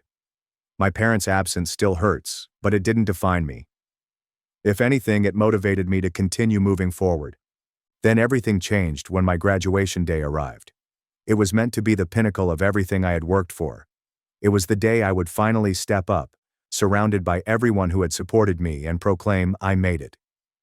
The weeks before graduation were a haze. I had scarcely any time to think. The Bennetts were ecstatic, planning a modest celebration at their home following. Even Marco, who usually dismisses anything mushy, looked genuinely excited for me. I recall the morning of graduation like it was yesterday. My mind raced with memories of everything it had taken to get here, from the minute my parents dropped me off on the Bennett's doorstep to the evenings I spent studying simply to prove to myself I could do it. I thought about everything. Mrs. Bennett had ironed my graduation gown the night before and left it on my bedroom door with a letter that said, "So proud of you, Noah." I grinned when I noticed it. It wasn't just the note. It was everything they'd done for me in the previous 5 years. They were no longer merely foster parents. They were my actual family. The ceremony was just as you'd anticipate. When my name was called, I crossed the stage to receive my diploma. And for a brief minute, it seemed like time had stopped. The crowd was cheering, and I could hear the Bennetts and Marco calling out my name like I was a rock star. It was just what I had hoped for. But of course, nothing in my life remains great for long. Following the ceremony, we gathered outdoors to snap photographs. The Bennetts were grinning, and Marco was cracking foolish comments about how my diploma was probably scribbled in crayons. Lily had even shown up, which surprised me because she normally kept to herself. My world seemed perfect until I saw them. Russell and Diane stood at the fringe of the crowd. At first I assumed my eyes were playing tricks on me. I hadn't seen them in years, and I certainly hadn't invited them. But there they were, dressed like they'd just gotten off a cruise ship, surveying the crowd as if looking for something or someone. I attempted to ignore them, expecting they would leave once they realized I was not going to address them. But Russell caught my eye, and before I could look away, he began marching toward me, bringing Diane along with him. My chest constricted as they approached, their features painted with phony smiles. "Noah," Diane remarked, her tone far too upbeat for someone who had abandoned their child. "You look so grown up." Russell clasped my shoulder as if we were old friends catching up. "We're so proud of you, son. This is such a big day for all of us." All of us. I laughed at the arrogance of that assertion. I stared at them, unsure whether to shout, cry, or walk away. The Bennetts and Marco were standing a few steps away, evidently perplexed, but unwilling to intervene. "What are you doing here?" I questioned, my voice firm despite my quivering palms. "We came to celebrate with you," Russell explained, as if it were the most natural thing in the world. "We've made mistakes, Noah, but we always wanted the best for you," Diane added, her voice dripping with fake sincerity. "We've missed you so much. We thought this would be the perfect time to reconnect as a family." "You don't get to call yourselves my family," I told you. "You abandoned me, you left me with strangers and didn't even bother to check if I was okay. And now you want to show up like none of that happened." Diane's smile faded, and Russell's face grew red. "That's not fair, Noah," Russell responded calmly. "We did what we thought was best for everyone." "Best for everyone," I countered. "You mean best for you? Don't stand here and act like you did this for me. You were living your dream life while I was trying to figure out how to survive without you." People were starting to take notice. The Bennetts moved closer, their expressions a mix of concern and rage. Lily surprised me the most. She stepped over to Russell and Diane and told them, "You don't get to ruin this for him. You've done enough." It was the first time I'd seen her stand up to them, and I couldn't have been more proud. Russell attempted to protest, but Diane tugged on his sleeve, muttering about generating a scene. They both gave me one more glance, their faces filled with frustration and pity, before turning to walk away. The Bennetts were quick to step in, hugging me and reminding me that today was about my accomplishments, not their turmoil. Marco offered me a tissue and mumbled something about how I should charge them for emotional damages, which made me chuckle. The remainder of the day was a blur.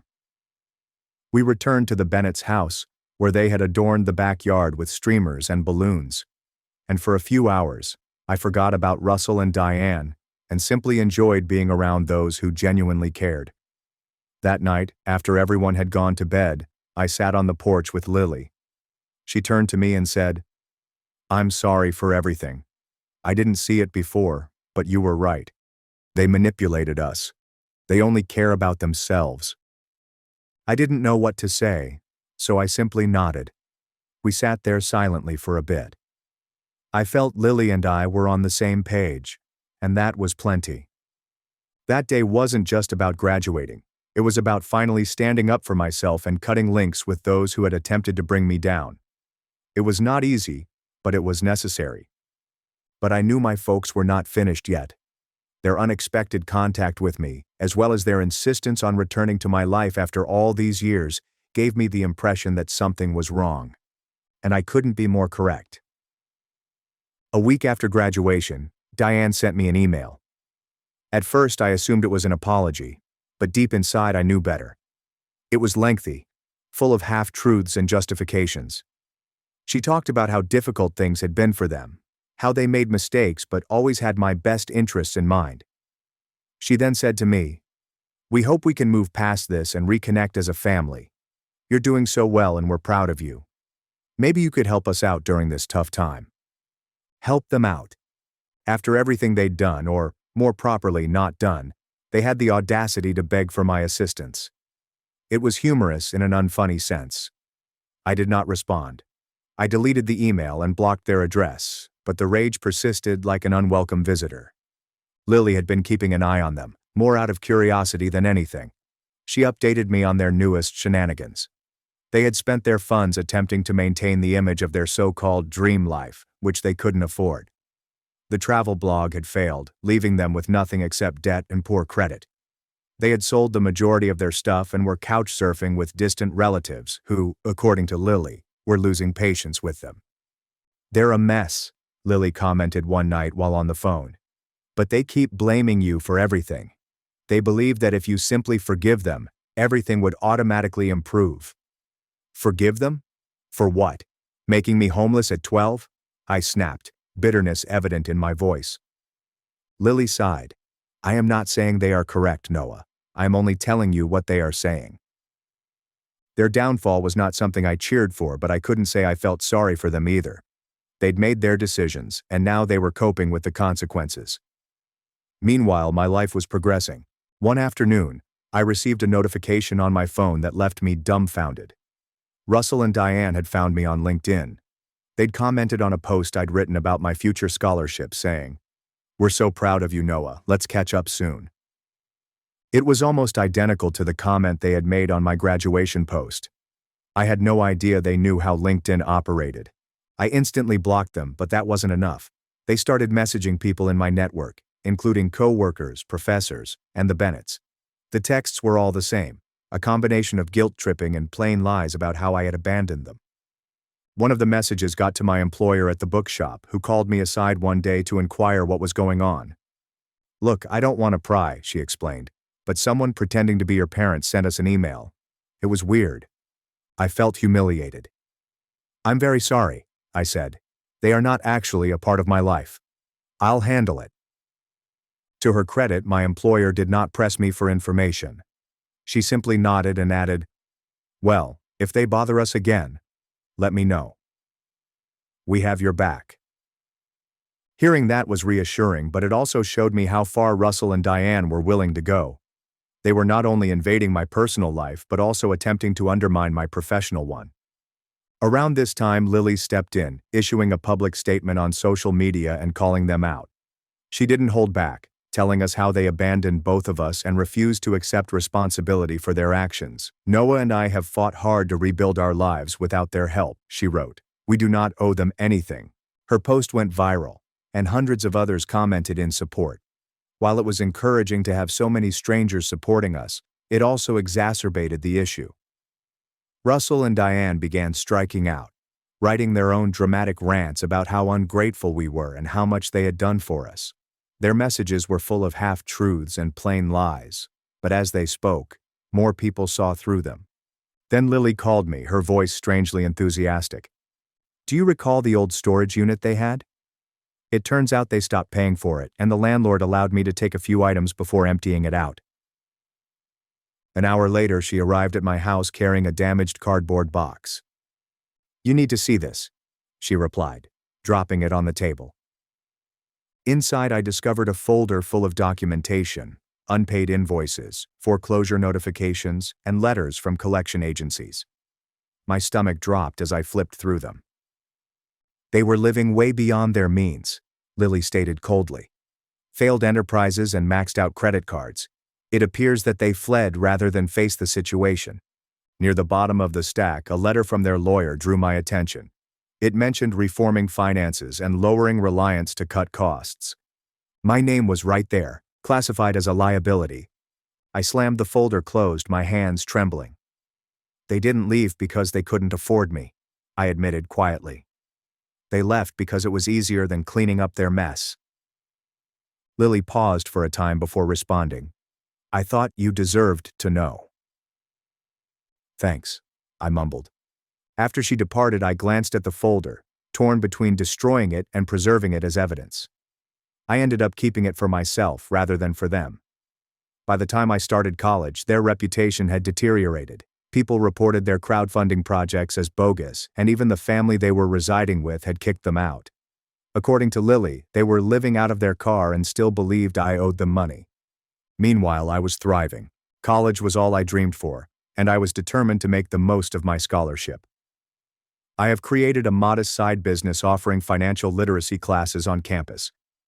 It wasn't spectacular, but it felt nice to give back, especially given how much the Bennetts had taught me about money management. One day during my second semester, I received a call from Lily. "You're not going to believe this," she replied, her tone alternately frustrated and disbelieving. "They showed up at my apartment." "What?" I asked as my chest tightened. "They were crying, Noah begging me to convince you to talk to them. They said they're desperate." I sighed and rubbed my temples. "What did you say?" "I told them to leave. I said if they showed up again, I'd call the police." I wasn't sure whether to be angry or relieved. Part of me resented that they were still attempting to draw Lily into their turmoil. But a part of me was proud of her for staying firm. She had come a long way from the timid girl who avoided confrontation at all costs. I did not owe them my forgiveness, money, or time. I owed myself to continue living the life I want, free of their influence. But of course, Russell and Diane were not finished with me. They were not the type of folks who let go, especially not when they believed there was anything in it for them. It began with strange numbers appearing on my phone at all times of day. I normally ignored them, but one day I made the mistake of responding. It was my Aunt Rachel, a relative I hadn't spoken with in years. She did not waste any time. "Noah, what is wrong with you?" she demanded before I could even say hello. "Excuse me?" I asked, caught off guard. "Your parents are struggling, living in their car, and you're just ignoring them like they don't exist? They're your family, Noah. You owe them at least a little kindness." I held down the temptation to chuckle. Kindness. Did they treat me kindly when they dropped me off at a foster home and never looked back? Were they kind to me when they left me to fend for myself at 12? Rachel huffed, obviously not expecting me to push back. "They were doing what they thought was best. People make mistakes, Noah. You're being heartless." I hung up. I didn't want to waste my time justifying myself to someone who clearly had no understanding of what I'd been through or, worse, didn't care. Over the next few weeks, I received similar calls from distant cousins, the majority of whom had not contacted me in years. It was the same story every time.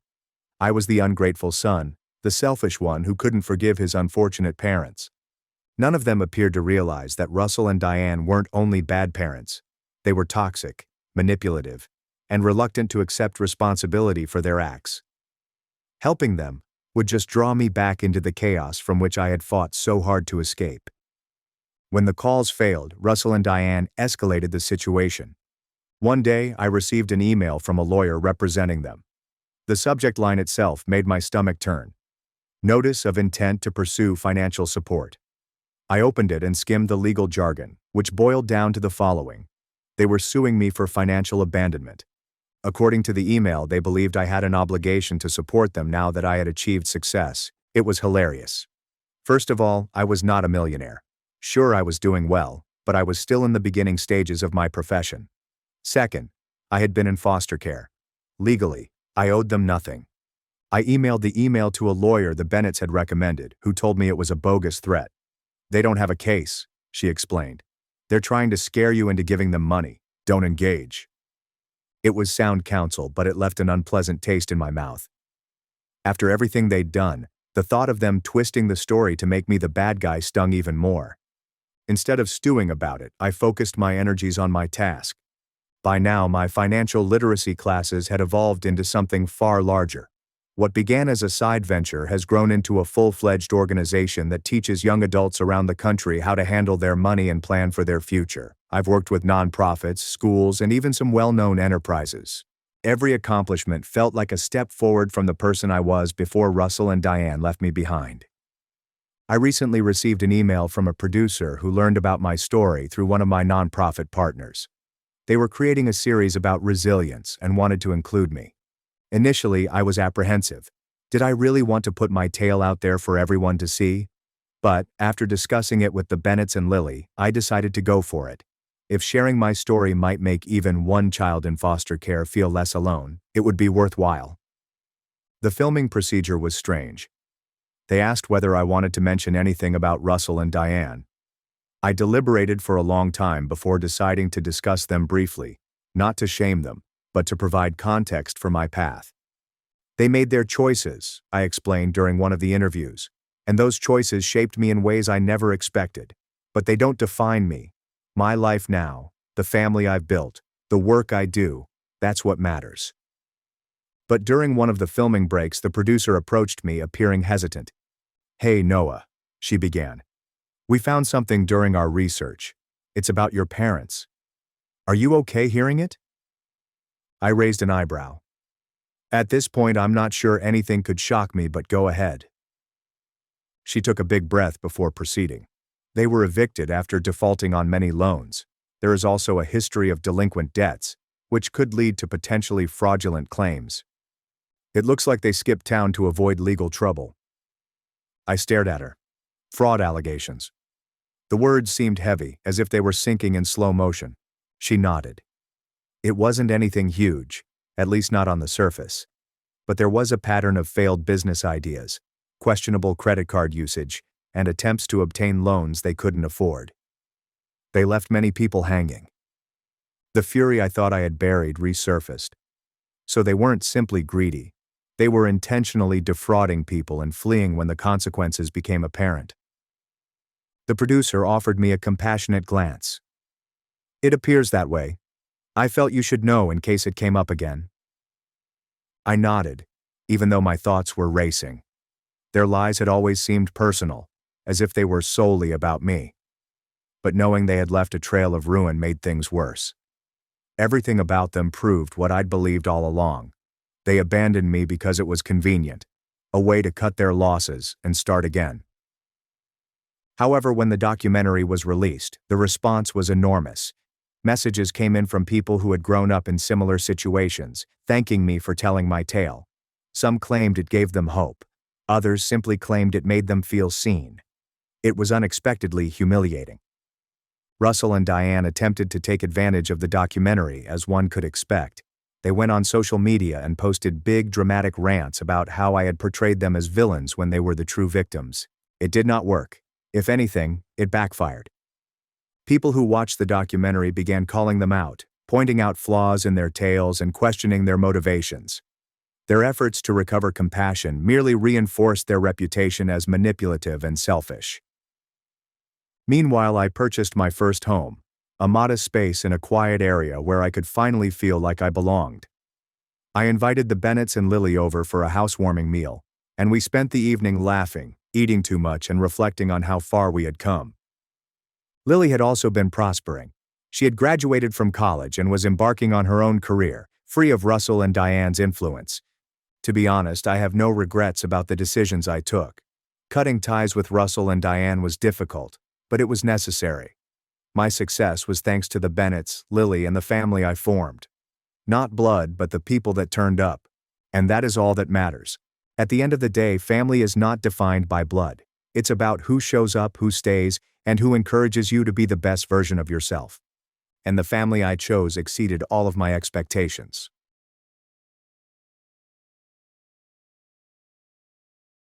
My parents took $20,000 from retirement for my sister, then tried to hike my rent, so I moved out and left them to handle her mess alone. I'm an ordinary 25-year-old who worked hard to graduate from college and get my first job as an elementary school teacher. It's not a high-paying position, but I enjoy dealing with children, so it's worthwhile.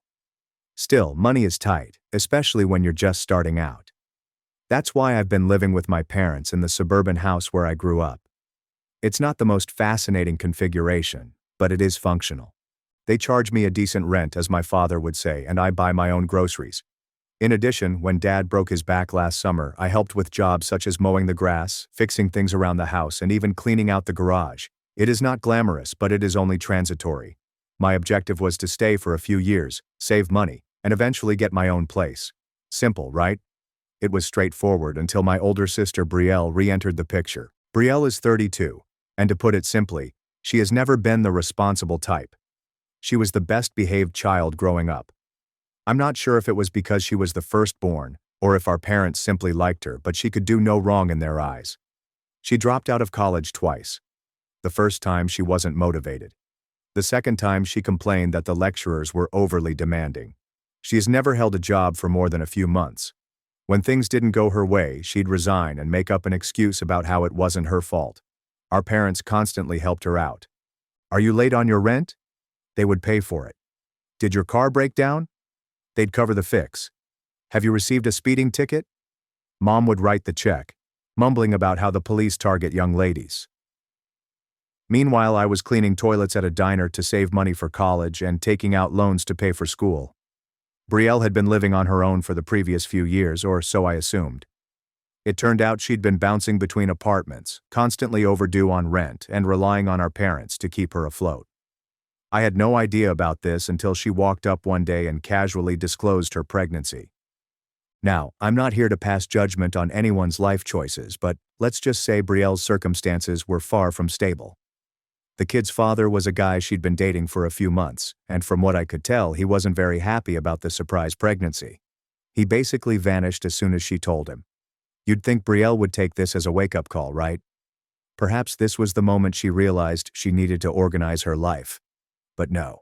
Instead, she ran directly to Mom and Dad, who immediately went into repair mode. Within a week, they began renovating the basement to make it into a little apartment for her. They even installed a kitchenette. I didn't ask where the money was coming from, but I overheard Mom mention tapping into their retirement savings. I tried to stay out of it because, frankly, it wasn't my concern. They could choose to throw money at Brielle, but the truth is, I could already see the writing on the wall. My parents have a habit of bringing everyone else into Brielle's difficulties. It's as if they believe we all have to join together to help her, regardless of how big of a disaster she's created. At first, I assured myself that it wouldn't bother me. Brielle's small apartment was being built in the basement, giving her her own space. I assumed she'd move in, do her thing, and I'd continue on with my life. It was a little frustrating to see everyone bend over backwards for her again, but I tried not to focus on it. That mindset was effective for roughly 2 months, then tiny things began to pile up. First, Mom started telling me that I should spend more time with Brielle because she was going through so much, despite the fact that I was working full-time and came home weary most days. Then began the subtle guilt trips. Mom would say things like, "You know Brielle doesn't have anyone else to lean on right now. It's so hard being pregnant and single." She'd do this while looking directly at me as if I was meant to miraculously cure all of Brielle's issues. Dad wasn't doing much better. He would find ways to incorporate Brielle into every conversation. "You should be grateful for everything you have, Riley," he'd add as he passed the salt during supper. "Not everyone's as lucky as you." Fortunately, I was barely getting by, trying to create a career while saving money. Meanwhile, Brielle was given a completely refurbished flat, as well as unending emotional and financial assistance. But things escalated when I overheard Mom and Dad talking one night. They were in the living room, and I was in the kitchen, making tea. "She's going to need a lot of help once the baby comes," she remarked. "Of course," Dad responded. "We'll all pitch in." "All?"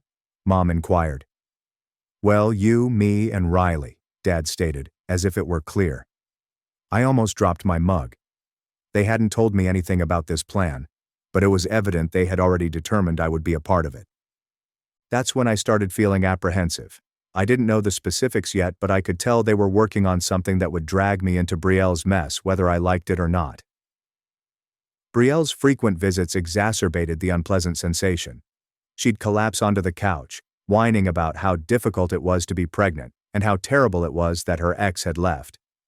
She'd make passing remarks about how fortunate I was to have a stable job and no children to worry about. I bit my tongue every time since I didn't want to spark an argument. But in the back of my mind I kept thinking, why does this always fall on me? By dinner time that night I had a horrible feeling that something was about to happen. I wasn't sure what it was, but I knew it wouldn't be good. When we sat down to supper, I couldn't shake the feeling that something was going to happen. You know when everyone is acting too casual, like if they are all keeping a secret from you? That is how it felt. Mom and Dad were conversing about random topics regarding the neighbor's new fence while Brielle was going through her phone. It felt forced, as if they were waiting for the proper time to dump something on me. Dinner was spaghetti, which is my father's go-to "we need to have a family talk" food. I'm not sure why. It's not as if spaghetti makes terrible news easier to digest. I tried to concentrate on my plate and not overthink things, but around midway through the dinner, Mom cleared her throat. "So, we've been thinking," she said, looking at Dad. I froze. Nothing good ever comes from those words. "With Brielle moving back home, she's going to need some help," Mom said, her tone too kind. "What exactly do you need help with?" I inquired, attempting to maintain a neutral tone. Dad jumped in before she could respond. "With the baby, of course. Brielle's got a lot on her plate right now, and it's going to be hard for her to manage everything on her own." I looked across at Brielle, who was still scrolling through her phone as if this topic had nothing to do with her. She did not even look up. "Okay, but what does that have to do with me?" I inquired, setting down my fork. My parents exchanged one of those expressions, as if they were trying to find out how to frame whatever they were going to say. "Well," my mom said, "you're already living here, and you're so good with kids being a teacher and all. We thought it made sense for you to help with babysitting." "Help?" I asked again, lifting an eyebrow. Dad nodded warmly. "Yeah, just keep an eye on the baby while Brielle gets back on her feet.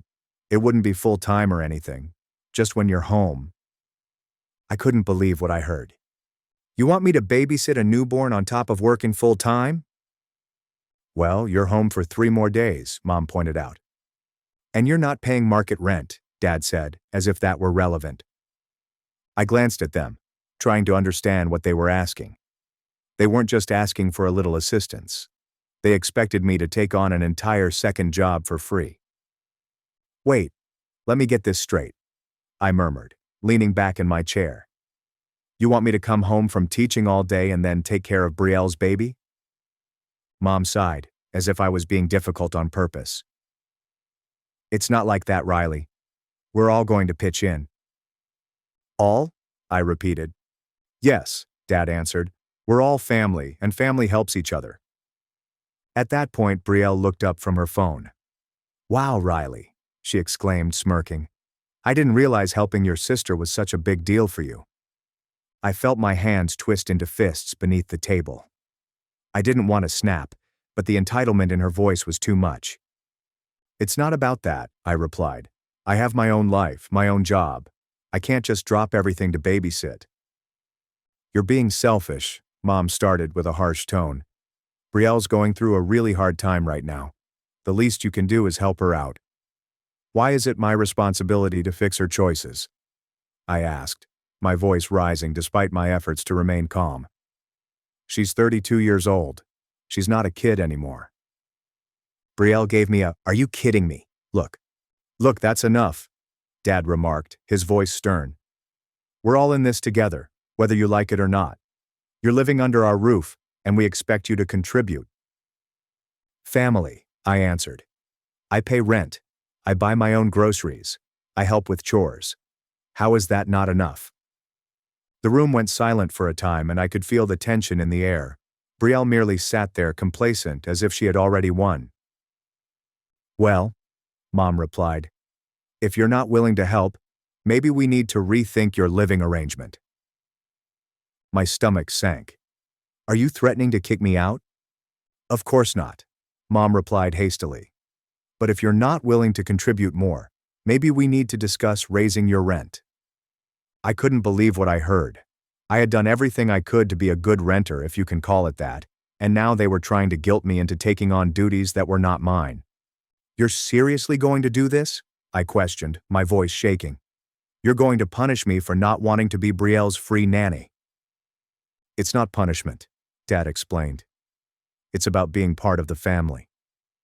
It's about you two enabling Brielle like you always have, I replied, rising from the table. And now you're trying to drag me into it. Don't talk about your sister like that, Mom yelled. I'm done, I said, turning towards the stairs. You want to help Brielle? Fine, but leave me out of it. I raced upstairs and shut the door to my room, my heart thumping against my chest. I could not believe what had just occurred. I had always known my parents preferred Brielle, but this was a whole other level. It seemed like it was about control. They intended to keep me under their roof so they could coerce me into doing whatever they wanted.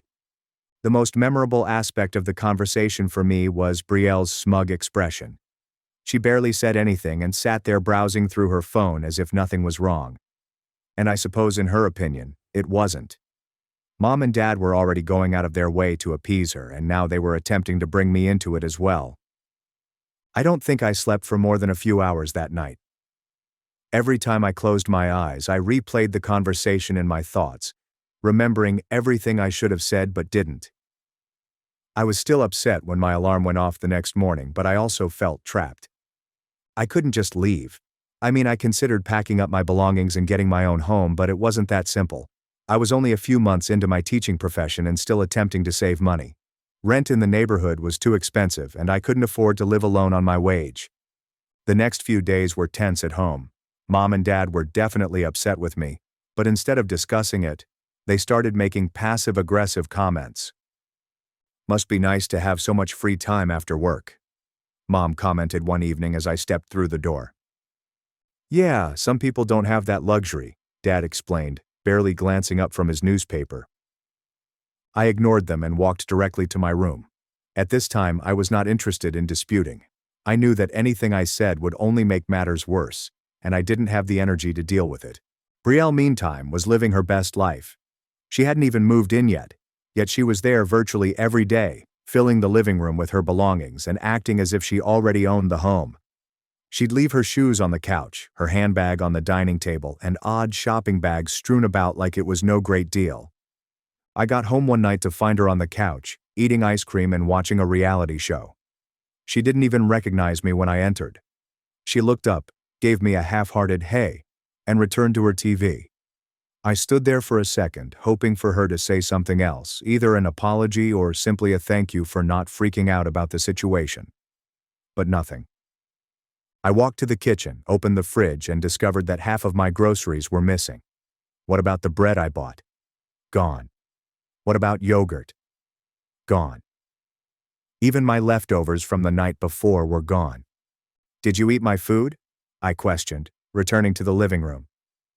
Brielle did not even look up. Mom said I could, she said between bites of ice cream. She's not the one who paid for it, I snapped. Brielle eventually turned to face me and rolled her eyes. Chill out, Riley, it's just food. It's my food, I replied, my voice rising. If you want groceries, go buy your own. Geez, you don't have to be such a drama queen, Brielle replied, placing her bowl on the coffee table. You're acting like I stole your car or something. I did not know what to say. I just stood there angry while Brielle grabbed her phone and began messaging someone, completely ignoring me again. I wanted to yell at her for being entitled and selfish, but I knew it wouldn't make a difference. Brielle had spent her entire life getting away with this kind of conduct because Mom and Dad allowed it, and now they were attempting to make me part of the problem. The next morning, Mom cornered me in the kitchen as I was preparing coffee. You need to apologize to your sister, she replied sternly. For what? I inquired, honestly perplexed. For making her feel unwelcome, Mom stated, crossing her arms. She's going through so much right now, and the last thing she needs is you being difficult. Are you serious? I asked, turning to face her. She ate all my food and acted like it was no big deal. How is that my fault? Mom sighed as if I were the one acting unreasonable. It's just food, Riley. You can always buy more. That's not the point, I responded, attempting to keep my voice steady. The point is that she doesn't respect anyone's boundaries and you're letting her get away with it. Boundaries? Mom asked, practically scoffing. This is her home now too. You need to learn how to share. At that point, I realized I couldn't reason with her. Mom wasn't interested in hearing my side of the story. She just wanted me to conform and do what was best for the family. Over the next week, things deteriorated. Mom and Dad began hinting that if I didn't step up, they would hike my rent. Brielle continued to move more of her belongings into the house, filling the basement with furniture and boxes. She even started using my bathroom because the one below didn't work well. I tried to keep my distance, but it seemed that no matter what I did, they were all out to lure me into their mess. One night I came home to find Dad in the living room holding what appeared to be a financial worksheet. "We need to talk," he continued, motioning for me to sit down. I hesitated, but eventually sat on the edge of the couch, bracing myself for what would come next. "We've been looking at the numbers," Dad said, tapping the paper with his pen, "and with Brielle moving in, expenses are going up. We think it's only fair for you to contribute more." "You're already charging me rent," I responded. "How much more do you want?" Dad shrugged. "We're still figuring that out. But if you're not willing to help with the baby, this seems like the best solution." I couldn't believe what I heard. They were literally attempting to use my rent as leverage to get me to babysit. "This is ridiculous," I exclaimed, standing up. "I'm already paying more than enough for what I get here. If you want me to leave, just say so." "No one's asking you to leave," Dad responded hurriedly. "We're just asking you to do your part." "My part," I repeated. "You mean Brielle's part?" Dad opened his lips to react, but I did not allow him the opportunity. I walked out of the room and directly into my bedroom, slamming the door behind me. At that time, I realized I couldn't keep doing this. I couldn't stay living in a place where my boundaries were ignored, and my parents treated me like cheap labor. I didn't know how or when, but I knew one thing for certain: I needed to get away.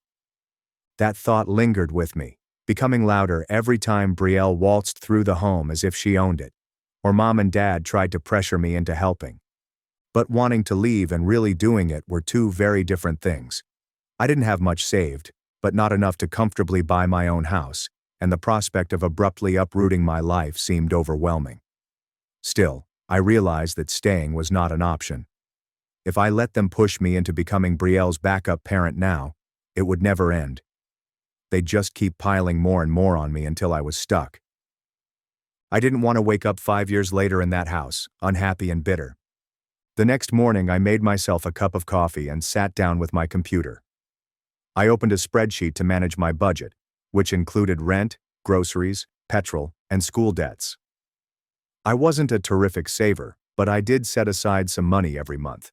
I tallied everything up and realized I could afford to move if I found somewhere cheap and cut up on luxuries for a bit. The timing could not have been better. My coworker Harper indicated a few weeks ago that she was seeking a roommate. I hadn't given it much attention at the time, but now it feels like a lifeline. I sent her a text, "Hey, is that roommate thing still an option?" She very quickly responded, "Yep, still looking." "Why? Are you interested?" "Yeah, maybe. Can we talk after work?" Harper's reaction was brief and simple. "Of course." That afternoon I stayed late at school, waiting until the halls were quiet before entering Harper's classroom. She was sitting at her desk, grading papers. "What's up?" she inquired, glancing up from her stack of writings. I paused for a second, unsure how much to share. At last I responded, "I'm thinking about moving out of my parents' place. They're making things complicated." Harper nodded as if she knew without me having to explain. "The offer is still open," she explained. "It's not a big place, but it's clean and we'd split everything down the middle. Rent's $800 a month, utilities included." That was slightly higher than I had hoped for, but it was manageable. "When would you need someone to move in?" I asked you. "Yesterday," she said, adding, "but seriously, anytime. If you're in, the room's yours." I promised her I'd let her know by the end of the week, but my mind was already made up. This was my way out. Then I had to find out how to leave without causing any more fuss. If my folks learned about my plan too soon, I knew they'd try to undermine it. They'd guilt me, quarrel with me, and possibly even raise my rent immediately to prevent me from saving anything. So I stayed quiet. I began packing gradually, focusing on staples, clothing, personal items, and everything I couldn't afford to replace. I kept everything in the trunk of my car, hidden under a blanket in case anyone was curious. At the same time, I began documenting everything, just in case. I photographed my room, my furniture, and my equipment, anything that could become a source of controversy later. I knew from experience that Brielle had a habit of forgetting who owned what, and I didn't want to lose my belongings in the confusion of leaving. One night, while everyone was sleeping, I printed up a letter formally delivering my 30-day notice. I'd done some online research and discovered that, while I wasn't exactly a tenant in the legal sense, it was still a good idea to get everything in writing. The last thing I wanted was for them to accuse me of leaving without warning. I didn't get much sleep that night, continuously checking the clock and listening for any sounds that could indicate someone was awake. Finally, at 6 a.m., I slipped the envelope under the door to my parents' bedroom. The reaction was quick.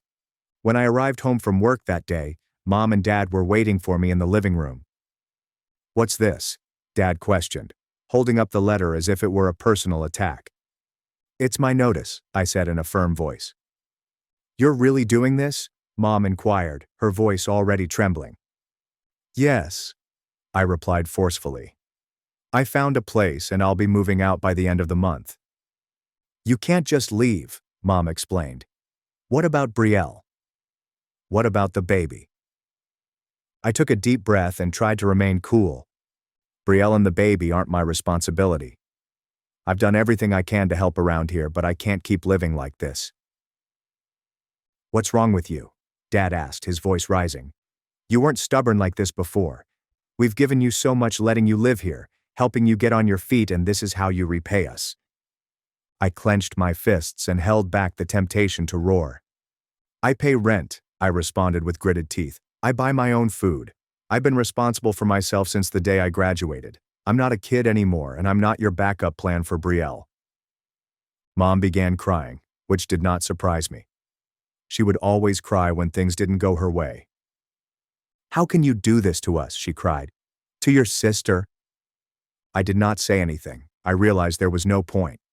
They wouldn't listen, and I was not going to change my views. The days that followed were among the most embarrassing of my life. Mom and Dad hardly spoke to me except for the occasional guilt trip. Brielle pretended nothing had changed and continued to take over the house as if it were already hers. I returned home one night to find that she had relocated more of her belongings into the basement, putting boxes on top of the couch and pushing clothes into the closet. She seemed to be staking her territory, claiming every inch of available space. "Hope you don't mind," she said as I stepped in. I did not respond. I simply went upstairs and shut the door to my room, ignoring the knot of rage swelling in my chest. In the final days before my move, I stepped up my preparations. I packed the last of my belongings, double-checked my budget, and made arrangements with Harper to pick up the keys. Everything was coming into place, yet I still had a nagging feeling of worry. The worst thing was the morning I officially moved out. I'd arranged for Harper to stop by with her car, and we'd pick up the remaining of my belongings before traveling to her place. I thought I'd planned it precisely so that Brielle would still be asleep and Mom and Dad would be too preoccupied with their morning chores to notice me. Of course, nothing ever goes as easily in my family. I was halfway through moving boxes to my car when I heard my father's slippers shuffling down the hallway. He emerged at the top of the stairs. "What are you doing?" he demanded. I did not stop moving. "I told you I'm leaving today," I muttered, taking another box and heading out the door. "You can't just sneak out like this," he exclaimed, following me outside. "We're a family, Riley. Are you abandoning your own family?" I placed the package in the trunk of my car and turned to face him. "I'm not abandoning anyone," I responded calmly. "I'm choosing to live my own life. There's a difference." Dad appeared to want to quarrel, but before he could say anything, Mom arrived at the doorway, arms crossed and tears flowing down her cheeks. "You're really doing this?" she questioned, her voice cracking. "Yes, I replied, firmly keeping my stance.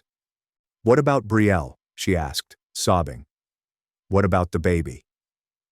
I sighed, feeling the weight of the conversation bear down on me. Mom, I've told you before that Brielle and the baby aren't my problem. I can't keep sacrificing my own life to fix her mistakes. That set her off. How dare you talk about your sister like that? She demanded, her voice rising. She's doing the best she can. I said, is she? Because from where I'm standing, it looks like she's just waiting for everyone else to do the work for her. Brielle appeared from the basement, disheveled but alert. She smirked as she watched the scenario develop in the driveway. Don't worry, Mom, she added, her voice full of cynicism. If Riley wants to be selfish, let her. We don't need her anyway. I clenched my fists, resisting the temptation to strike back. Instead, I looked at Harper, who had just arrived in her car. Let's get this done, I murmured, disregarding the commotion behind me. Harper offered me a compassionate look before starting to assist me move the rest of my belongings into the cars. My parents continued to quarrel in the background, using every guilt trip they could think of. Who's going to help us now? Dad exclaimed. How can you be so heartless? Mom cried. Brielle, meanwhile, leaned against the doorframe, observing everything as if it were a live play for her entertainment. By the time we finished loading everything, I felt like I had run a marathon. I stood in the driveway, taking one last look at the house I had lived in for so many years. It should have been a bittersweet moment, but instead I felt relieved. With that, I started the engine and drove away, Harper following closely behind. I felt immediate comfort when I parked into Harper's apartment complex. It was not fancy, but it was clean, peaceful, and, most importantly, free of drama. Harper assisted me in carrying everything inside, and I was unpacked and established into my new room in less than an hour. We sat on the couch afterward and talked about work. It felt normal, like a peek of the life I'd missed while trapped in the midst of my family's turmoil. But the tranquility lasted barely approximately 2 hours. My phone started vibrating non-stop with calls, texts, and voicemails. It was my parents, aunts, and cousins. My mother had apparently already spread the word that I had abandoned the family, and everyone had an opinion on the matter. Riley, how could you do this to your sister? One voicemail from my Aunt Denise began. She's pregnant and vulnerable. Don't you care about your family? Selfish doesn't even begin to describe you, another text from a cousin said.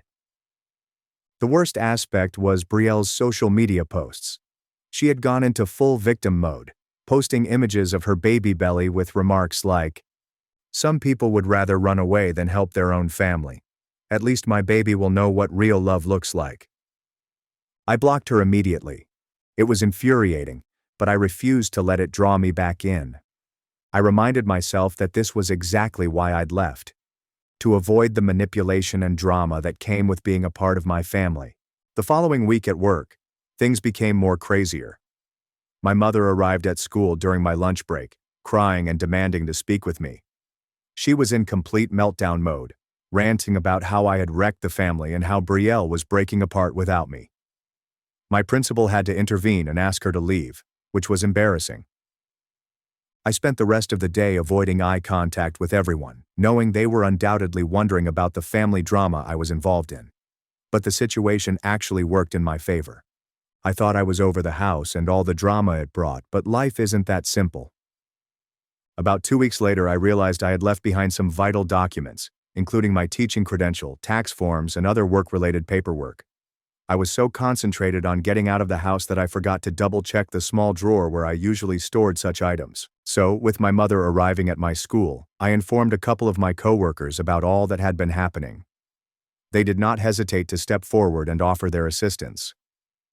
"Let us know when you're ready to grab the rest of your stuff," Harper added, handing me her extra car keys. "We'll make it quick." So, a few days later, Harper and another co-worker, Zoe, accompanied me to my parents' house to retrieve the remainder of my belongings. I thought I was prepared for whatever bullshit they would do, but I misjudged how low they were willing to go. When we arrived at my room, it was unrecognizable. Brielle had moved more of her belongings in, blending them with mine like a territorial takeover. Clothes that were not mine were pushed into my dresser. Random baby stuff was stacked on my desk, and my nightstand had been completely emptied and replaced with her belongings. "What's going on here?" I murmured to myself more than everyone else. Brielle arrived in the doorway clutching a cup of coffee and seeming quite unconcerned. "Oh hey," she replied casually as if nothing had happened. "I guess some of my stuff got mixed in. It's hard to tell what's yours and what's mine at this point." I stared at her, unable to grasp the chutzpah of her statement. "You mean the stuff that was in my room where I've been living for years?" She shrugged and sipped her coffee. "Well, you already left, so what does it matter?" It was evident she did this on purpose to make things more difficult for me, but what she didn't realize was that I had foreseen this precise scenario. I took out my phone and accessed the album containing images of my room taken before she moved there. "I already have photos of everything," I explained, putting the screen up for her to see. "And I made a list of all my stuff down to the serial numbers on my electronics." Brielle's face twisted in irritation, but before she could answer, Mom and Dad appeared. "What's going on?" Dad inquired. "What are you doing in here?" he demanded, his voice filled with rage. "I came to grab some stuff I forgot," I replied, trying to remain calm. "But Brielle is claiming she can't tell what's hers and what's mine. I have documentation for everything I own." Dad's expression hardened. "If you take anything that doesn't belong to you, I'll call the police." I laughed briefly and without humor. "Go ahead," I replied. "We can also talk to them about the legality of you entering my room without notice and tampering with my belongings." That silenced him. Harper and Zoe stepped in and helped me sort through the debris. Brielle attempted to fight when I picked up my laptop, saying it was hers, but all I had to do was provide the purchase documentation and a snapshot of the serial number. The more she realized her plan wouldn't work, the angrier she became. "This is so unfair," she exclaimed, throwing her fists in the air. "You're stealing from a pregnant woman." I turned to her, fed up.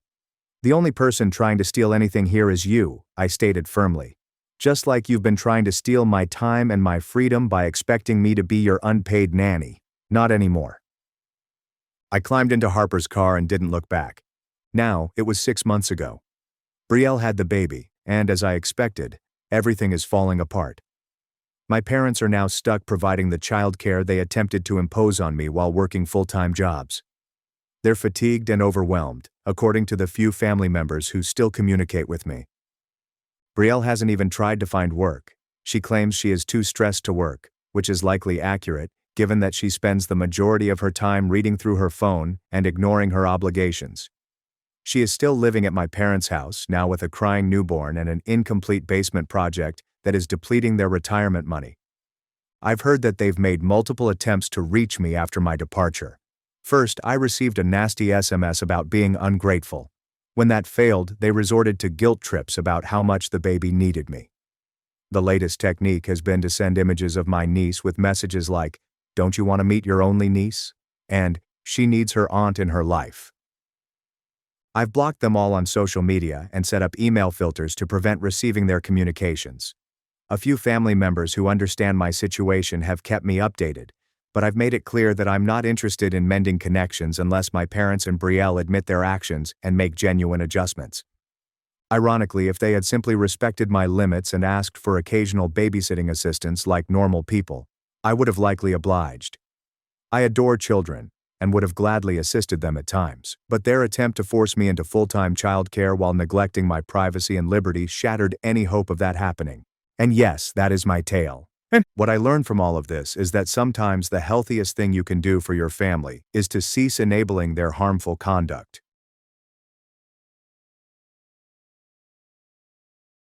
My sister used my home, my identity, and my peace to impress men, then lied in court, until the judge made her pay back the $3,000 she stole.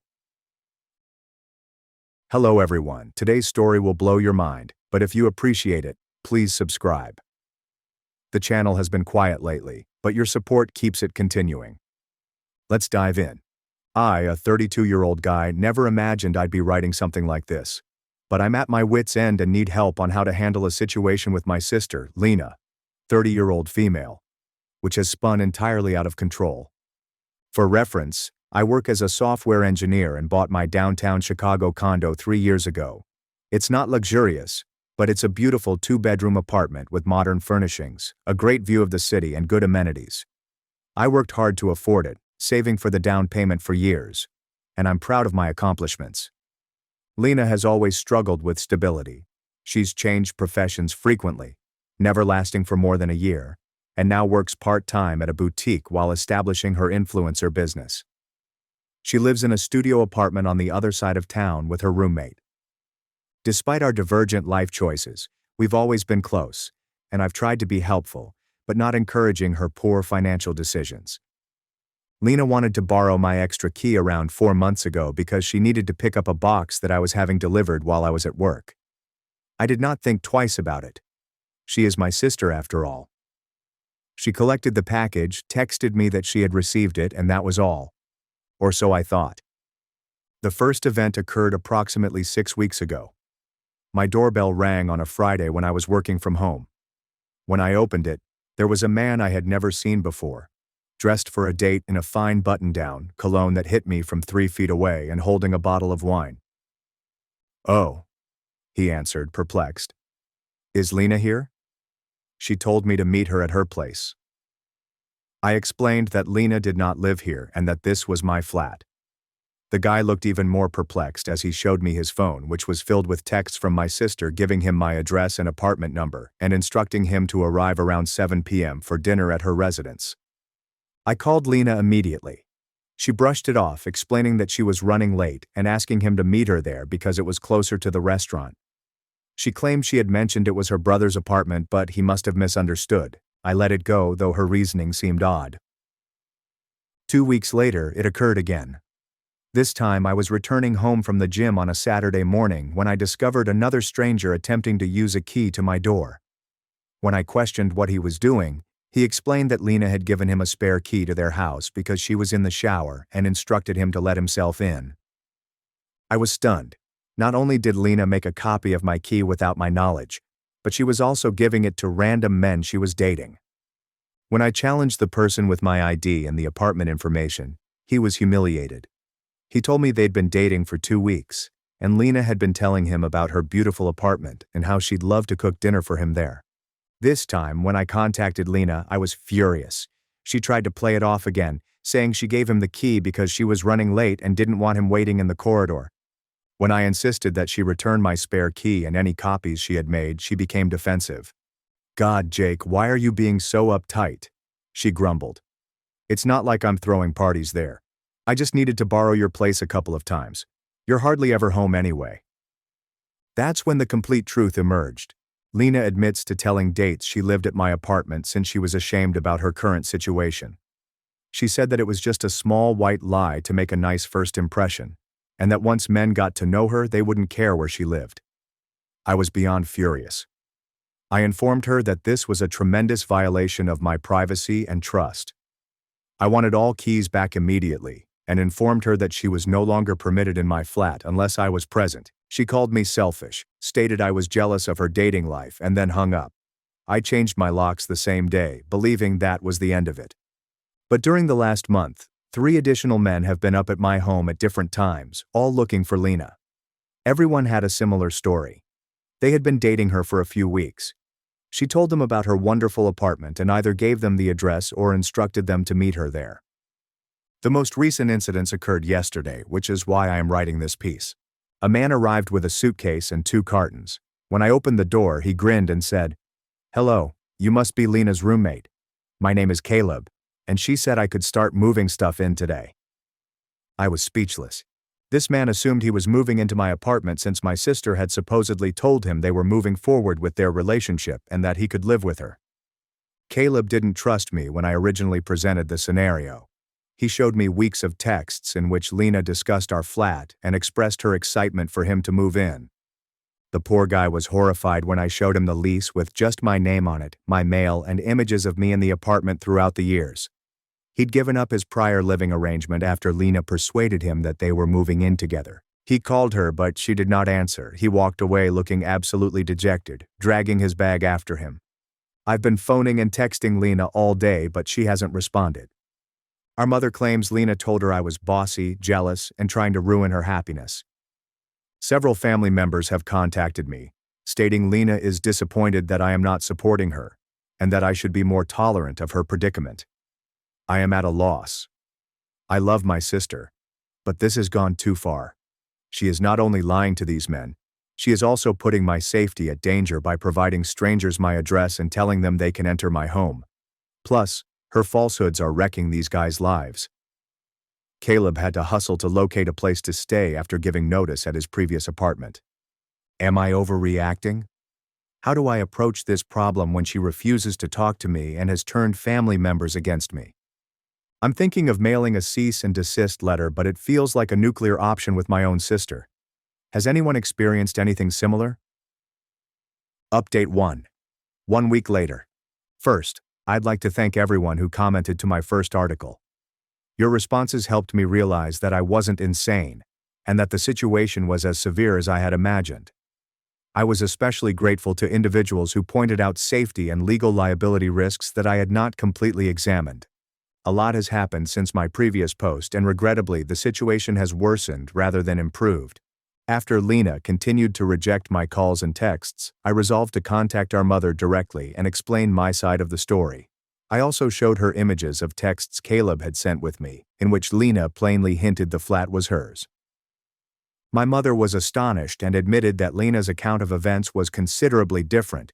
She was informed I was jealous of Lena's dating success and was attempting to disgrace her in front of her men. My mother agreed to mediate our conversation. We met at our parents' place 3 days after I first posted. I assumed we'd have an adult conversation about limits and respect. Instead, Lena charged in, guns blazing, accusing me of attempting to ruin her life. Her defense was mind-blowing. She stated that dating in Chicago was impossible given her living situation, and that she was simply borrowing my apartment's address to level the playing field. She claimed that all of the successful women she knew had wonderful homes, and it was unfair that she had to compete while living in a dump. When I mentioned Caleb and how he had tried to move in, she really laughed. She claimed it wasn't her fault he misunderstood and acted too quickly. She stated she would eventually tell him the truth, but he had acted prematurely. When I inquired when she meant to tell these men the truth, she couldn't answer directly. The conversation then degenerated. Lena accused me of being affluent, selfish, and failing to understand how difficult it was to date as a woman in her 30s. She claimed I had everything handed to me, which is not true. I worked 2 jobs in college and lived on ramen for years to pay for my apartment, so I figured the least I could do was help her out. I attempted to remain cool and stated again that she was invading my privacy, endangering me, and fooling innocent people. How did she respond? It's not like I'm hurting anyone. These guys get to date me, don't they? That should be enough. My mother, to her credit, was outraged by Lena's attitude and supported me. This made Lena extra upset. She rushed away, but not before adding, "Fine, I won't use your precious apartment anymore, but if I end up alone forever because I can't compete with other women, that's on you." I assumed that was the end of it. I was mistaken. 2 days later, I received a call from the building's management. They wanted to know why I'd been having so many guests lately and reminded me that subletting was not permitted without approval. Apparently, one of the men Lena had given my information to had been buzzing random flats when I didn't answer, claiming to be staying with his girlfriend who lived there. Another had argued with the doorman, claiming he was on the guest list for my flat. I had to visit the management office and explain the whole unpleasant issue. They were understanding, but warned me that any additional incidences could result in lease breach. I also had to provide them a photo of Lena to show to building security and inform them that she was not to be allowed access under any circumstances. But the worst part happened yesterday. I received a Facebook contact from a woman named Jasmine who claimed to be Caleb's sister. She mentioned that Caleb was distraught by the incident and wanted to warn me that he had recently discovered Lena had done this before. He'd discovered from a mutual friend that Lena had played similar acts with other males, pretending to live somewhere nicer in friends' flats or even their own. Jasmine also told me that Caleb was considering taking Lena to small claims court for the costs he incurred by breaking his lease early and needing to find emergency accommodation. She wanted to know if I was willing to make a statement about what had transpired. I agreed, but I'm not sure Caleb will follow through on it. I've also noticed that Lena has been sharing a quite different story on social media. She shared a vague story about toxic family members attempting to destroy her happiness, and how she's eliminating negativity from her life. Several of her friends have expressed their support, despite not knowing the full tale. The family is now separated. Some relatives believe I should have simply let Lena use the apartment on occasion to help her out. Others are outraged by her actions. My father, who had been traveling for work during the initial drama, is solidly on my side and has told Lena she needs to mature and accept responsibility for her life. I've decided to issue a formal cease and desist letter after all. My lawyer buddy assisted me in drafting it, making it plain that any future attempts to use my address or represent my flat as hers will result in legal action. I have also placed a Ring doorbell to record any future events. I still can't believe it has come to this. Part of me feels bad since Lena is definitely dealing with deeper concerns of self-esteem and image. But I can't keep enabling this behavior, especially when it's impacting innocent people like Caleb. I'll update again if anything substantial happens, but I'm hopeful the cease and desist letter is the end of it. Update 2 to 3 weeks later. I sincerely thought I wouldn't have to write another update. But the situation with Lena has gotten much crazier. After I sent the cease and desist letter, Lena became radio silent for almost 2 weeks. There are no social media posts, no interaction with family members, nothing. I began to wonder if the legal danger had finally reached her. My parents reported she wasn't responding their calls, but my mother had seen her car at her apartment, so we knew she was fine. Last Monday, at 10 p.m., I received a call from my building's front desk. Security had apprehended a man who insisted on living in my apartment and became belligerent when they refused to let him go. They had phoned the police and the policeman wanted to speak with me. When I got down to the lobby, I found pure chaos. A man I'd never seen before, presumably in his mid-30s and well-dressed, was handcuffed and ranting about his rights, demanding entry into his home. 2 police officers were attempting to calm him down, while my building security appeared anxious. When the man noticed me, he began yelling even louder. "That's the guy. That's the scammer who's been squatting in my girlfriend's apartment. Arrest him." It took about an hour to figure out what happened. Miles had been seeing Lena for around a month, but here's where it gets absolutely insane. Lena told him I was her ex-boyfriend who refused to leave her apartment after we broke up. She'd made up a complicated story about how she'd purchased the apartment, but I'd duped her into placing it in my name for tax purposes, and now I was squatting there and refusing to leave. Miles was convinced he was about to confront a nasty ex-boyfriend who was taking advantage of his current fiancée. He even promised to hire a lawyer to help Lena evict me. When security refused to let him go, he assumed they were in on it with me. I had to show the police my lease, mortgage documentation, bank statements proving my payments, and everything else. Miles gradually understood he had been thoroughly deceived. His expression was filled with humiliation and perplexity as his rage faded away. The cops uncuffed him, and he apologized profusely to everyone. Miles revealed even more alarming things before leaving. Lena had been staying at his residence for the previous 2 weeks, claiming she couldn't go because I was there. She'd been getting him worked up over the situation, claiming I was dangerous, and she was afraid. She'd even shown him bogus text messages. I'm not sure how she fabricated these scenes in which I was threatening her and refusing to leave her flat. The unfortunate guy honestly believed he was protecting his girlfriend from an aggressive ex. He'd come to the building that night after Lena texted him in tears, stating she tried to get into her apartment but I changed the locks again. I provided Miles my contact information and urged he double-check everything Lena had told him. He left looking as if his life had been flipped upside down. The next morning I received a call from Lena. She was outraged that I had embarrassed her partner and wrecked their relationship. When I pointed out that she had actually attempted to have me arrested and expelled from my own house, she tried to gaslight me, claiming that I was exaggerating and that she had never said such things to Miles. I properly taped the call in my state and informed her that I was doing it for the purpose of prospective legal action. She hung up on me. But the story does not stop there. Miles reached out to me 2 days later. He had done some research since our meeting. He realized that Lena had been lying about everything, including her work. She claimed to be a marketing director. Education. She claimed to have an MBA. And age. She claimed to be 27.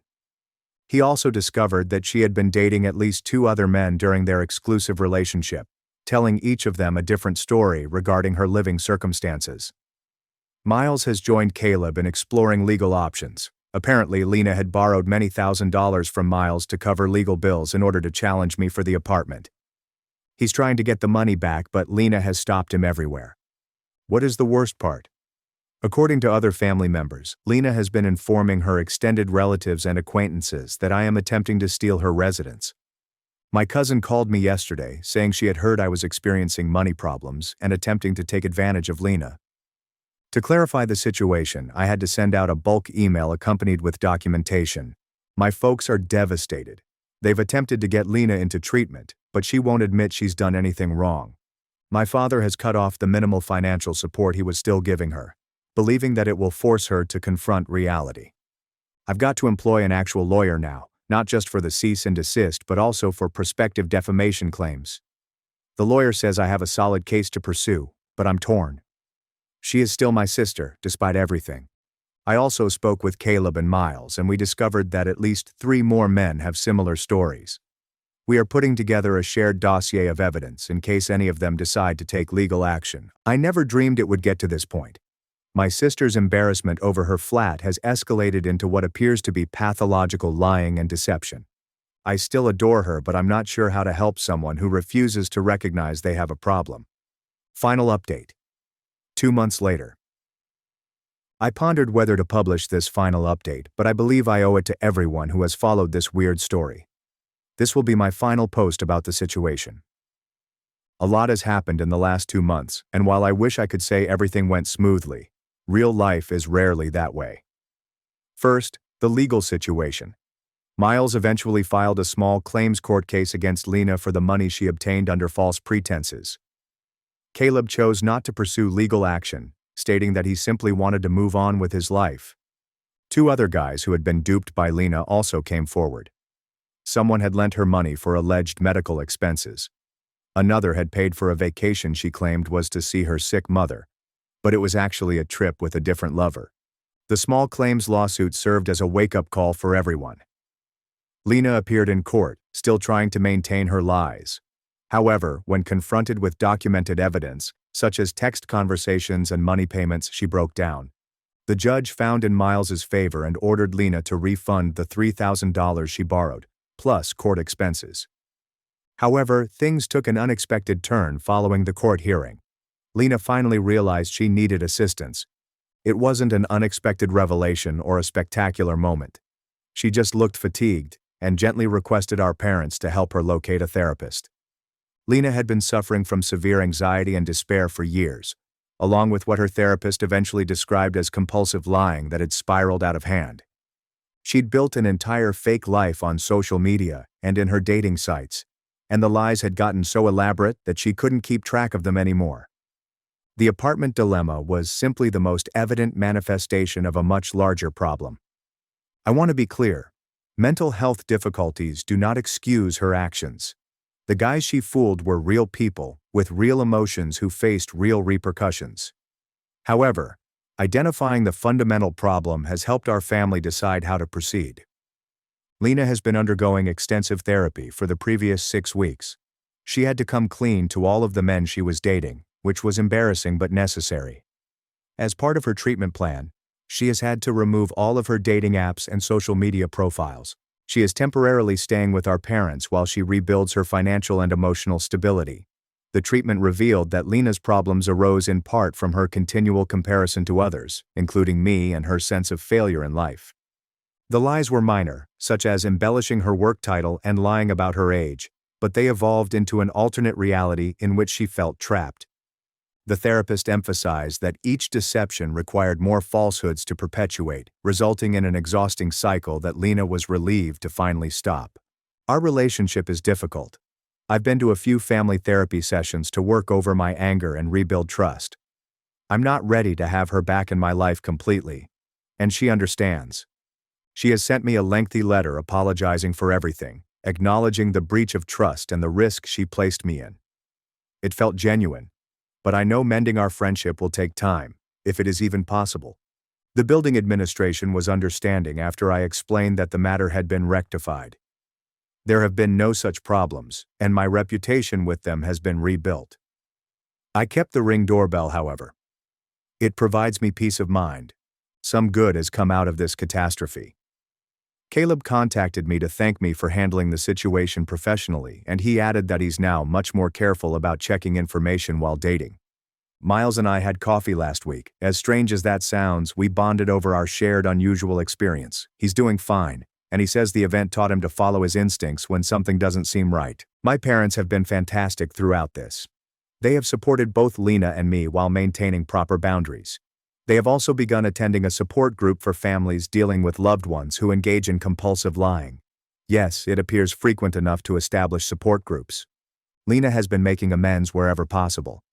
She's on a repayment schedule with Miles and the other men she borrowed money from.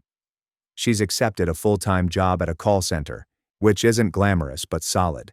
And she's slowly rebuilding her life, this time with honesty.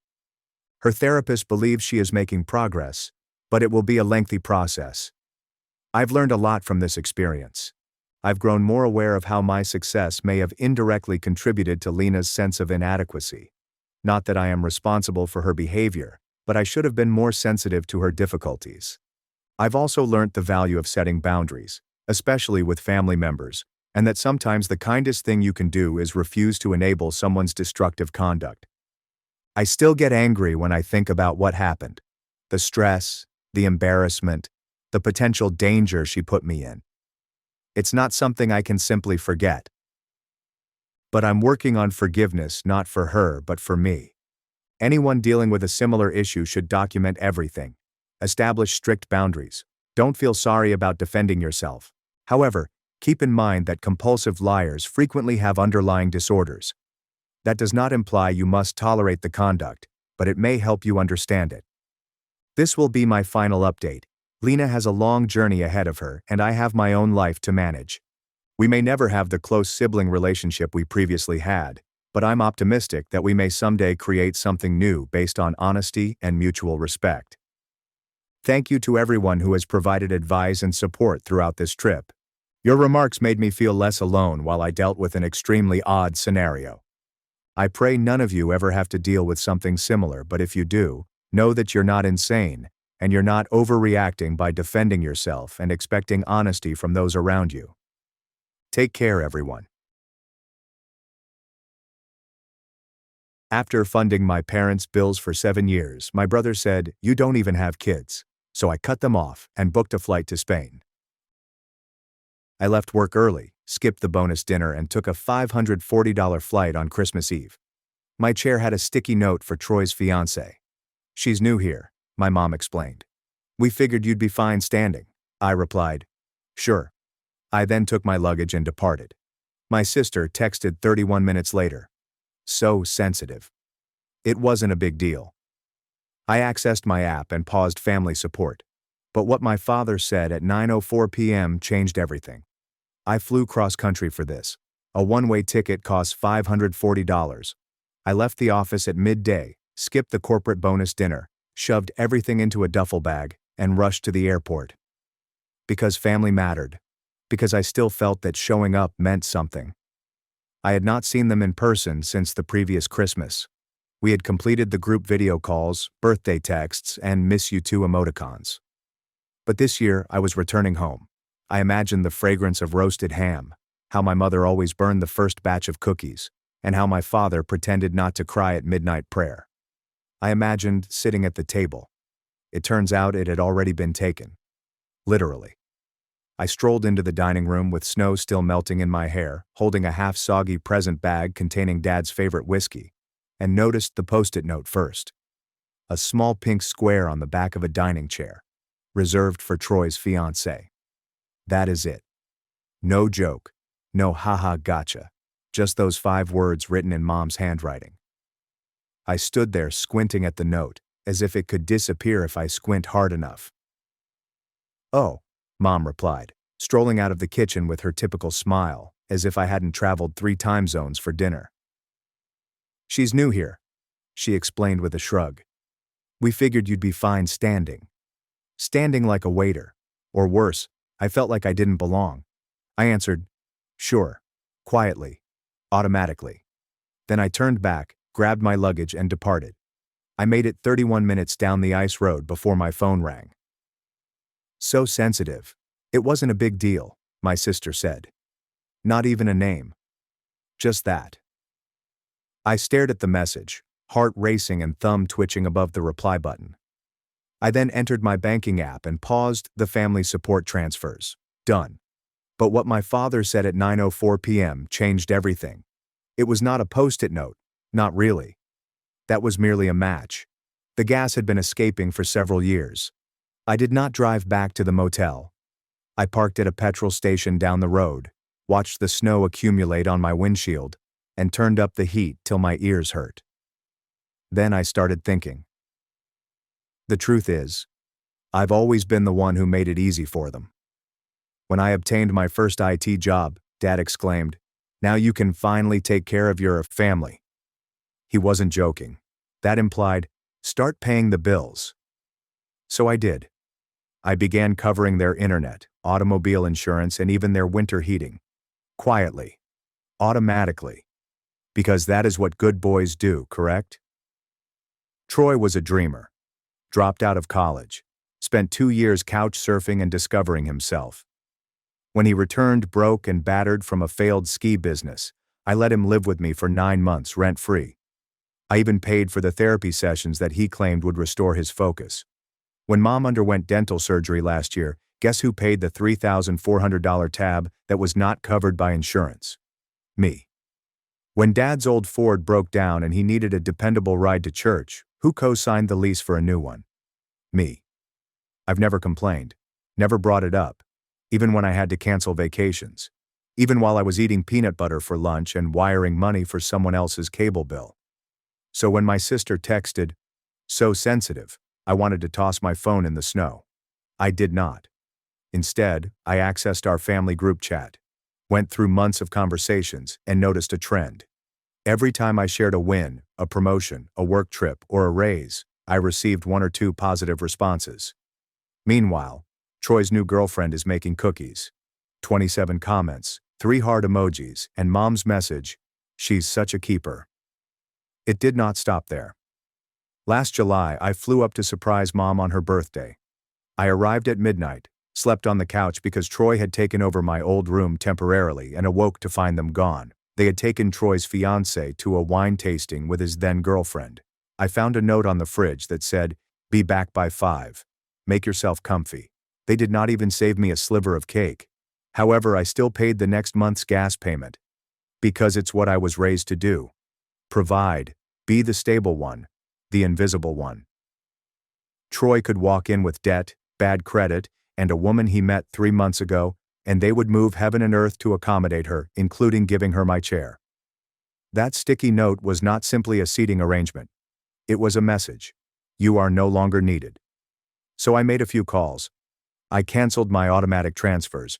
I notified the accountant that I was going to halt the family trust donations I had been making for years, because Dad preferred a retirement plan that did not involve the IRS. Then, for the first time in years, I acted absolutely selfishly. I got Thai takeaway, very spicy, and sat in that hotel room alone with my laptop open and Netflix playing, and for once, I felt nothing but clarity. Until 9:04 p.m. That was when Dad called. I stared at the screen for a time, contemplating if I should respond. My finger hovered. And then tapped. "Hey," I said. Flat. There was a pause, the kind that is full of meaning. "You've left," he said. "Sure did. Your mom's upset. She's also the one who gave my chair away." Another pause. This time the duration is longer.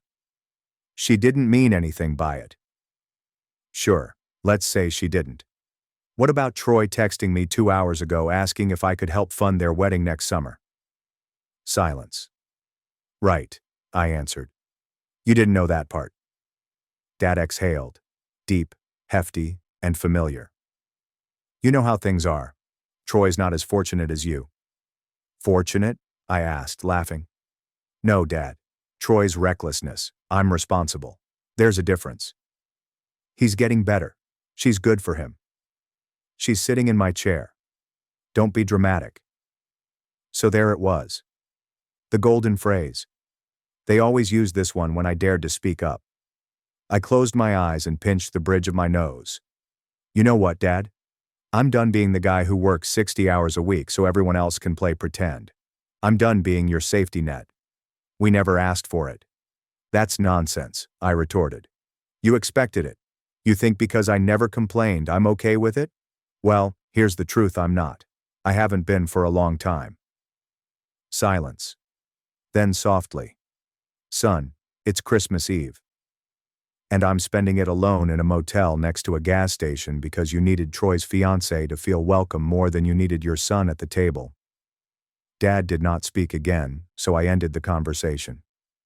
And that was the last I heard from him for 4 days. I hadn't planned to return. Not after everything they did. Not after what they haven't done. But Troy contacted me 3 days after Christmas. His number appeared on my screen, and my immediate reaction was to disregard it. But curiosity is a nasty thing, I responded. What? There was hesitancy. Then, hey man, so, weird question. Did you cancel the family support transfers? I slumped back in my chair. Yeah. You didn't tell anyone. Wasn't required. Okay, he replied hesitantly. Well, things are kind of tight. The January mortgage bounced. I'm aware. Silence. Then, in the softest, most deceptive voice I've ever heard him use, maybe we could talk. I laughed. Hard. Oh, now you want to talk? What changed? Troy ran out of post-it notes. It was just a seat, bro. Number. It was a message. You and Mom made that pretty clear. I hung up. 5 minutes later, Mom texted. Mom, could we meet for coffee, please? It's not as you think.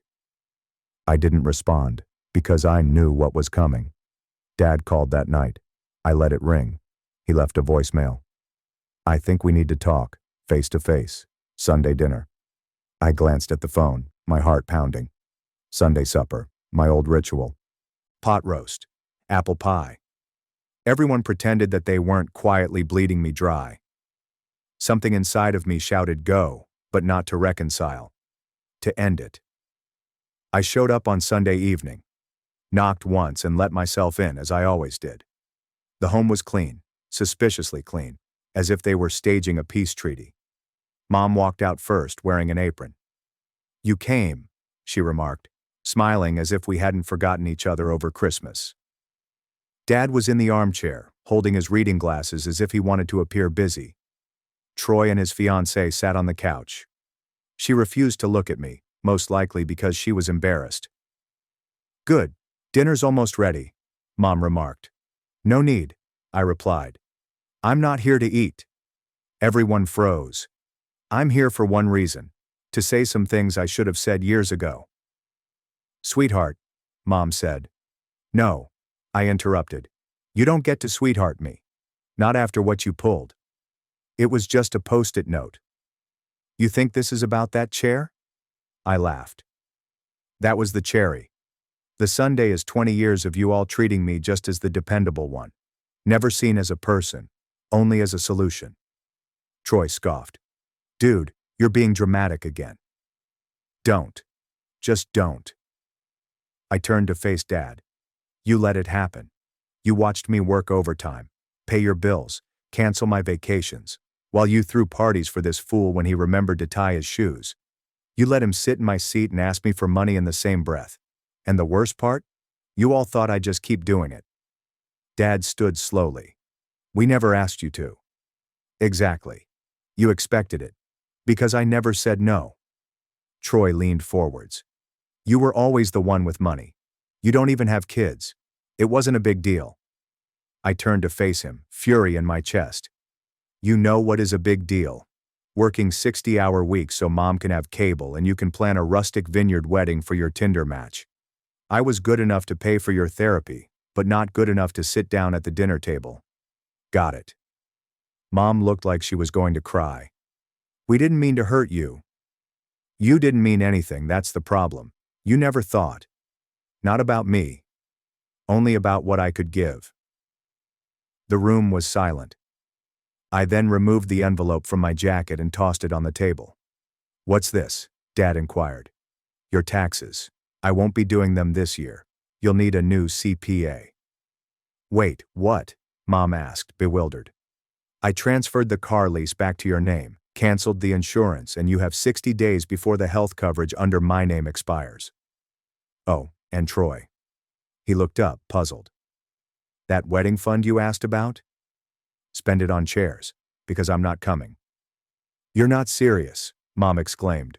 "Oh, I'm dead serious. You made room for someone else. I'm choosing to make space for myself now." I walked out. They did not follow me. They did not stop me. This time, they knew. When I left that house, I was expecting silence. What I didn't expect was how peaceful the silence would seem. The kind of silence that protects you like armor. There's no buzzing phone. There are no guilt-tipped requests. No more, "Can you just help out this one time?" which usually escalated into a dozen. Just silent. On Monday, I entered my office with a smile that surprised the receptionist. "You win the lottery?" she inquired. I laughed. "Kind of." I did not explain.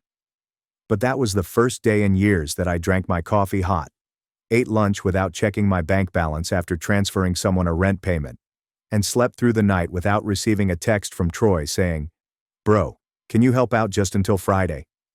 By Wednesday, the texts had started. "Mom. Honey. Your father is upset. He suggests we should chat. Please come this weekend." Ignored. Then Troy. "Troy. Hey man, Dad says you canceled their dental insurance. That's not right."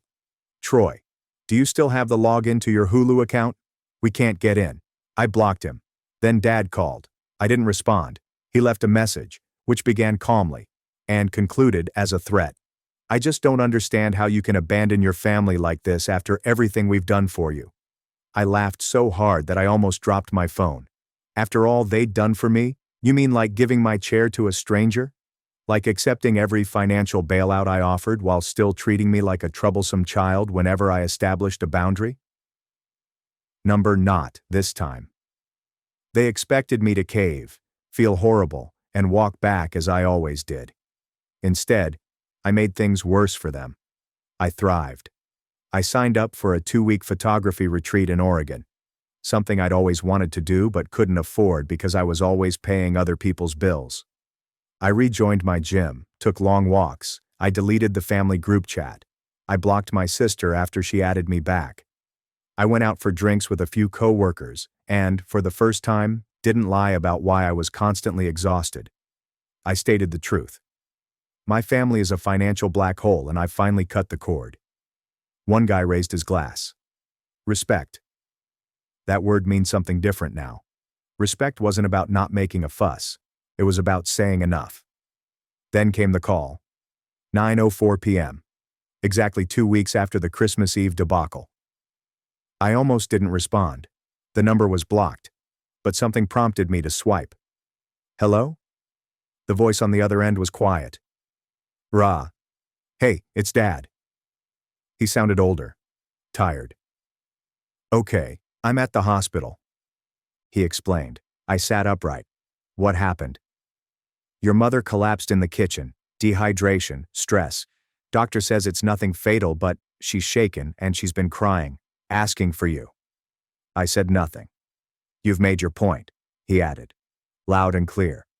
"But maybe now you can stop punishing us." My blood boiled. "Punishing you? You think I'm punishing you because I stopped being your ATM?" "I'm just saying, your mom." "My mom let me walk out of Christmas dinner like a ghost. Don't drag her tears into this now." Silence. Finally, quietly. "She told me about the chair. Said it was her idea. She thought Troy's fiancé would feel awkward otherwise. And it never occurred to anyone that I might feel unwelcome. We didn't mean it that way." That's the problem. You never mean it that way. But it's always the same story. I give. You take. Another lapse in stillness. Then he whispered, "I miss you, son." Something twisted inside my chest. Not in pain. No regrets. Just clarification. I miss who you used to be too, I replied. Before you sold me out for convenience. So I hung up. Days have gone. Then I received a message that wasn't from Troy. From her. Troy's fiancée. The girl who occupied my seat. Text. Hey, I understand you probably don't want to hear from me, but I just wanted to say. I did not know. Pause. Another message. Text. Your mother told me you'd be late. You said you wouldn't stay long. I only learned what happened after you departed. If I had known, I would not have taken your chair. And here's the kicker. Text. Troy told me you were wealthy, that you'd be okay standing, that you don't care about family matters anyway. I'm so sorry. For a little while, I was unsure how to feel. But the truth struck like a punch. He was aware of my impending arrival. He instructed her to take my chair. He knew exactly what it would do. And he wanted it. Troy had always disliked what I represented: responsibility, success, and repercussions. He was the turmoil they cherished. I was the anchor they relied on. And resented. Well, not anymore. The next week, my parents sent me an official email. Subject: Resolution Proposal. A PDF document containing budgets, timeframes, and independence plans was included. It reads like a business pitch, a desperate one. They were trying to show that they could manage without me. I am begging for a second chance. Requesting 3 additional months of transitional support before proceeding with full financial separation. I stared at the figures. Then, select delete. By March, the calls had stopped. By April, I had stopped using all shared accounts. By May, I'd arranged a solo trip to Barcelona. And sometime between the aircraft ride and the first taste of tapas, I discovered something I'd never believed before. I didn't need them. Not like they had made me believe. Not to define myself. This is not to legitimize me. And definitely not to own me. Barcelona was quite loud. It wasn't the traffic, the crowds, or even the festivals. It was the way the world seemed louder when you stepped out of someone else's shadow. I went into the Gothic Quarter with my phone in airplane mode. No family group conversations. There are no texts from Troy. No. Just one more, bro. Just the sound of my feet on ancient cobblestones, and the exhilaration of silence earned rather than given. Every night, I viewed the sunset from a different part of the city. On the 4th night, a stranger approached my table at a rooftop pub and wanted to join. She had wild locks and eyes that did not apologize for staring right through you. We spent hours talking about everything and nothing. She wanted to know where I was from. I corrected myself. Used to be a family man. Now I'm just a man. She laughed. Sounds like freedom. I nodded. Finally, back home, life continued as usual. I was promoted to lead systems architect. People fought for this job since it allowed them to meet with board members and provide feedback on corporate direction.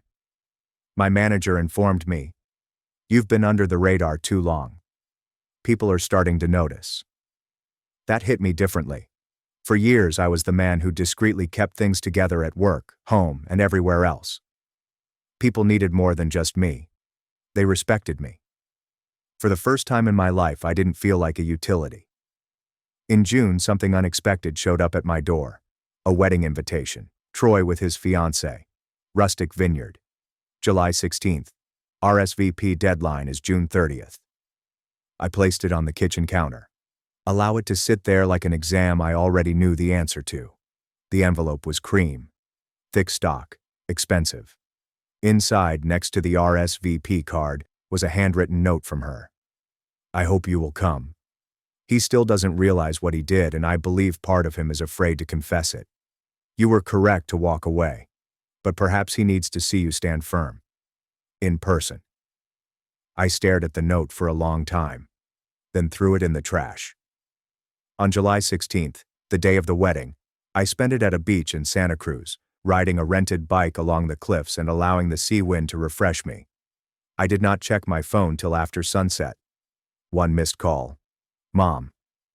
One message. Mom.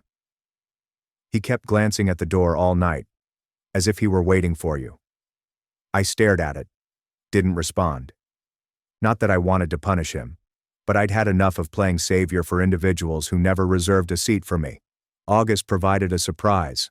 I ran into Troy's fiancée, now wife, at a bookshop. She appeared thinner, paler, like someone straining too hard to grin through shattered glass. She noticed me, froze, and walked over. "I didn't expect to see you," she admitted. "I live here," I answered. She paused. "Then, we moved back in with your parents." "Of course they did." "They offered," she replied swiftly. "Said it was just temporary. Troy's job didn't pan out. He's still figuring things out. It always is." She gazed down at her hands. "He's not handling things well." "Not my problem." Then she looked up, her eyes ringed with red. "I know. I wish you were his brother." That stuck with me longer than I anticipated. Not that I felt sorry for him. However, for the first time, someone noticed it. I did not respond. Just nodded. Then I walked out with my book. September. My birthday. I hadn't expected anything. I wasn't waiting for it. But shortly before noon, a delivery arrived. There's no return address. Inside is a basic black box. A folded card. A single line. "You were right about everything. I'm sorry." Inside was the whiskey I packed for Christmas Eve, still sealed. They had never opened it. I sat there staring at the bottle. Then I got up, strolled to my balcony, and opened it myself. Poured a glass. To no one except me.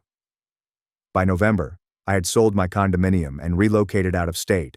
New location. Larger windows. New furnishings. No ghosts. The final step. I changed my phone number. I deleted the old backups. We've burned the last bridge. But before I did, I penned a message. I copied it. I sent it to Mom, Dad, and Troy. Same message. There's no space for negotiation. This is the final communication you will receive from me. I am not angry. I'm just finished. I've given you everything I have for years. Time, money, love, and patience. You used it. I spent it, and called it normal. Then you left me standing, literally. I'm not standing anymore. I am walking away. For good. No hard sentiments. Just rigid bounds. Goodbye. Sent. I finally let go. Peacefully. And now for the most important part. I do not miss them. Not the guilt. Not the manipulation. Not the awkward silences that followed each no I dared to express. Not the invisible weight of being the family's support beam as they constructed castles on my back. I miss the person I used to be around them. The guy who mistakenly believed that being needed meant being loved. He's gone now. Someone more powerful has taken his place. Smarter. Freer. So, maybe I missed Christmas supper. Perhaps I stood outside a house I had paid for, with a present that no one desired. But walking away. That was the best gift I ever gave myself. And this is the last gift I will ever offer. You don't have kids, be useful. My family stole $14,000 from my safe for my sister's baby. So I cut them off from everything I built. After hosting Christmas, I unlocked my safe. My emergency funds are gone. My father answered, "We gave it to your sister. She is establishing a family." My hands were cold. I called my lawyer that night. The next morning, a few emails were sent. Some accounts were checked. That afternoon, my sister called. "What did you do?" I just remarked, "You might want to check your inbox." Christmas was supposed to be calm this year. I hosted for once, not to brag, but because I figured if I supplied the warmth, they'd remember how to keep it. I cooked, cleaned, and purchased gifts for nieces and nephews who hardly recognized my name. My father sat at the head of the table like a statue in corduroy. My sister floats around the room, snapping pictures for her stories. And my mother? She was busy speaking behind folded napkins, too preoccupied to ask how I was doing. Nobody thanked me. Not for the food, not for the house, not even for allowing them to remain an extra 2 nights when their plumbing unexpectedly failed. I grinned through it. I let it go. I figured if I didn't make it about myself, they'd notice me anyhow. They did not. I went to check the safe after everyone had departed. The final pine needles had been vacuumed, and the wine glasses had been piled in the dishwasher. Not because I was concerned. Just a habit. Just something I did when the home was empty and the silence settled in. The combination clicks gently. The door swings open. And the cash was gone. Emergency funds. $14,000. Not a retirement fund. Not an investment. It's just about safety. The kind of money you save in case the world forgets about you. And it did. I did not panic. I did not shout. I just stood there, staring at the empty space as if it could apologize. That's when my father strolled in, cleaning his hands with a dish towel as if he lived here. "We gave it to your sister," he replied frankly. "She's starting a family." My hands got cold.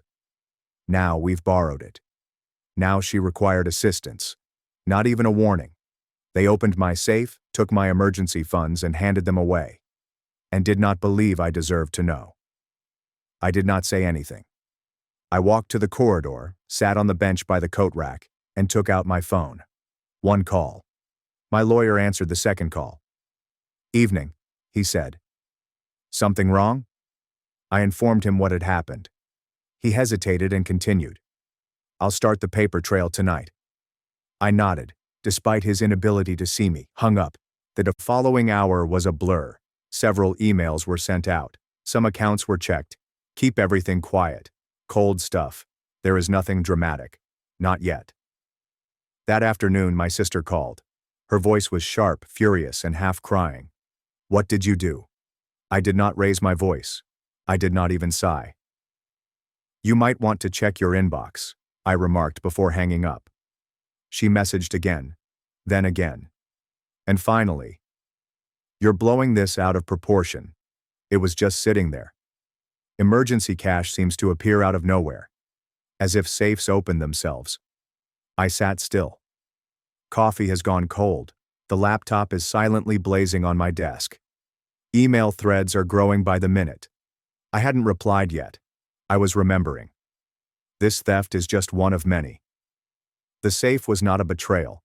It confirmed a trend too profound to ignore. And once you see it, you cannot unsee it. A week before her wedding, my credit card was charged $9,800. You don't have a spouse or kids, you might as well make yourself useful. The bridesmaids laughed. She smirked. I grinned back and replied, "Then I hope you find me useless real soon."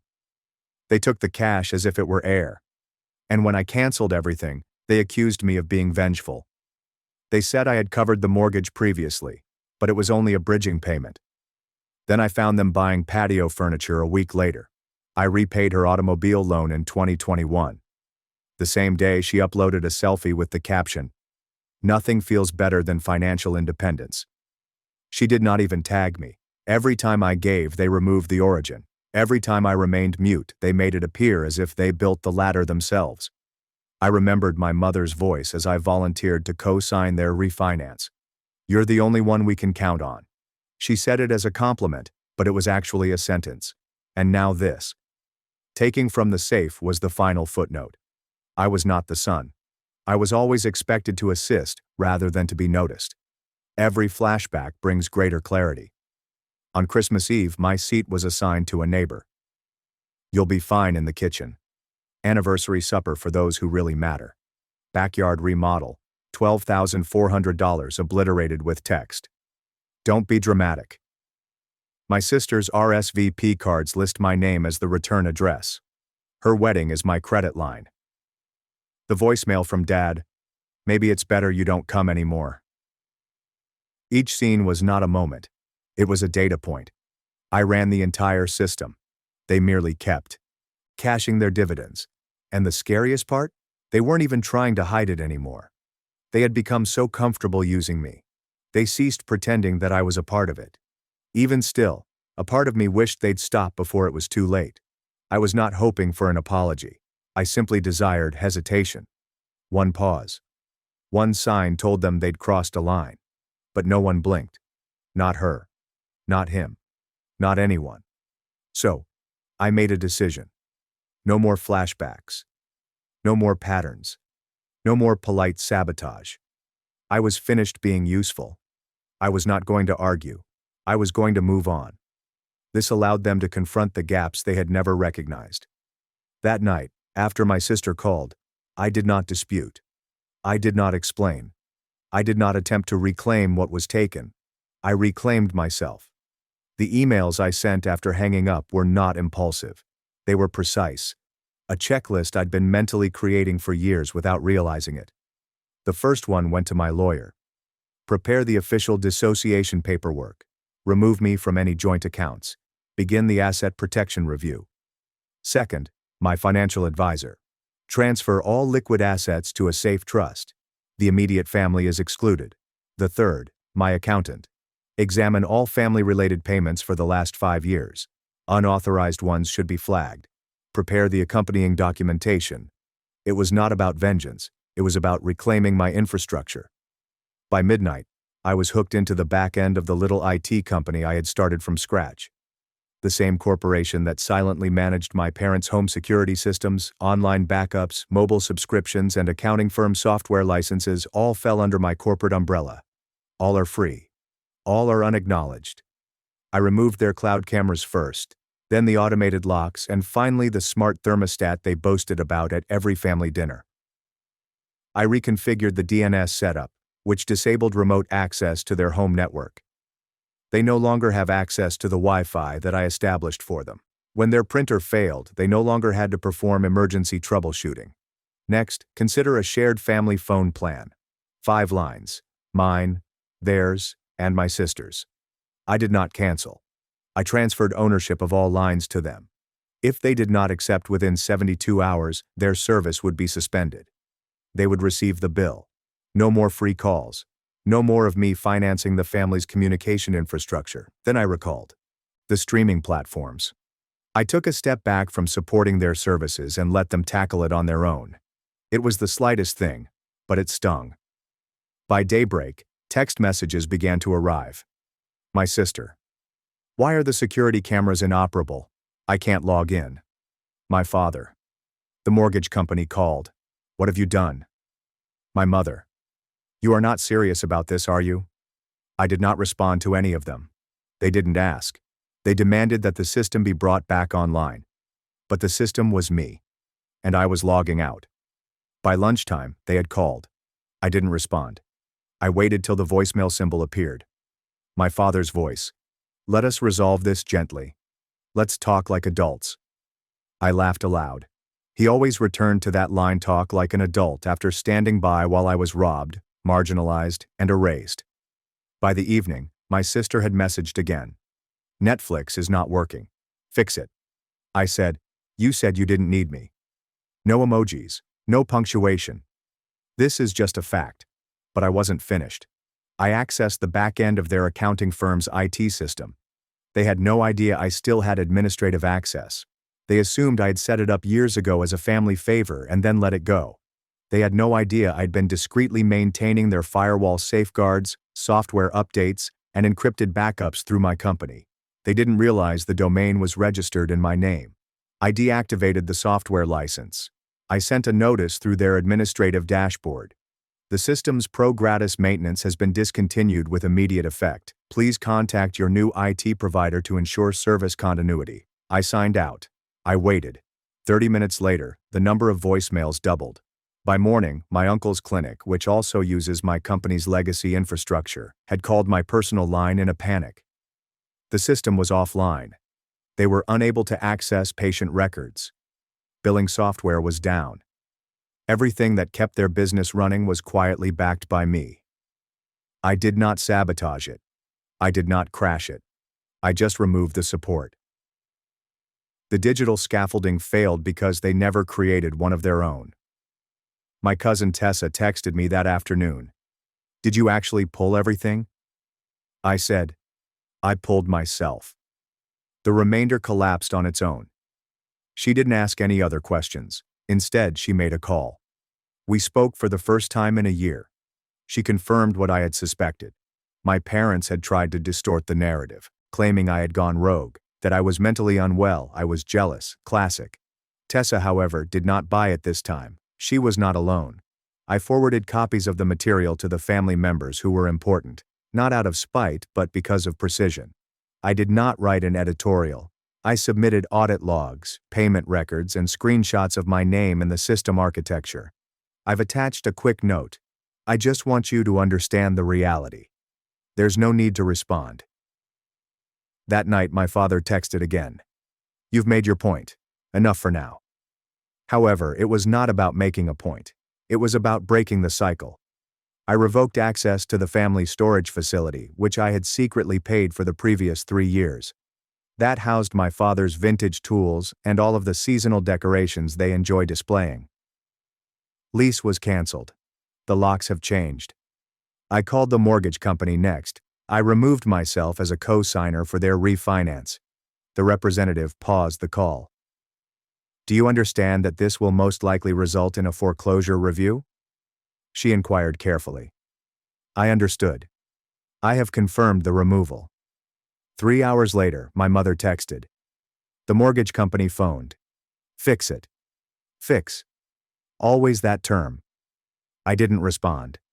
I transferred all leftover funds from the shared emergency account to a new trust that is secured, protected, and only available to me. The text grew frenzied. My sister.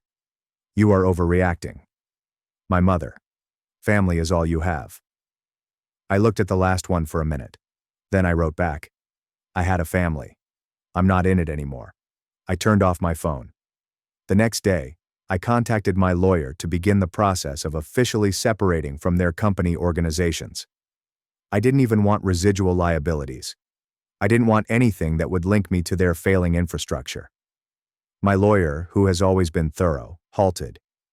Do you want to send them a formal notice of severance? He asked. No, I replied. Allow them to feel the silence. Allow them to feel what it's like when the scaffolding disappears and the person they built their system on simply goes away. The calls went unanswered. When the passwords did not work. When the safety net was removed. And for the first time, I did not feel guilty. Not to walk away. Not for allowing the structure to collapse. Not for finally getting free from under the weight they forced me to carry. They did not lose their son that day. They have lost their system. And I was not reinstalling it. I awoke to my phone vibrating non-stop, not dozens or hundreds of phone calls, texts, and voicemails stacking up, all from folks I grew up to call family. They were in panic mode, and every communication felt like a bullet. Mom's message, all uppercase without punctuation. What have you done? We are suffering. Please fix this before it gets worse. Dad's voicemail was a rant. You are ungrateful for what I have done. I hope it was worthwhile. He left it on repeat. Sister's group SMS to relatives. He's being irrational. He took a step back from all support. Do not trust him. It was marked urgent and had 12 blue check marks. They figured if they screamed loud enough, someone would break. However, silence is the loudest accusation. And I had mastered it. That morning, I read this sequence. My sister sent me pressuring text messages. Stop it or I'll go public with private information. Legal threats. My parents' lawyers are demanding that services be reinstated and trust transfers be retracted. Emotional appeals. Your nieces are afraid. We're in deep. We need our home back. Everything I expected. Predictable. Systematic. Nonetheless, they all originated from the same place. Dread. Fear of being held accountable. Fear of losing what they had taken for granted. I did not respond. I did not engage in an argument. I observed. An hour later, my lawyer forwarded the official cease and desist letter from my sister's attorney, demanding that I stop disrupting services or face injunction and unspecified repercussions. He continued, they will sue if necessary. My lawyer's note was calm. They may file. Let us see if they do. Your acts were lawful, recorded, and justifiable. I leaned back. Heart is steady. The storm has begun. However, storms eventually run out of thunder. By mid-afternoon, the family had rallied allies. Uncle Marvin, their banking pal, texted, you know legal fees will bankrupt them. Think twice. Nora shared vague family values postings on Facebook, insinuating that I was toxic, selfish, and immature. They were all nervous. They tried to play the victim. They banded together. But I'd already provided the documentation. I uploaded a secure version of the audit logs and transcripts to a secret legal Dropbox, which is only accessible to a neutral lawyer. Each transaction, every account gets reviewed. Each email thread, transparent logging, time-stamped, ready for discovery. Then the media began. Well, not the media, but rumors. Family acquaintances have contacted me for information. Friends informed me that they had received forwarded versions of our group chats. My universe broadened to include their talk.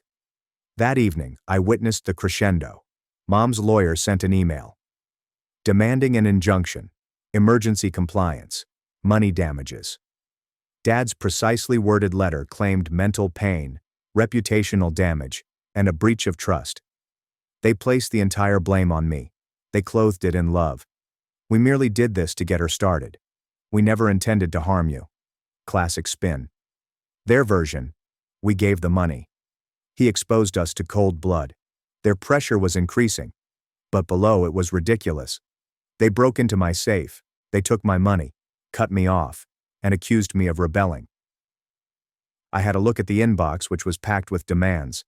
Then I sent everything to my lawyer and responded, under review.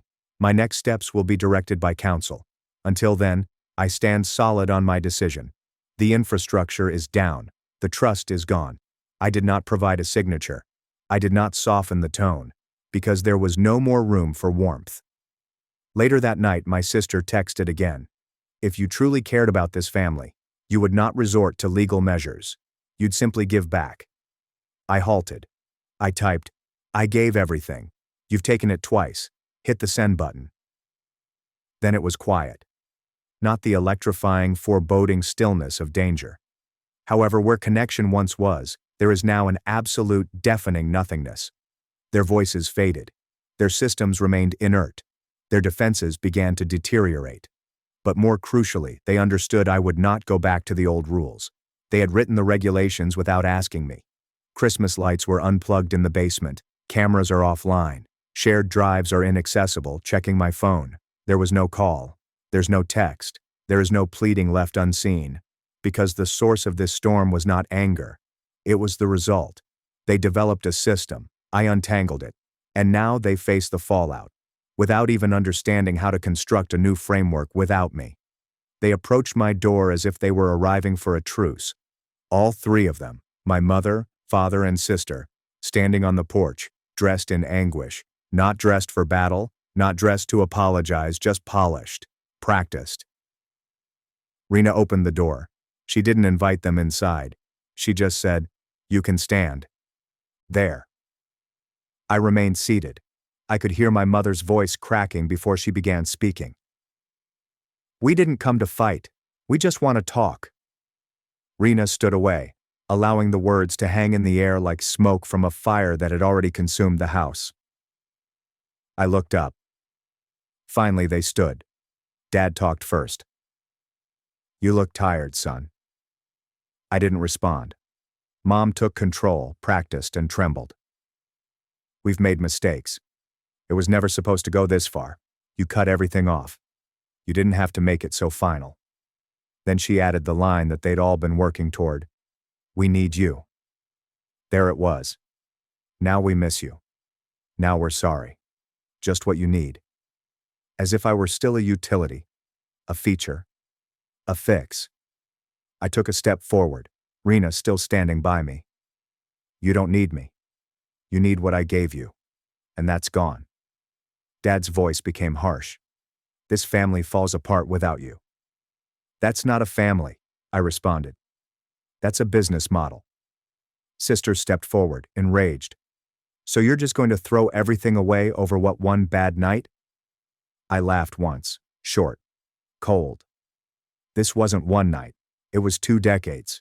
You regarded me as if I were a backup, infrastructure, or a fuse that could be reset at any time. But the power has been cut." Mom's voice broke into genuine tears. "We didn't mean to hurt you. We were overwhelmed. We didn't know how much you did." I stared at her. That line "we didn't expect" struck like a slap. "You didn't ask because you didn't care. It worked. That was enough." Dad tried again, this time quietly. "You're our son. We raised you. You owe us some humanity. No, I replied. You raised me to believe I owed you everything. You spent it. It's gone. Silence. The wind blew stronger now. It was frigid, sharp, like the truth. I took a step closer so they could hear every word.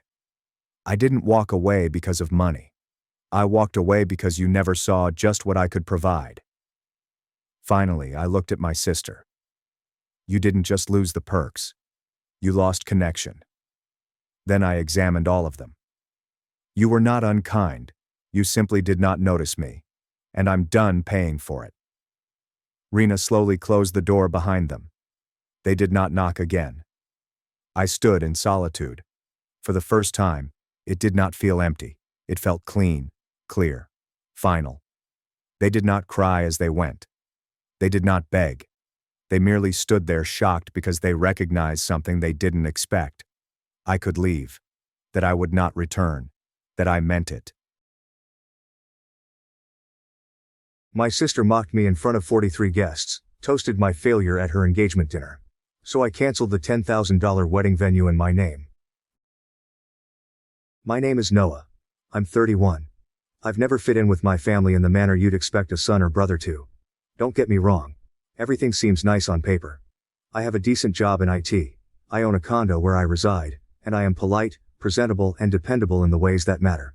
But in my household, dependable simply meant someone we could dump things on without saying thank you. It took me most of my adult life to discover that no one in my family notices me. I'm either the invisible fixer, the punchline, or the backup plan. Never the son people boast about. Never the brother they adore. Especially not for my sister, Noah. Noah is 28, and I swear she was born with the ability to make a room swirl around her. She's one of those people who can laugh so hard that everyone else wants to join in, even if nothing is funny. She's brilliant, gorgeous, confident, and just cunning enough to stay 3 steps ahead of everyone else while yet appearing to be the victim. Growing up, she had a talent for drama and used it as a weapon. I was always the scapegoat. If something went missing, I retrieved it. If she didn't pass a test, I distracted her. If she felt insecure, it was because I boasted too much about landing a part-time job while still in high school. I didn't brag. I simply mentioned it once at dinner. She cried. I was grounded. I had hoped that by the time we were adults, things would have settled down. I attempted to remain supportive despite years of animosity. When she dropped out of college after 2 semesters, I assisted her with her resume. When she wanted to move into a better apartment with her boyfriend, now fiancé, guess who co-signed the lease? And when she announced her engagement last year and stated that she wanted a family-centered wedding, I volunteered to assist in any way I could. Because this is what I do. I will assist. Even if I do not receive a thank you. Even if I am teased behind my back for still driving a 10-year-old vehicle. Even if I wasn't wanted at the table, I expected to set it. Her engagement meal was hosted at one of those fashionable restaurants with dark lighting and imitation exposed brick that appears to be both rustic and sophisticated.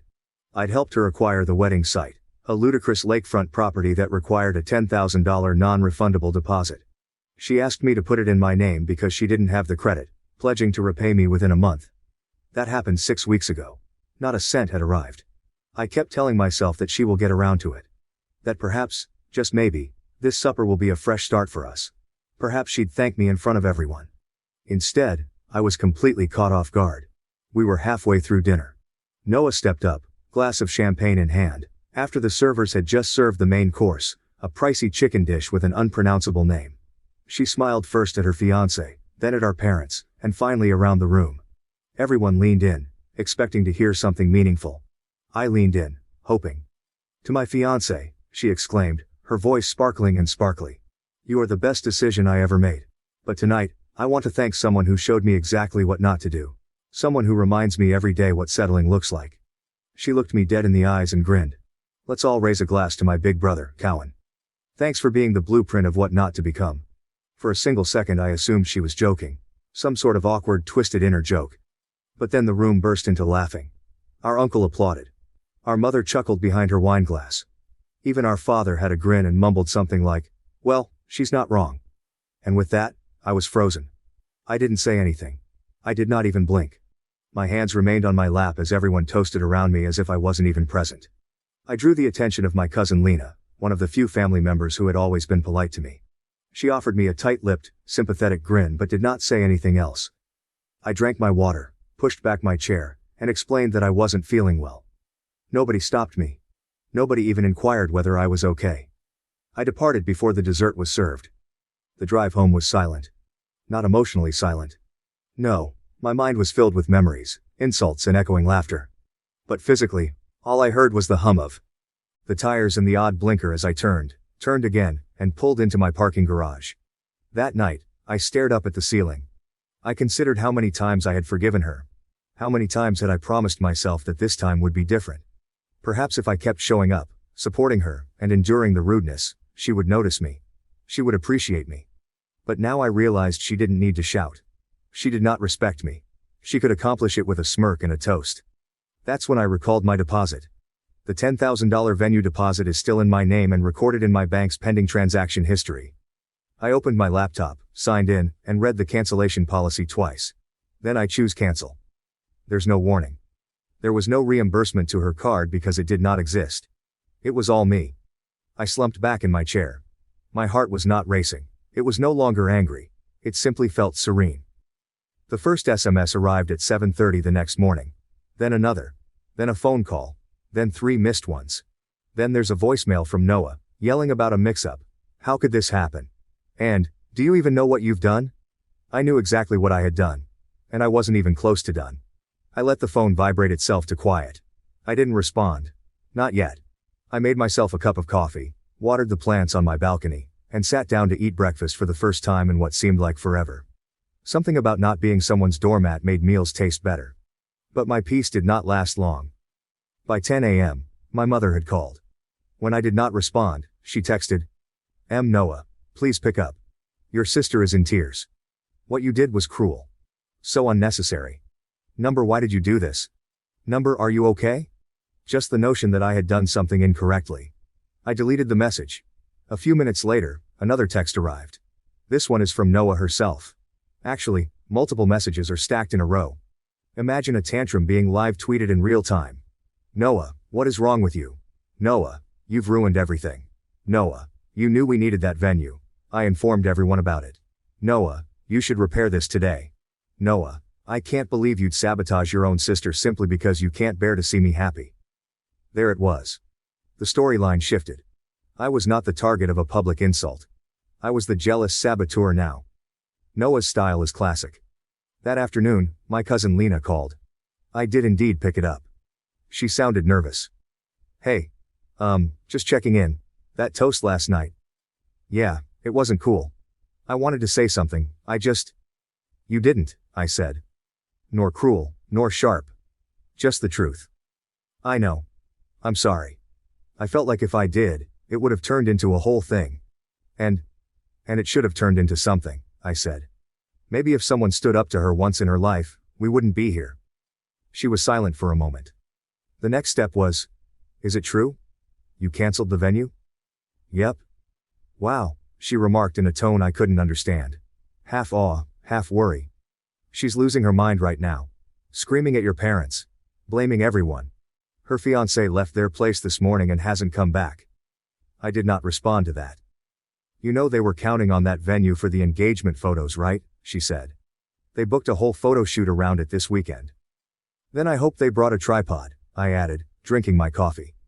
There was another prolonged silence. Then Lena dropped her voice and whispered. I know I didn't say anything last night, but I see you, Ken.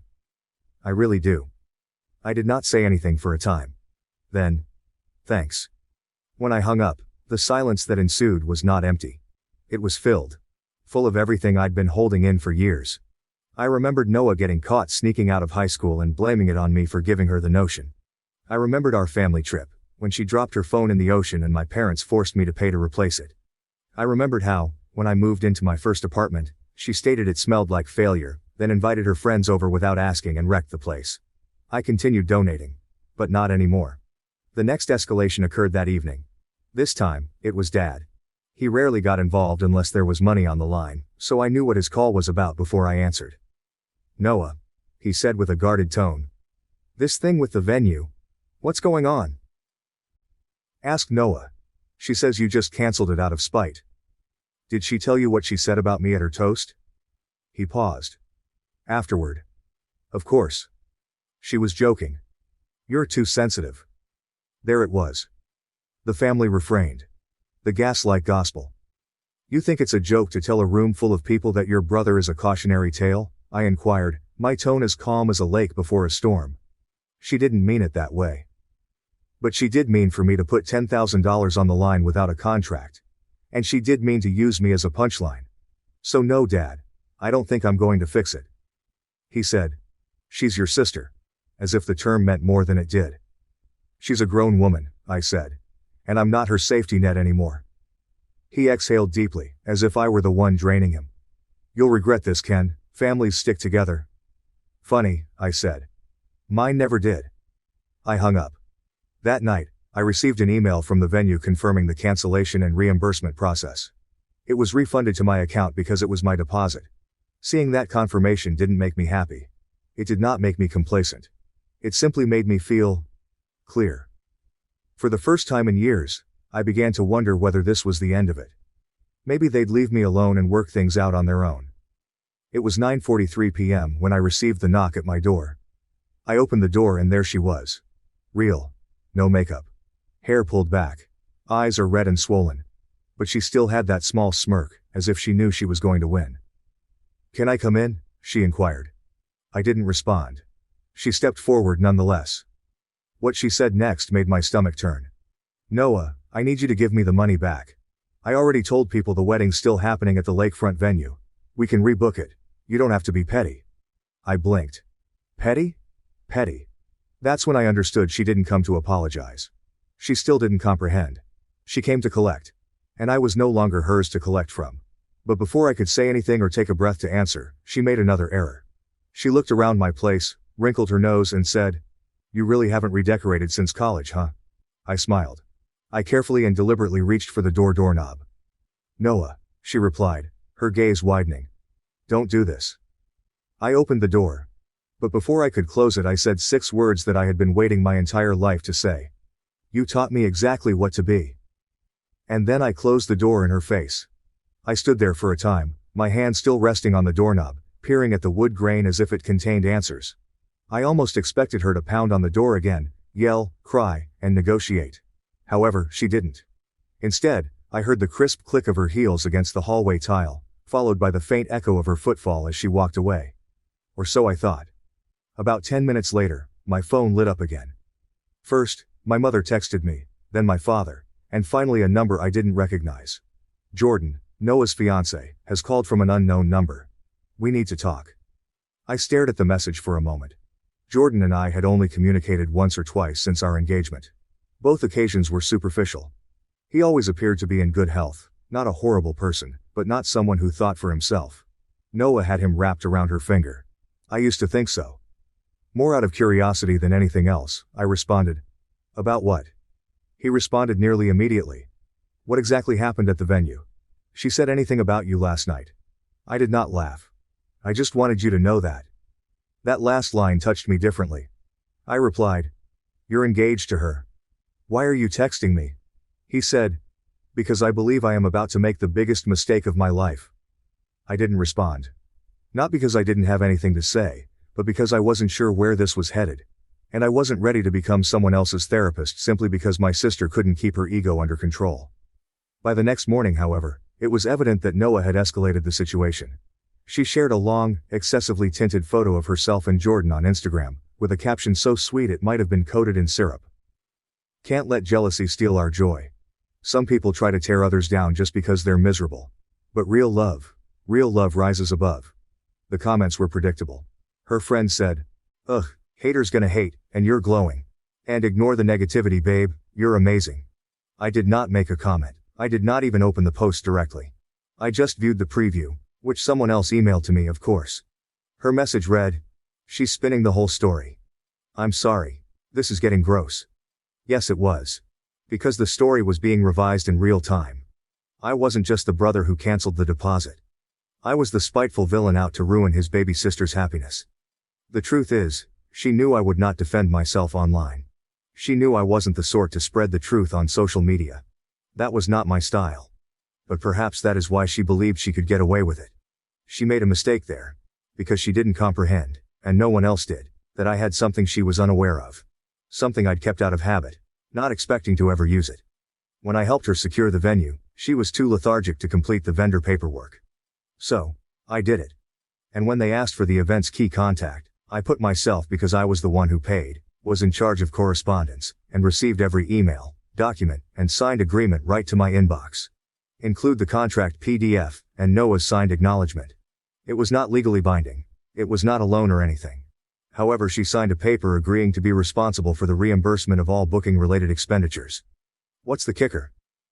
The contract included a clause that explicitly stated that any willful misrepresentation of the event by the client that causes public disparagement or reputational harm to the venue or its representatives could result in not only cancellation, but also a blacklist from all affiliated event spaces under that management company. Translation: she may kiss her entire backup list goodbye. So, no. I did not intend to go public. But I didn't have to be quiet either. First, I forwarded Jordan the original signed agreement. I did not add any remark, only the document. Several hours later he responded. He proceeded. So she lied to me, said you never paid, said you made it all up to embarrass her. I'm starting to realize I don't actually know who I'm marrying. I just said, then it's time you decide who you are without her. The second thing I did was much more subtle. I made a stealth phone call to the venue coordinator Jill, who had been very nice during our brief conversation. I said that I had canceled the reservation, but that I was concerned that my sister would try to rebook under a different name, using one of her friends or family as the applicant. Jill let out a breath and responded. That wouldn't be the first time someone's tried that. But thank you for the heads up. We'll flag the name and the event type. We've got eyes. Finally, the third item I waited for. Because the next explosion was not mine to start. I knew what was coming. 3 days later, it landed. A voicemail from my mother, frantic and confused. Noah, what did you do? Noah is losing it. She says the venue blacklisted her. She can't get anyone to book her now. What happened? You need to call me. This has gone too far. I did not call. They felt humiliated since no one called when it was me. Nobody had stood up when I was the punchline. Nobody had cared as I was sitting at the table, watching everyone laugh at me as if I were a prop in my sister's comedy routine. So no, I was not interested in damage control. And I was absolutely not done. Because there was still one more card to play. Noah was completely unprepared for what happened. The thing that would make everyone, including her, look at me differently. And it was already in action. They just didn't realize it yet. I waited not out of spite, but for strategic reasons. See, there is a distinction between vengeance and pettiness. Pettiness is impulsive. It reacts. However, real revenge is quiet. Patient. It waits for the right moment to land. Not when people anticipate it, but when they really need you. That's when it hits hardest. Noah was about to learn his lesson in full stereo sound. I didn't answer any of their calls. Not Mom, not Dad, and certainly not Noah, who was by this point leaving voice messages ranging from sorrowful to venomous depending on how desperate she felt. 1 minute it was, Noah, I'm sorry, okay? I didn't mean it like that. Let's just move on.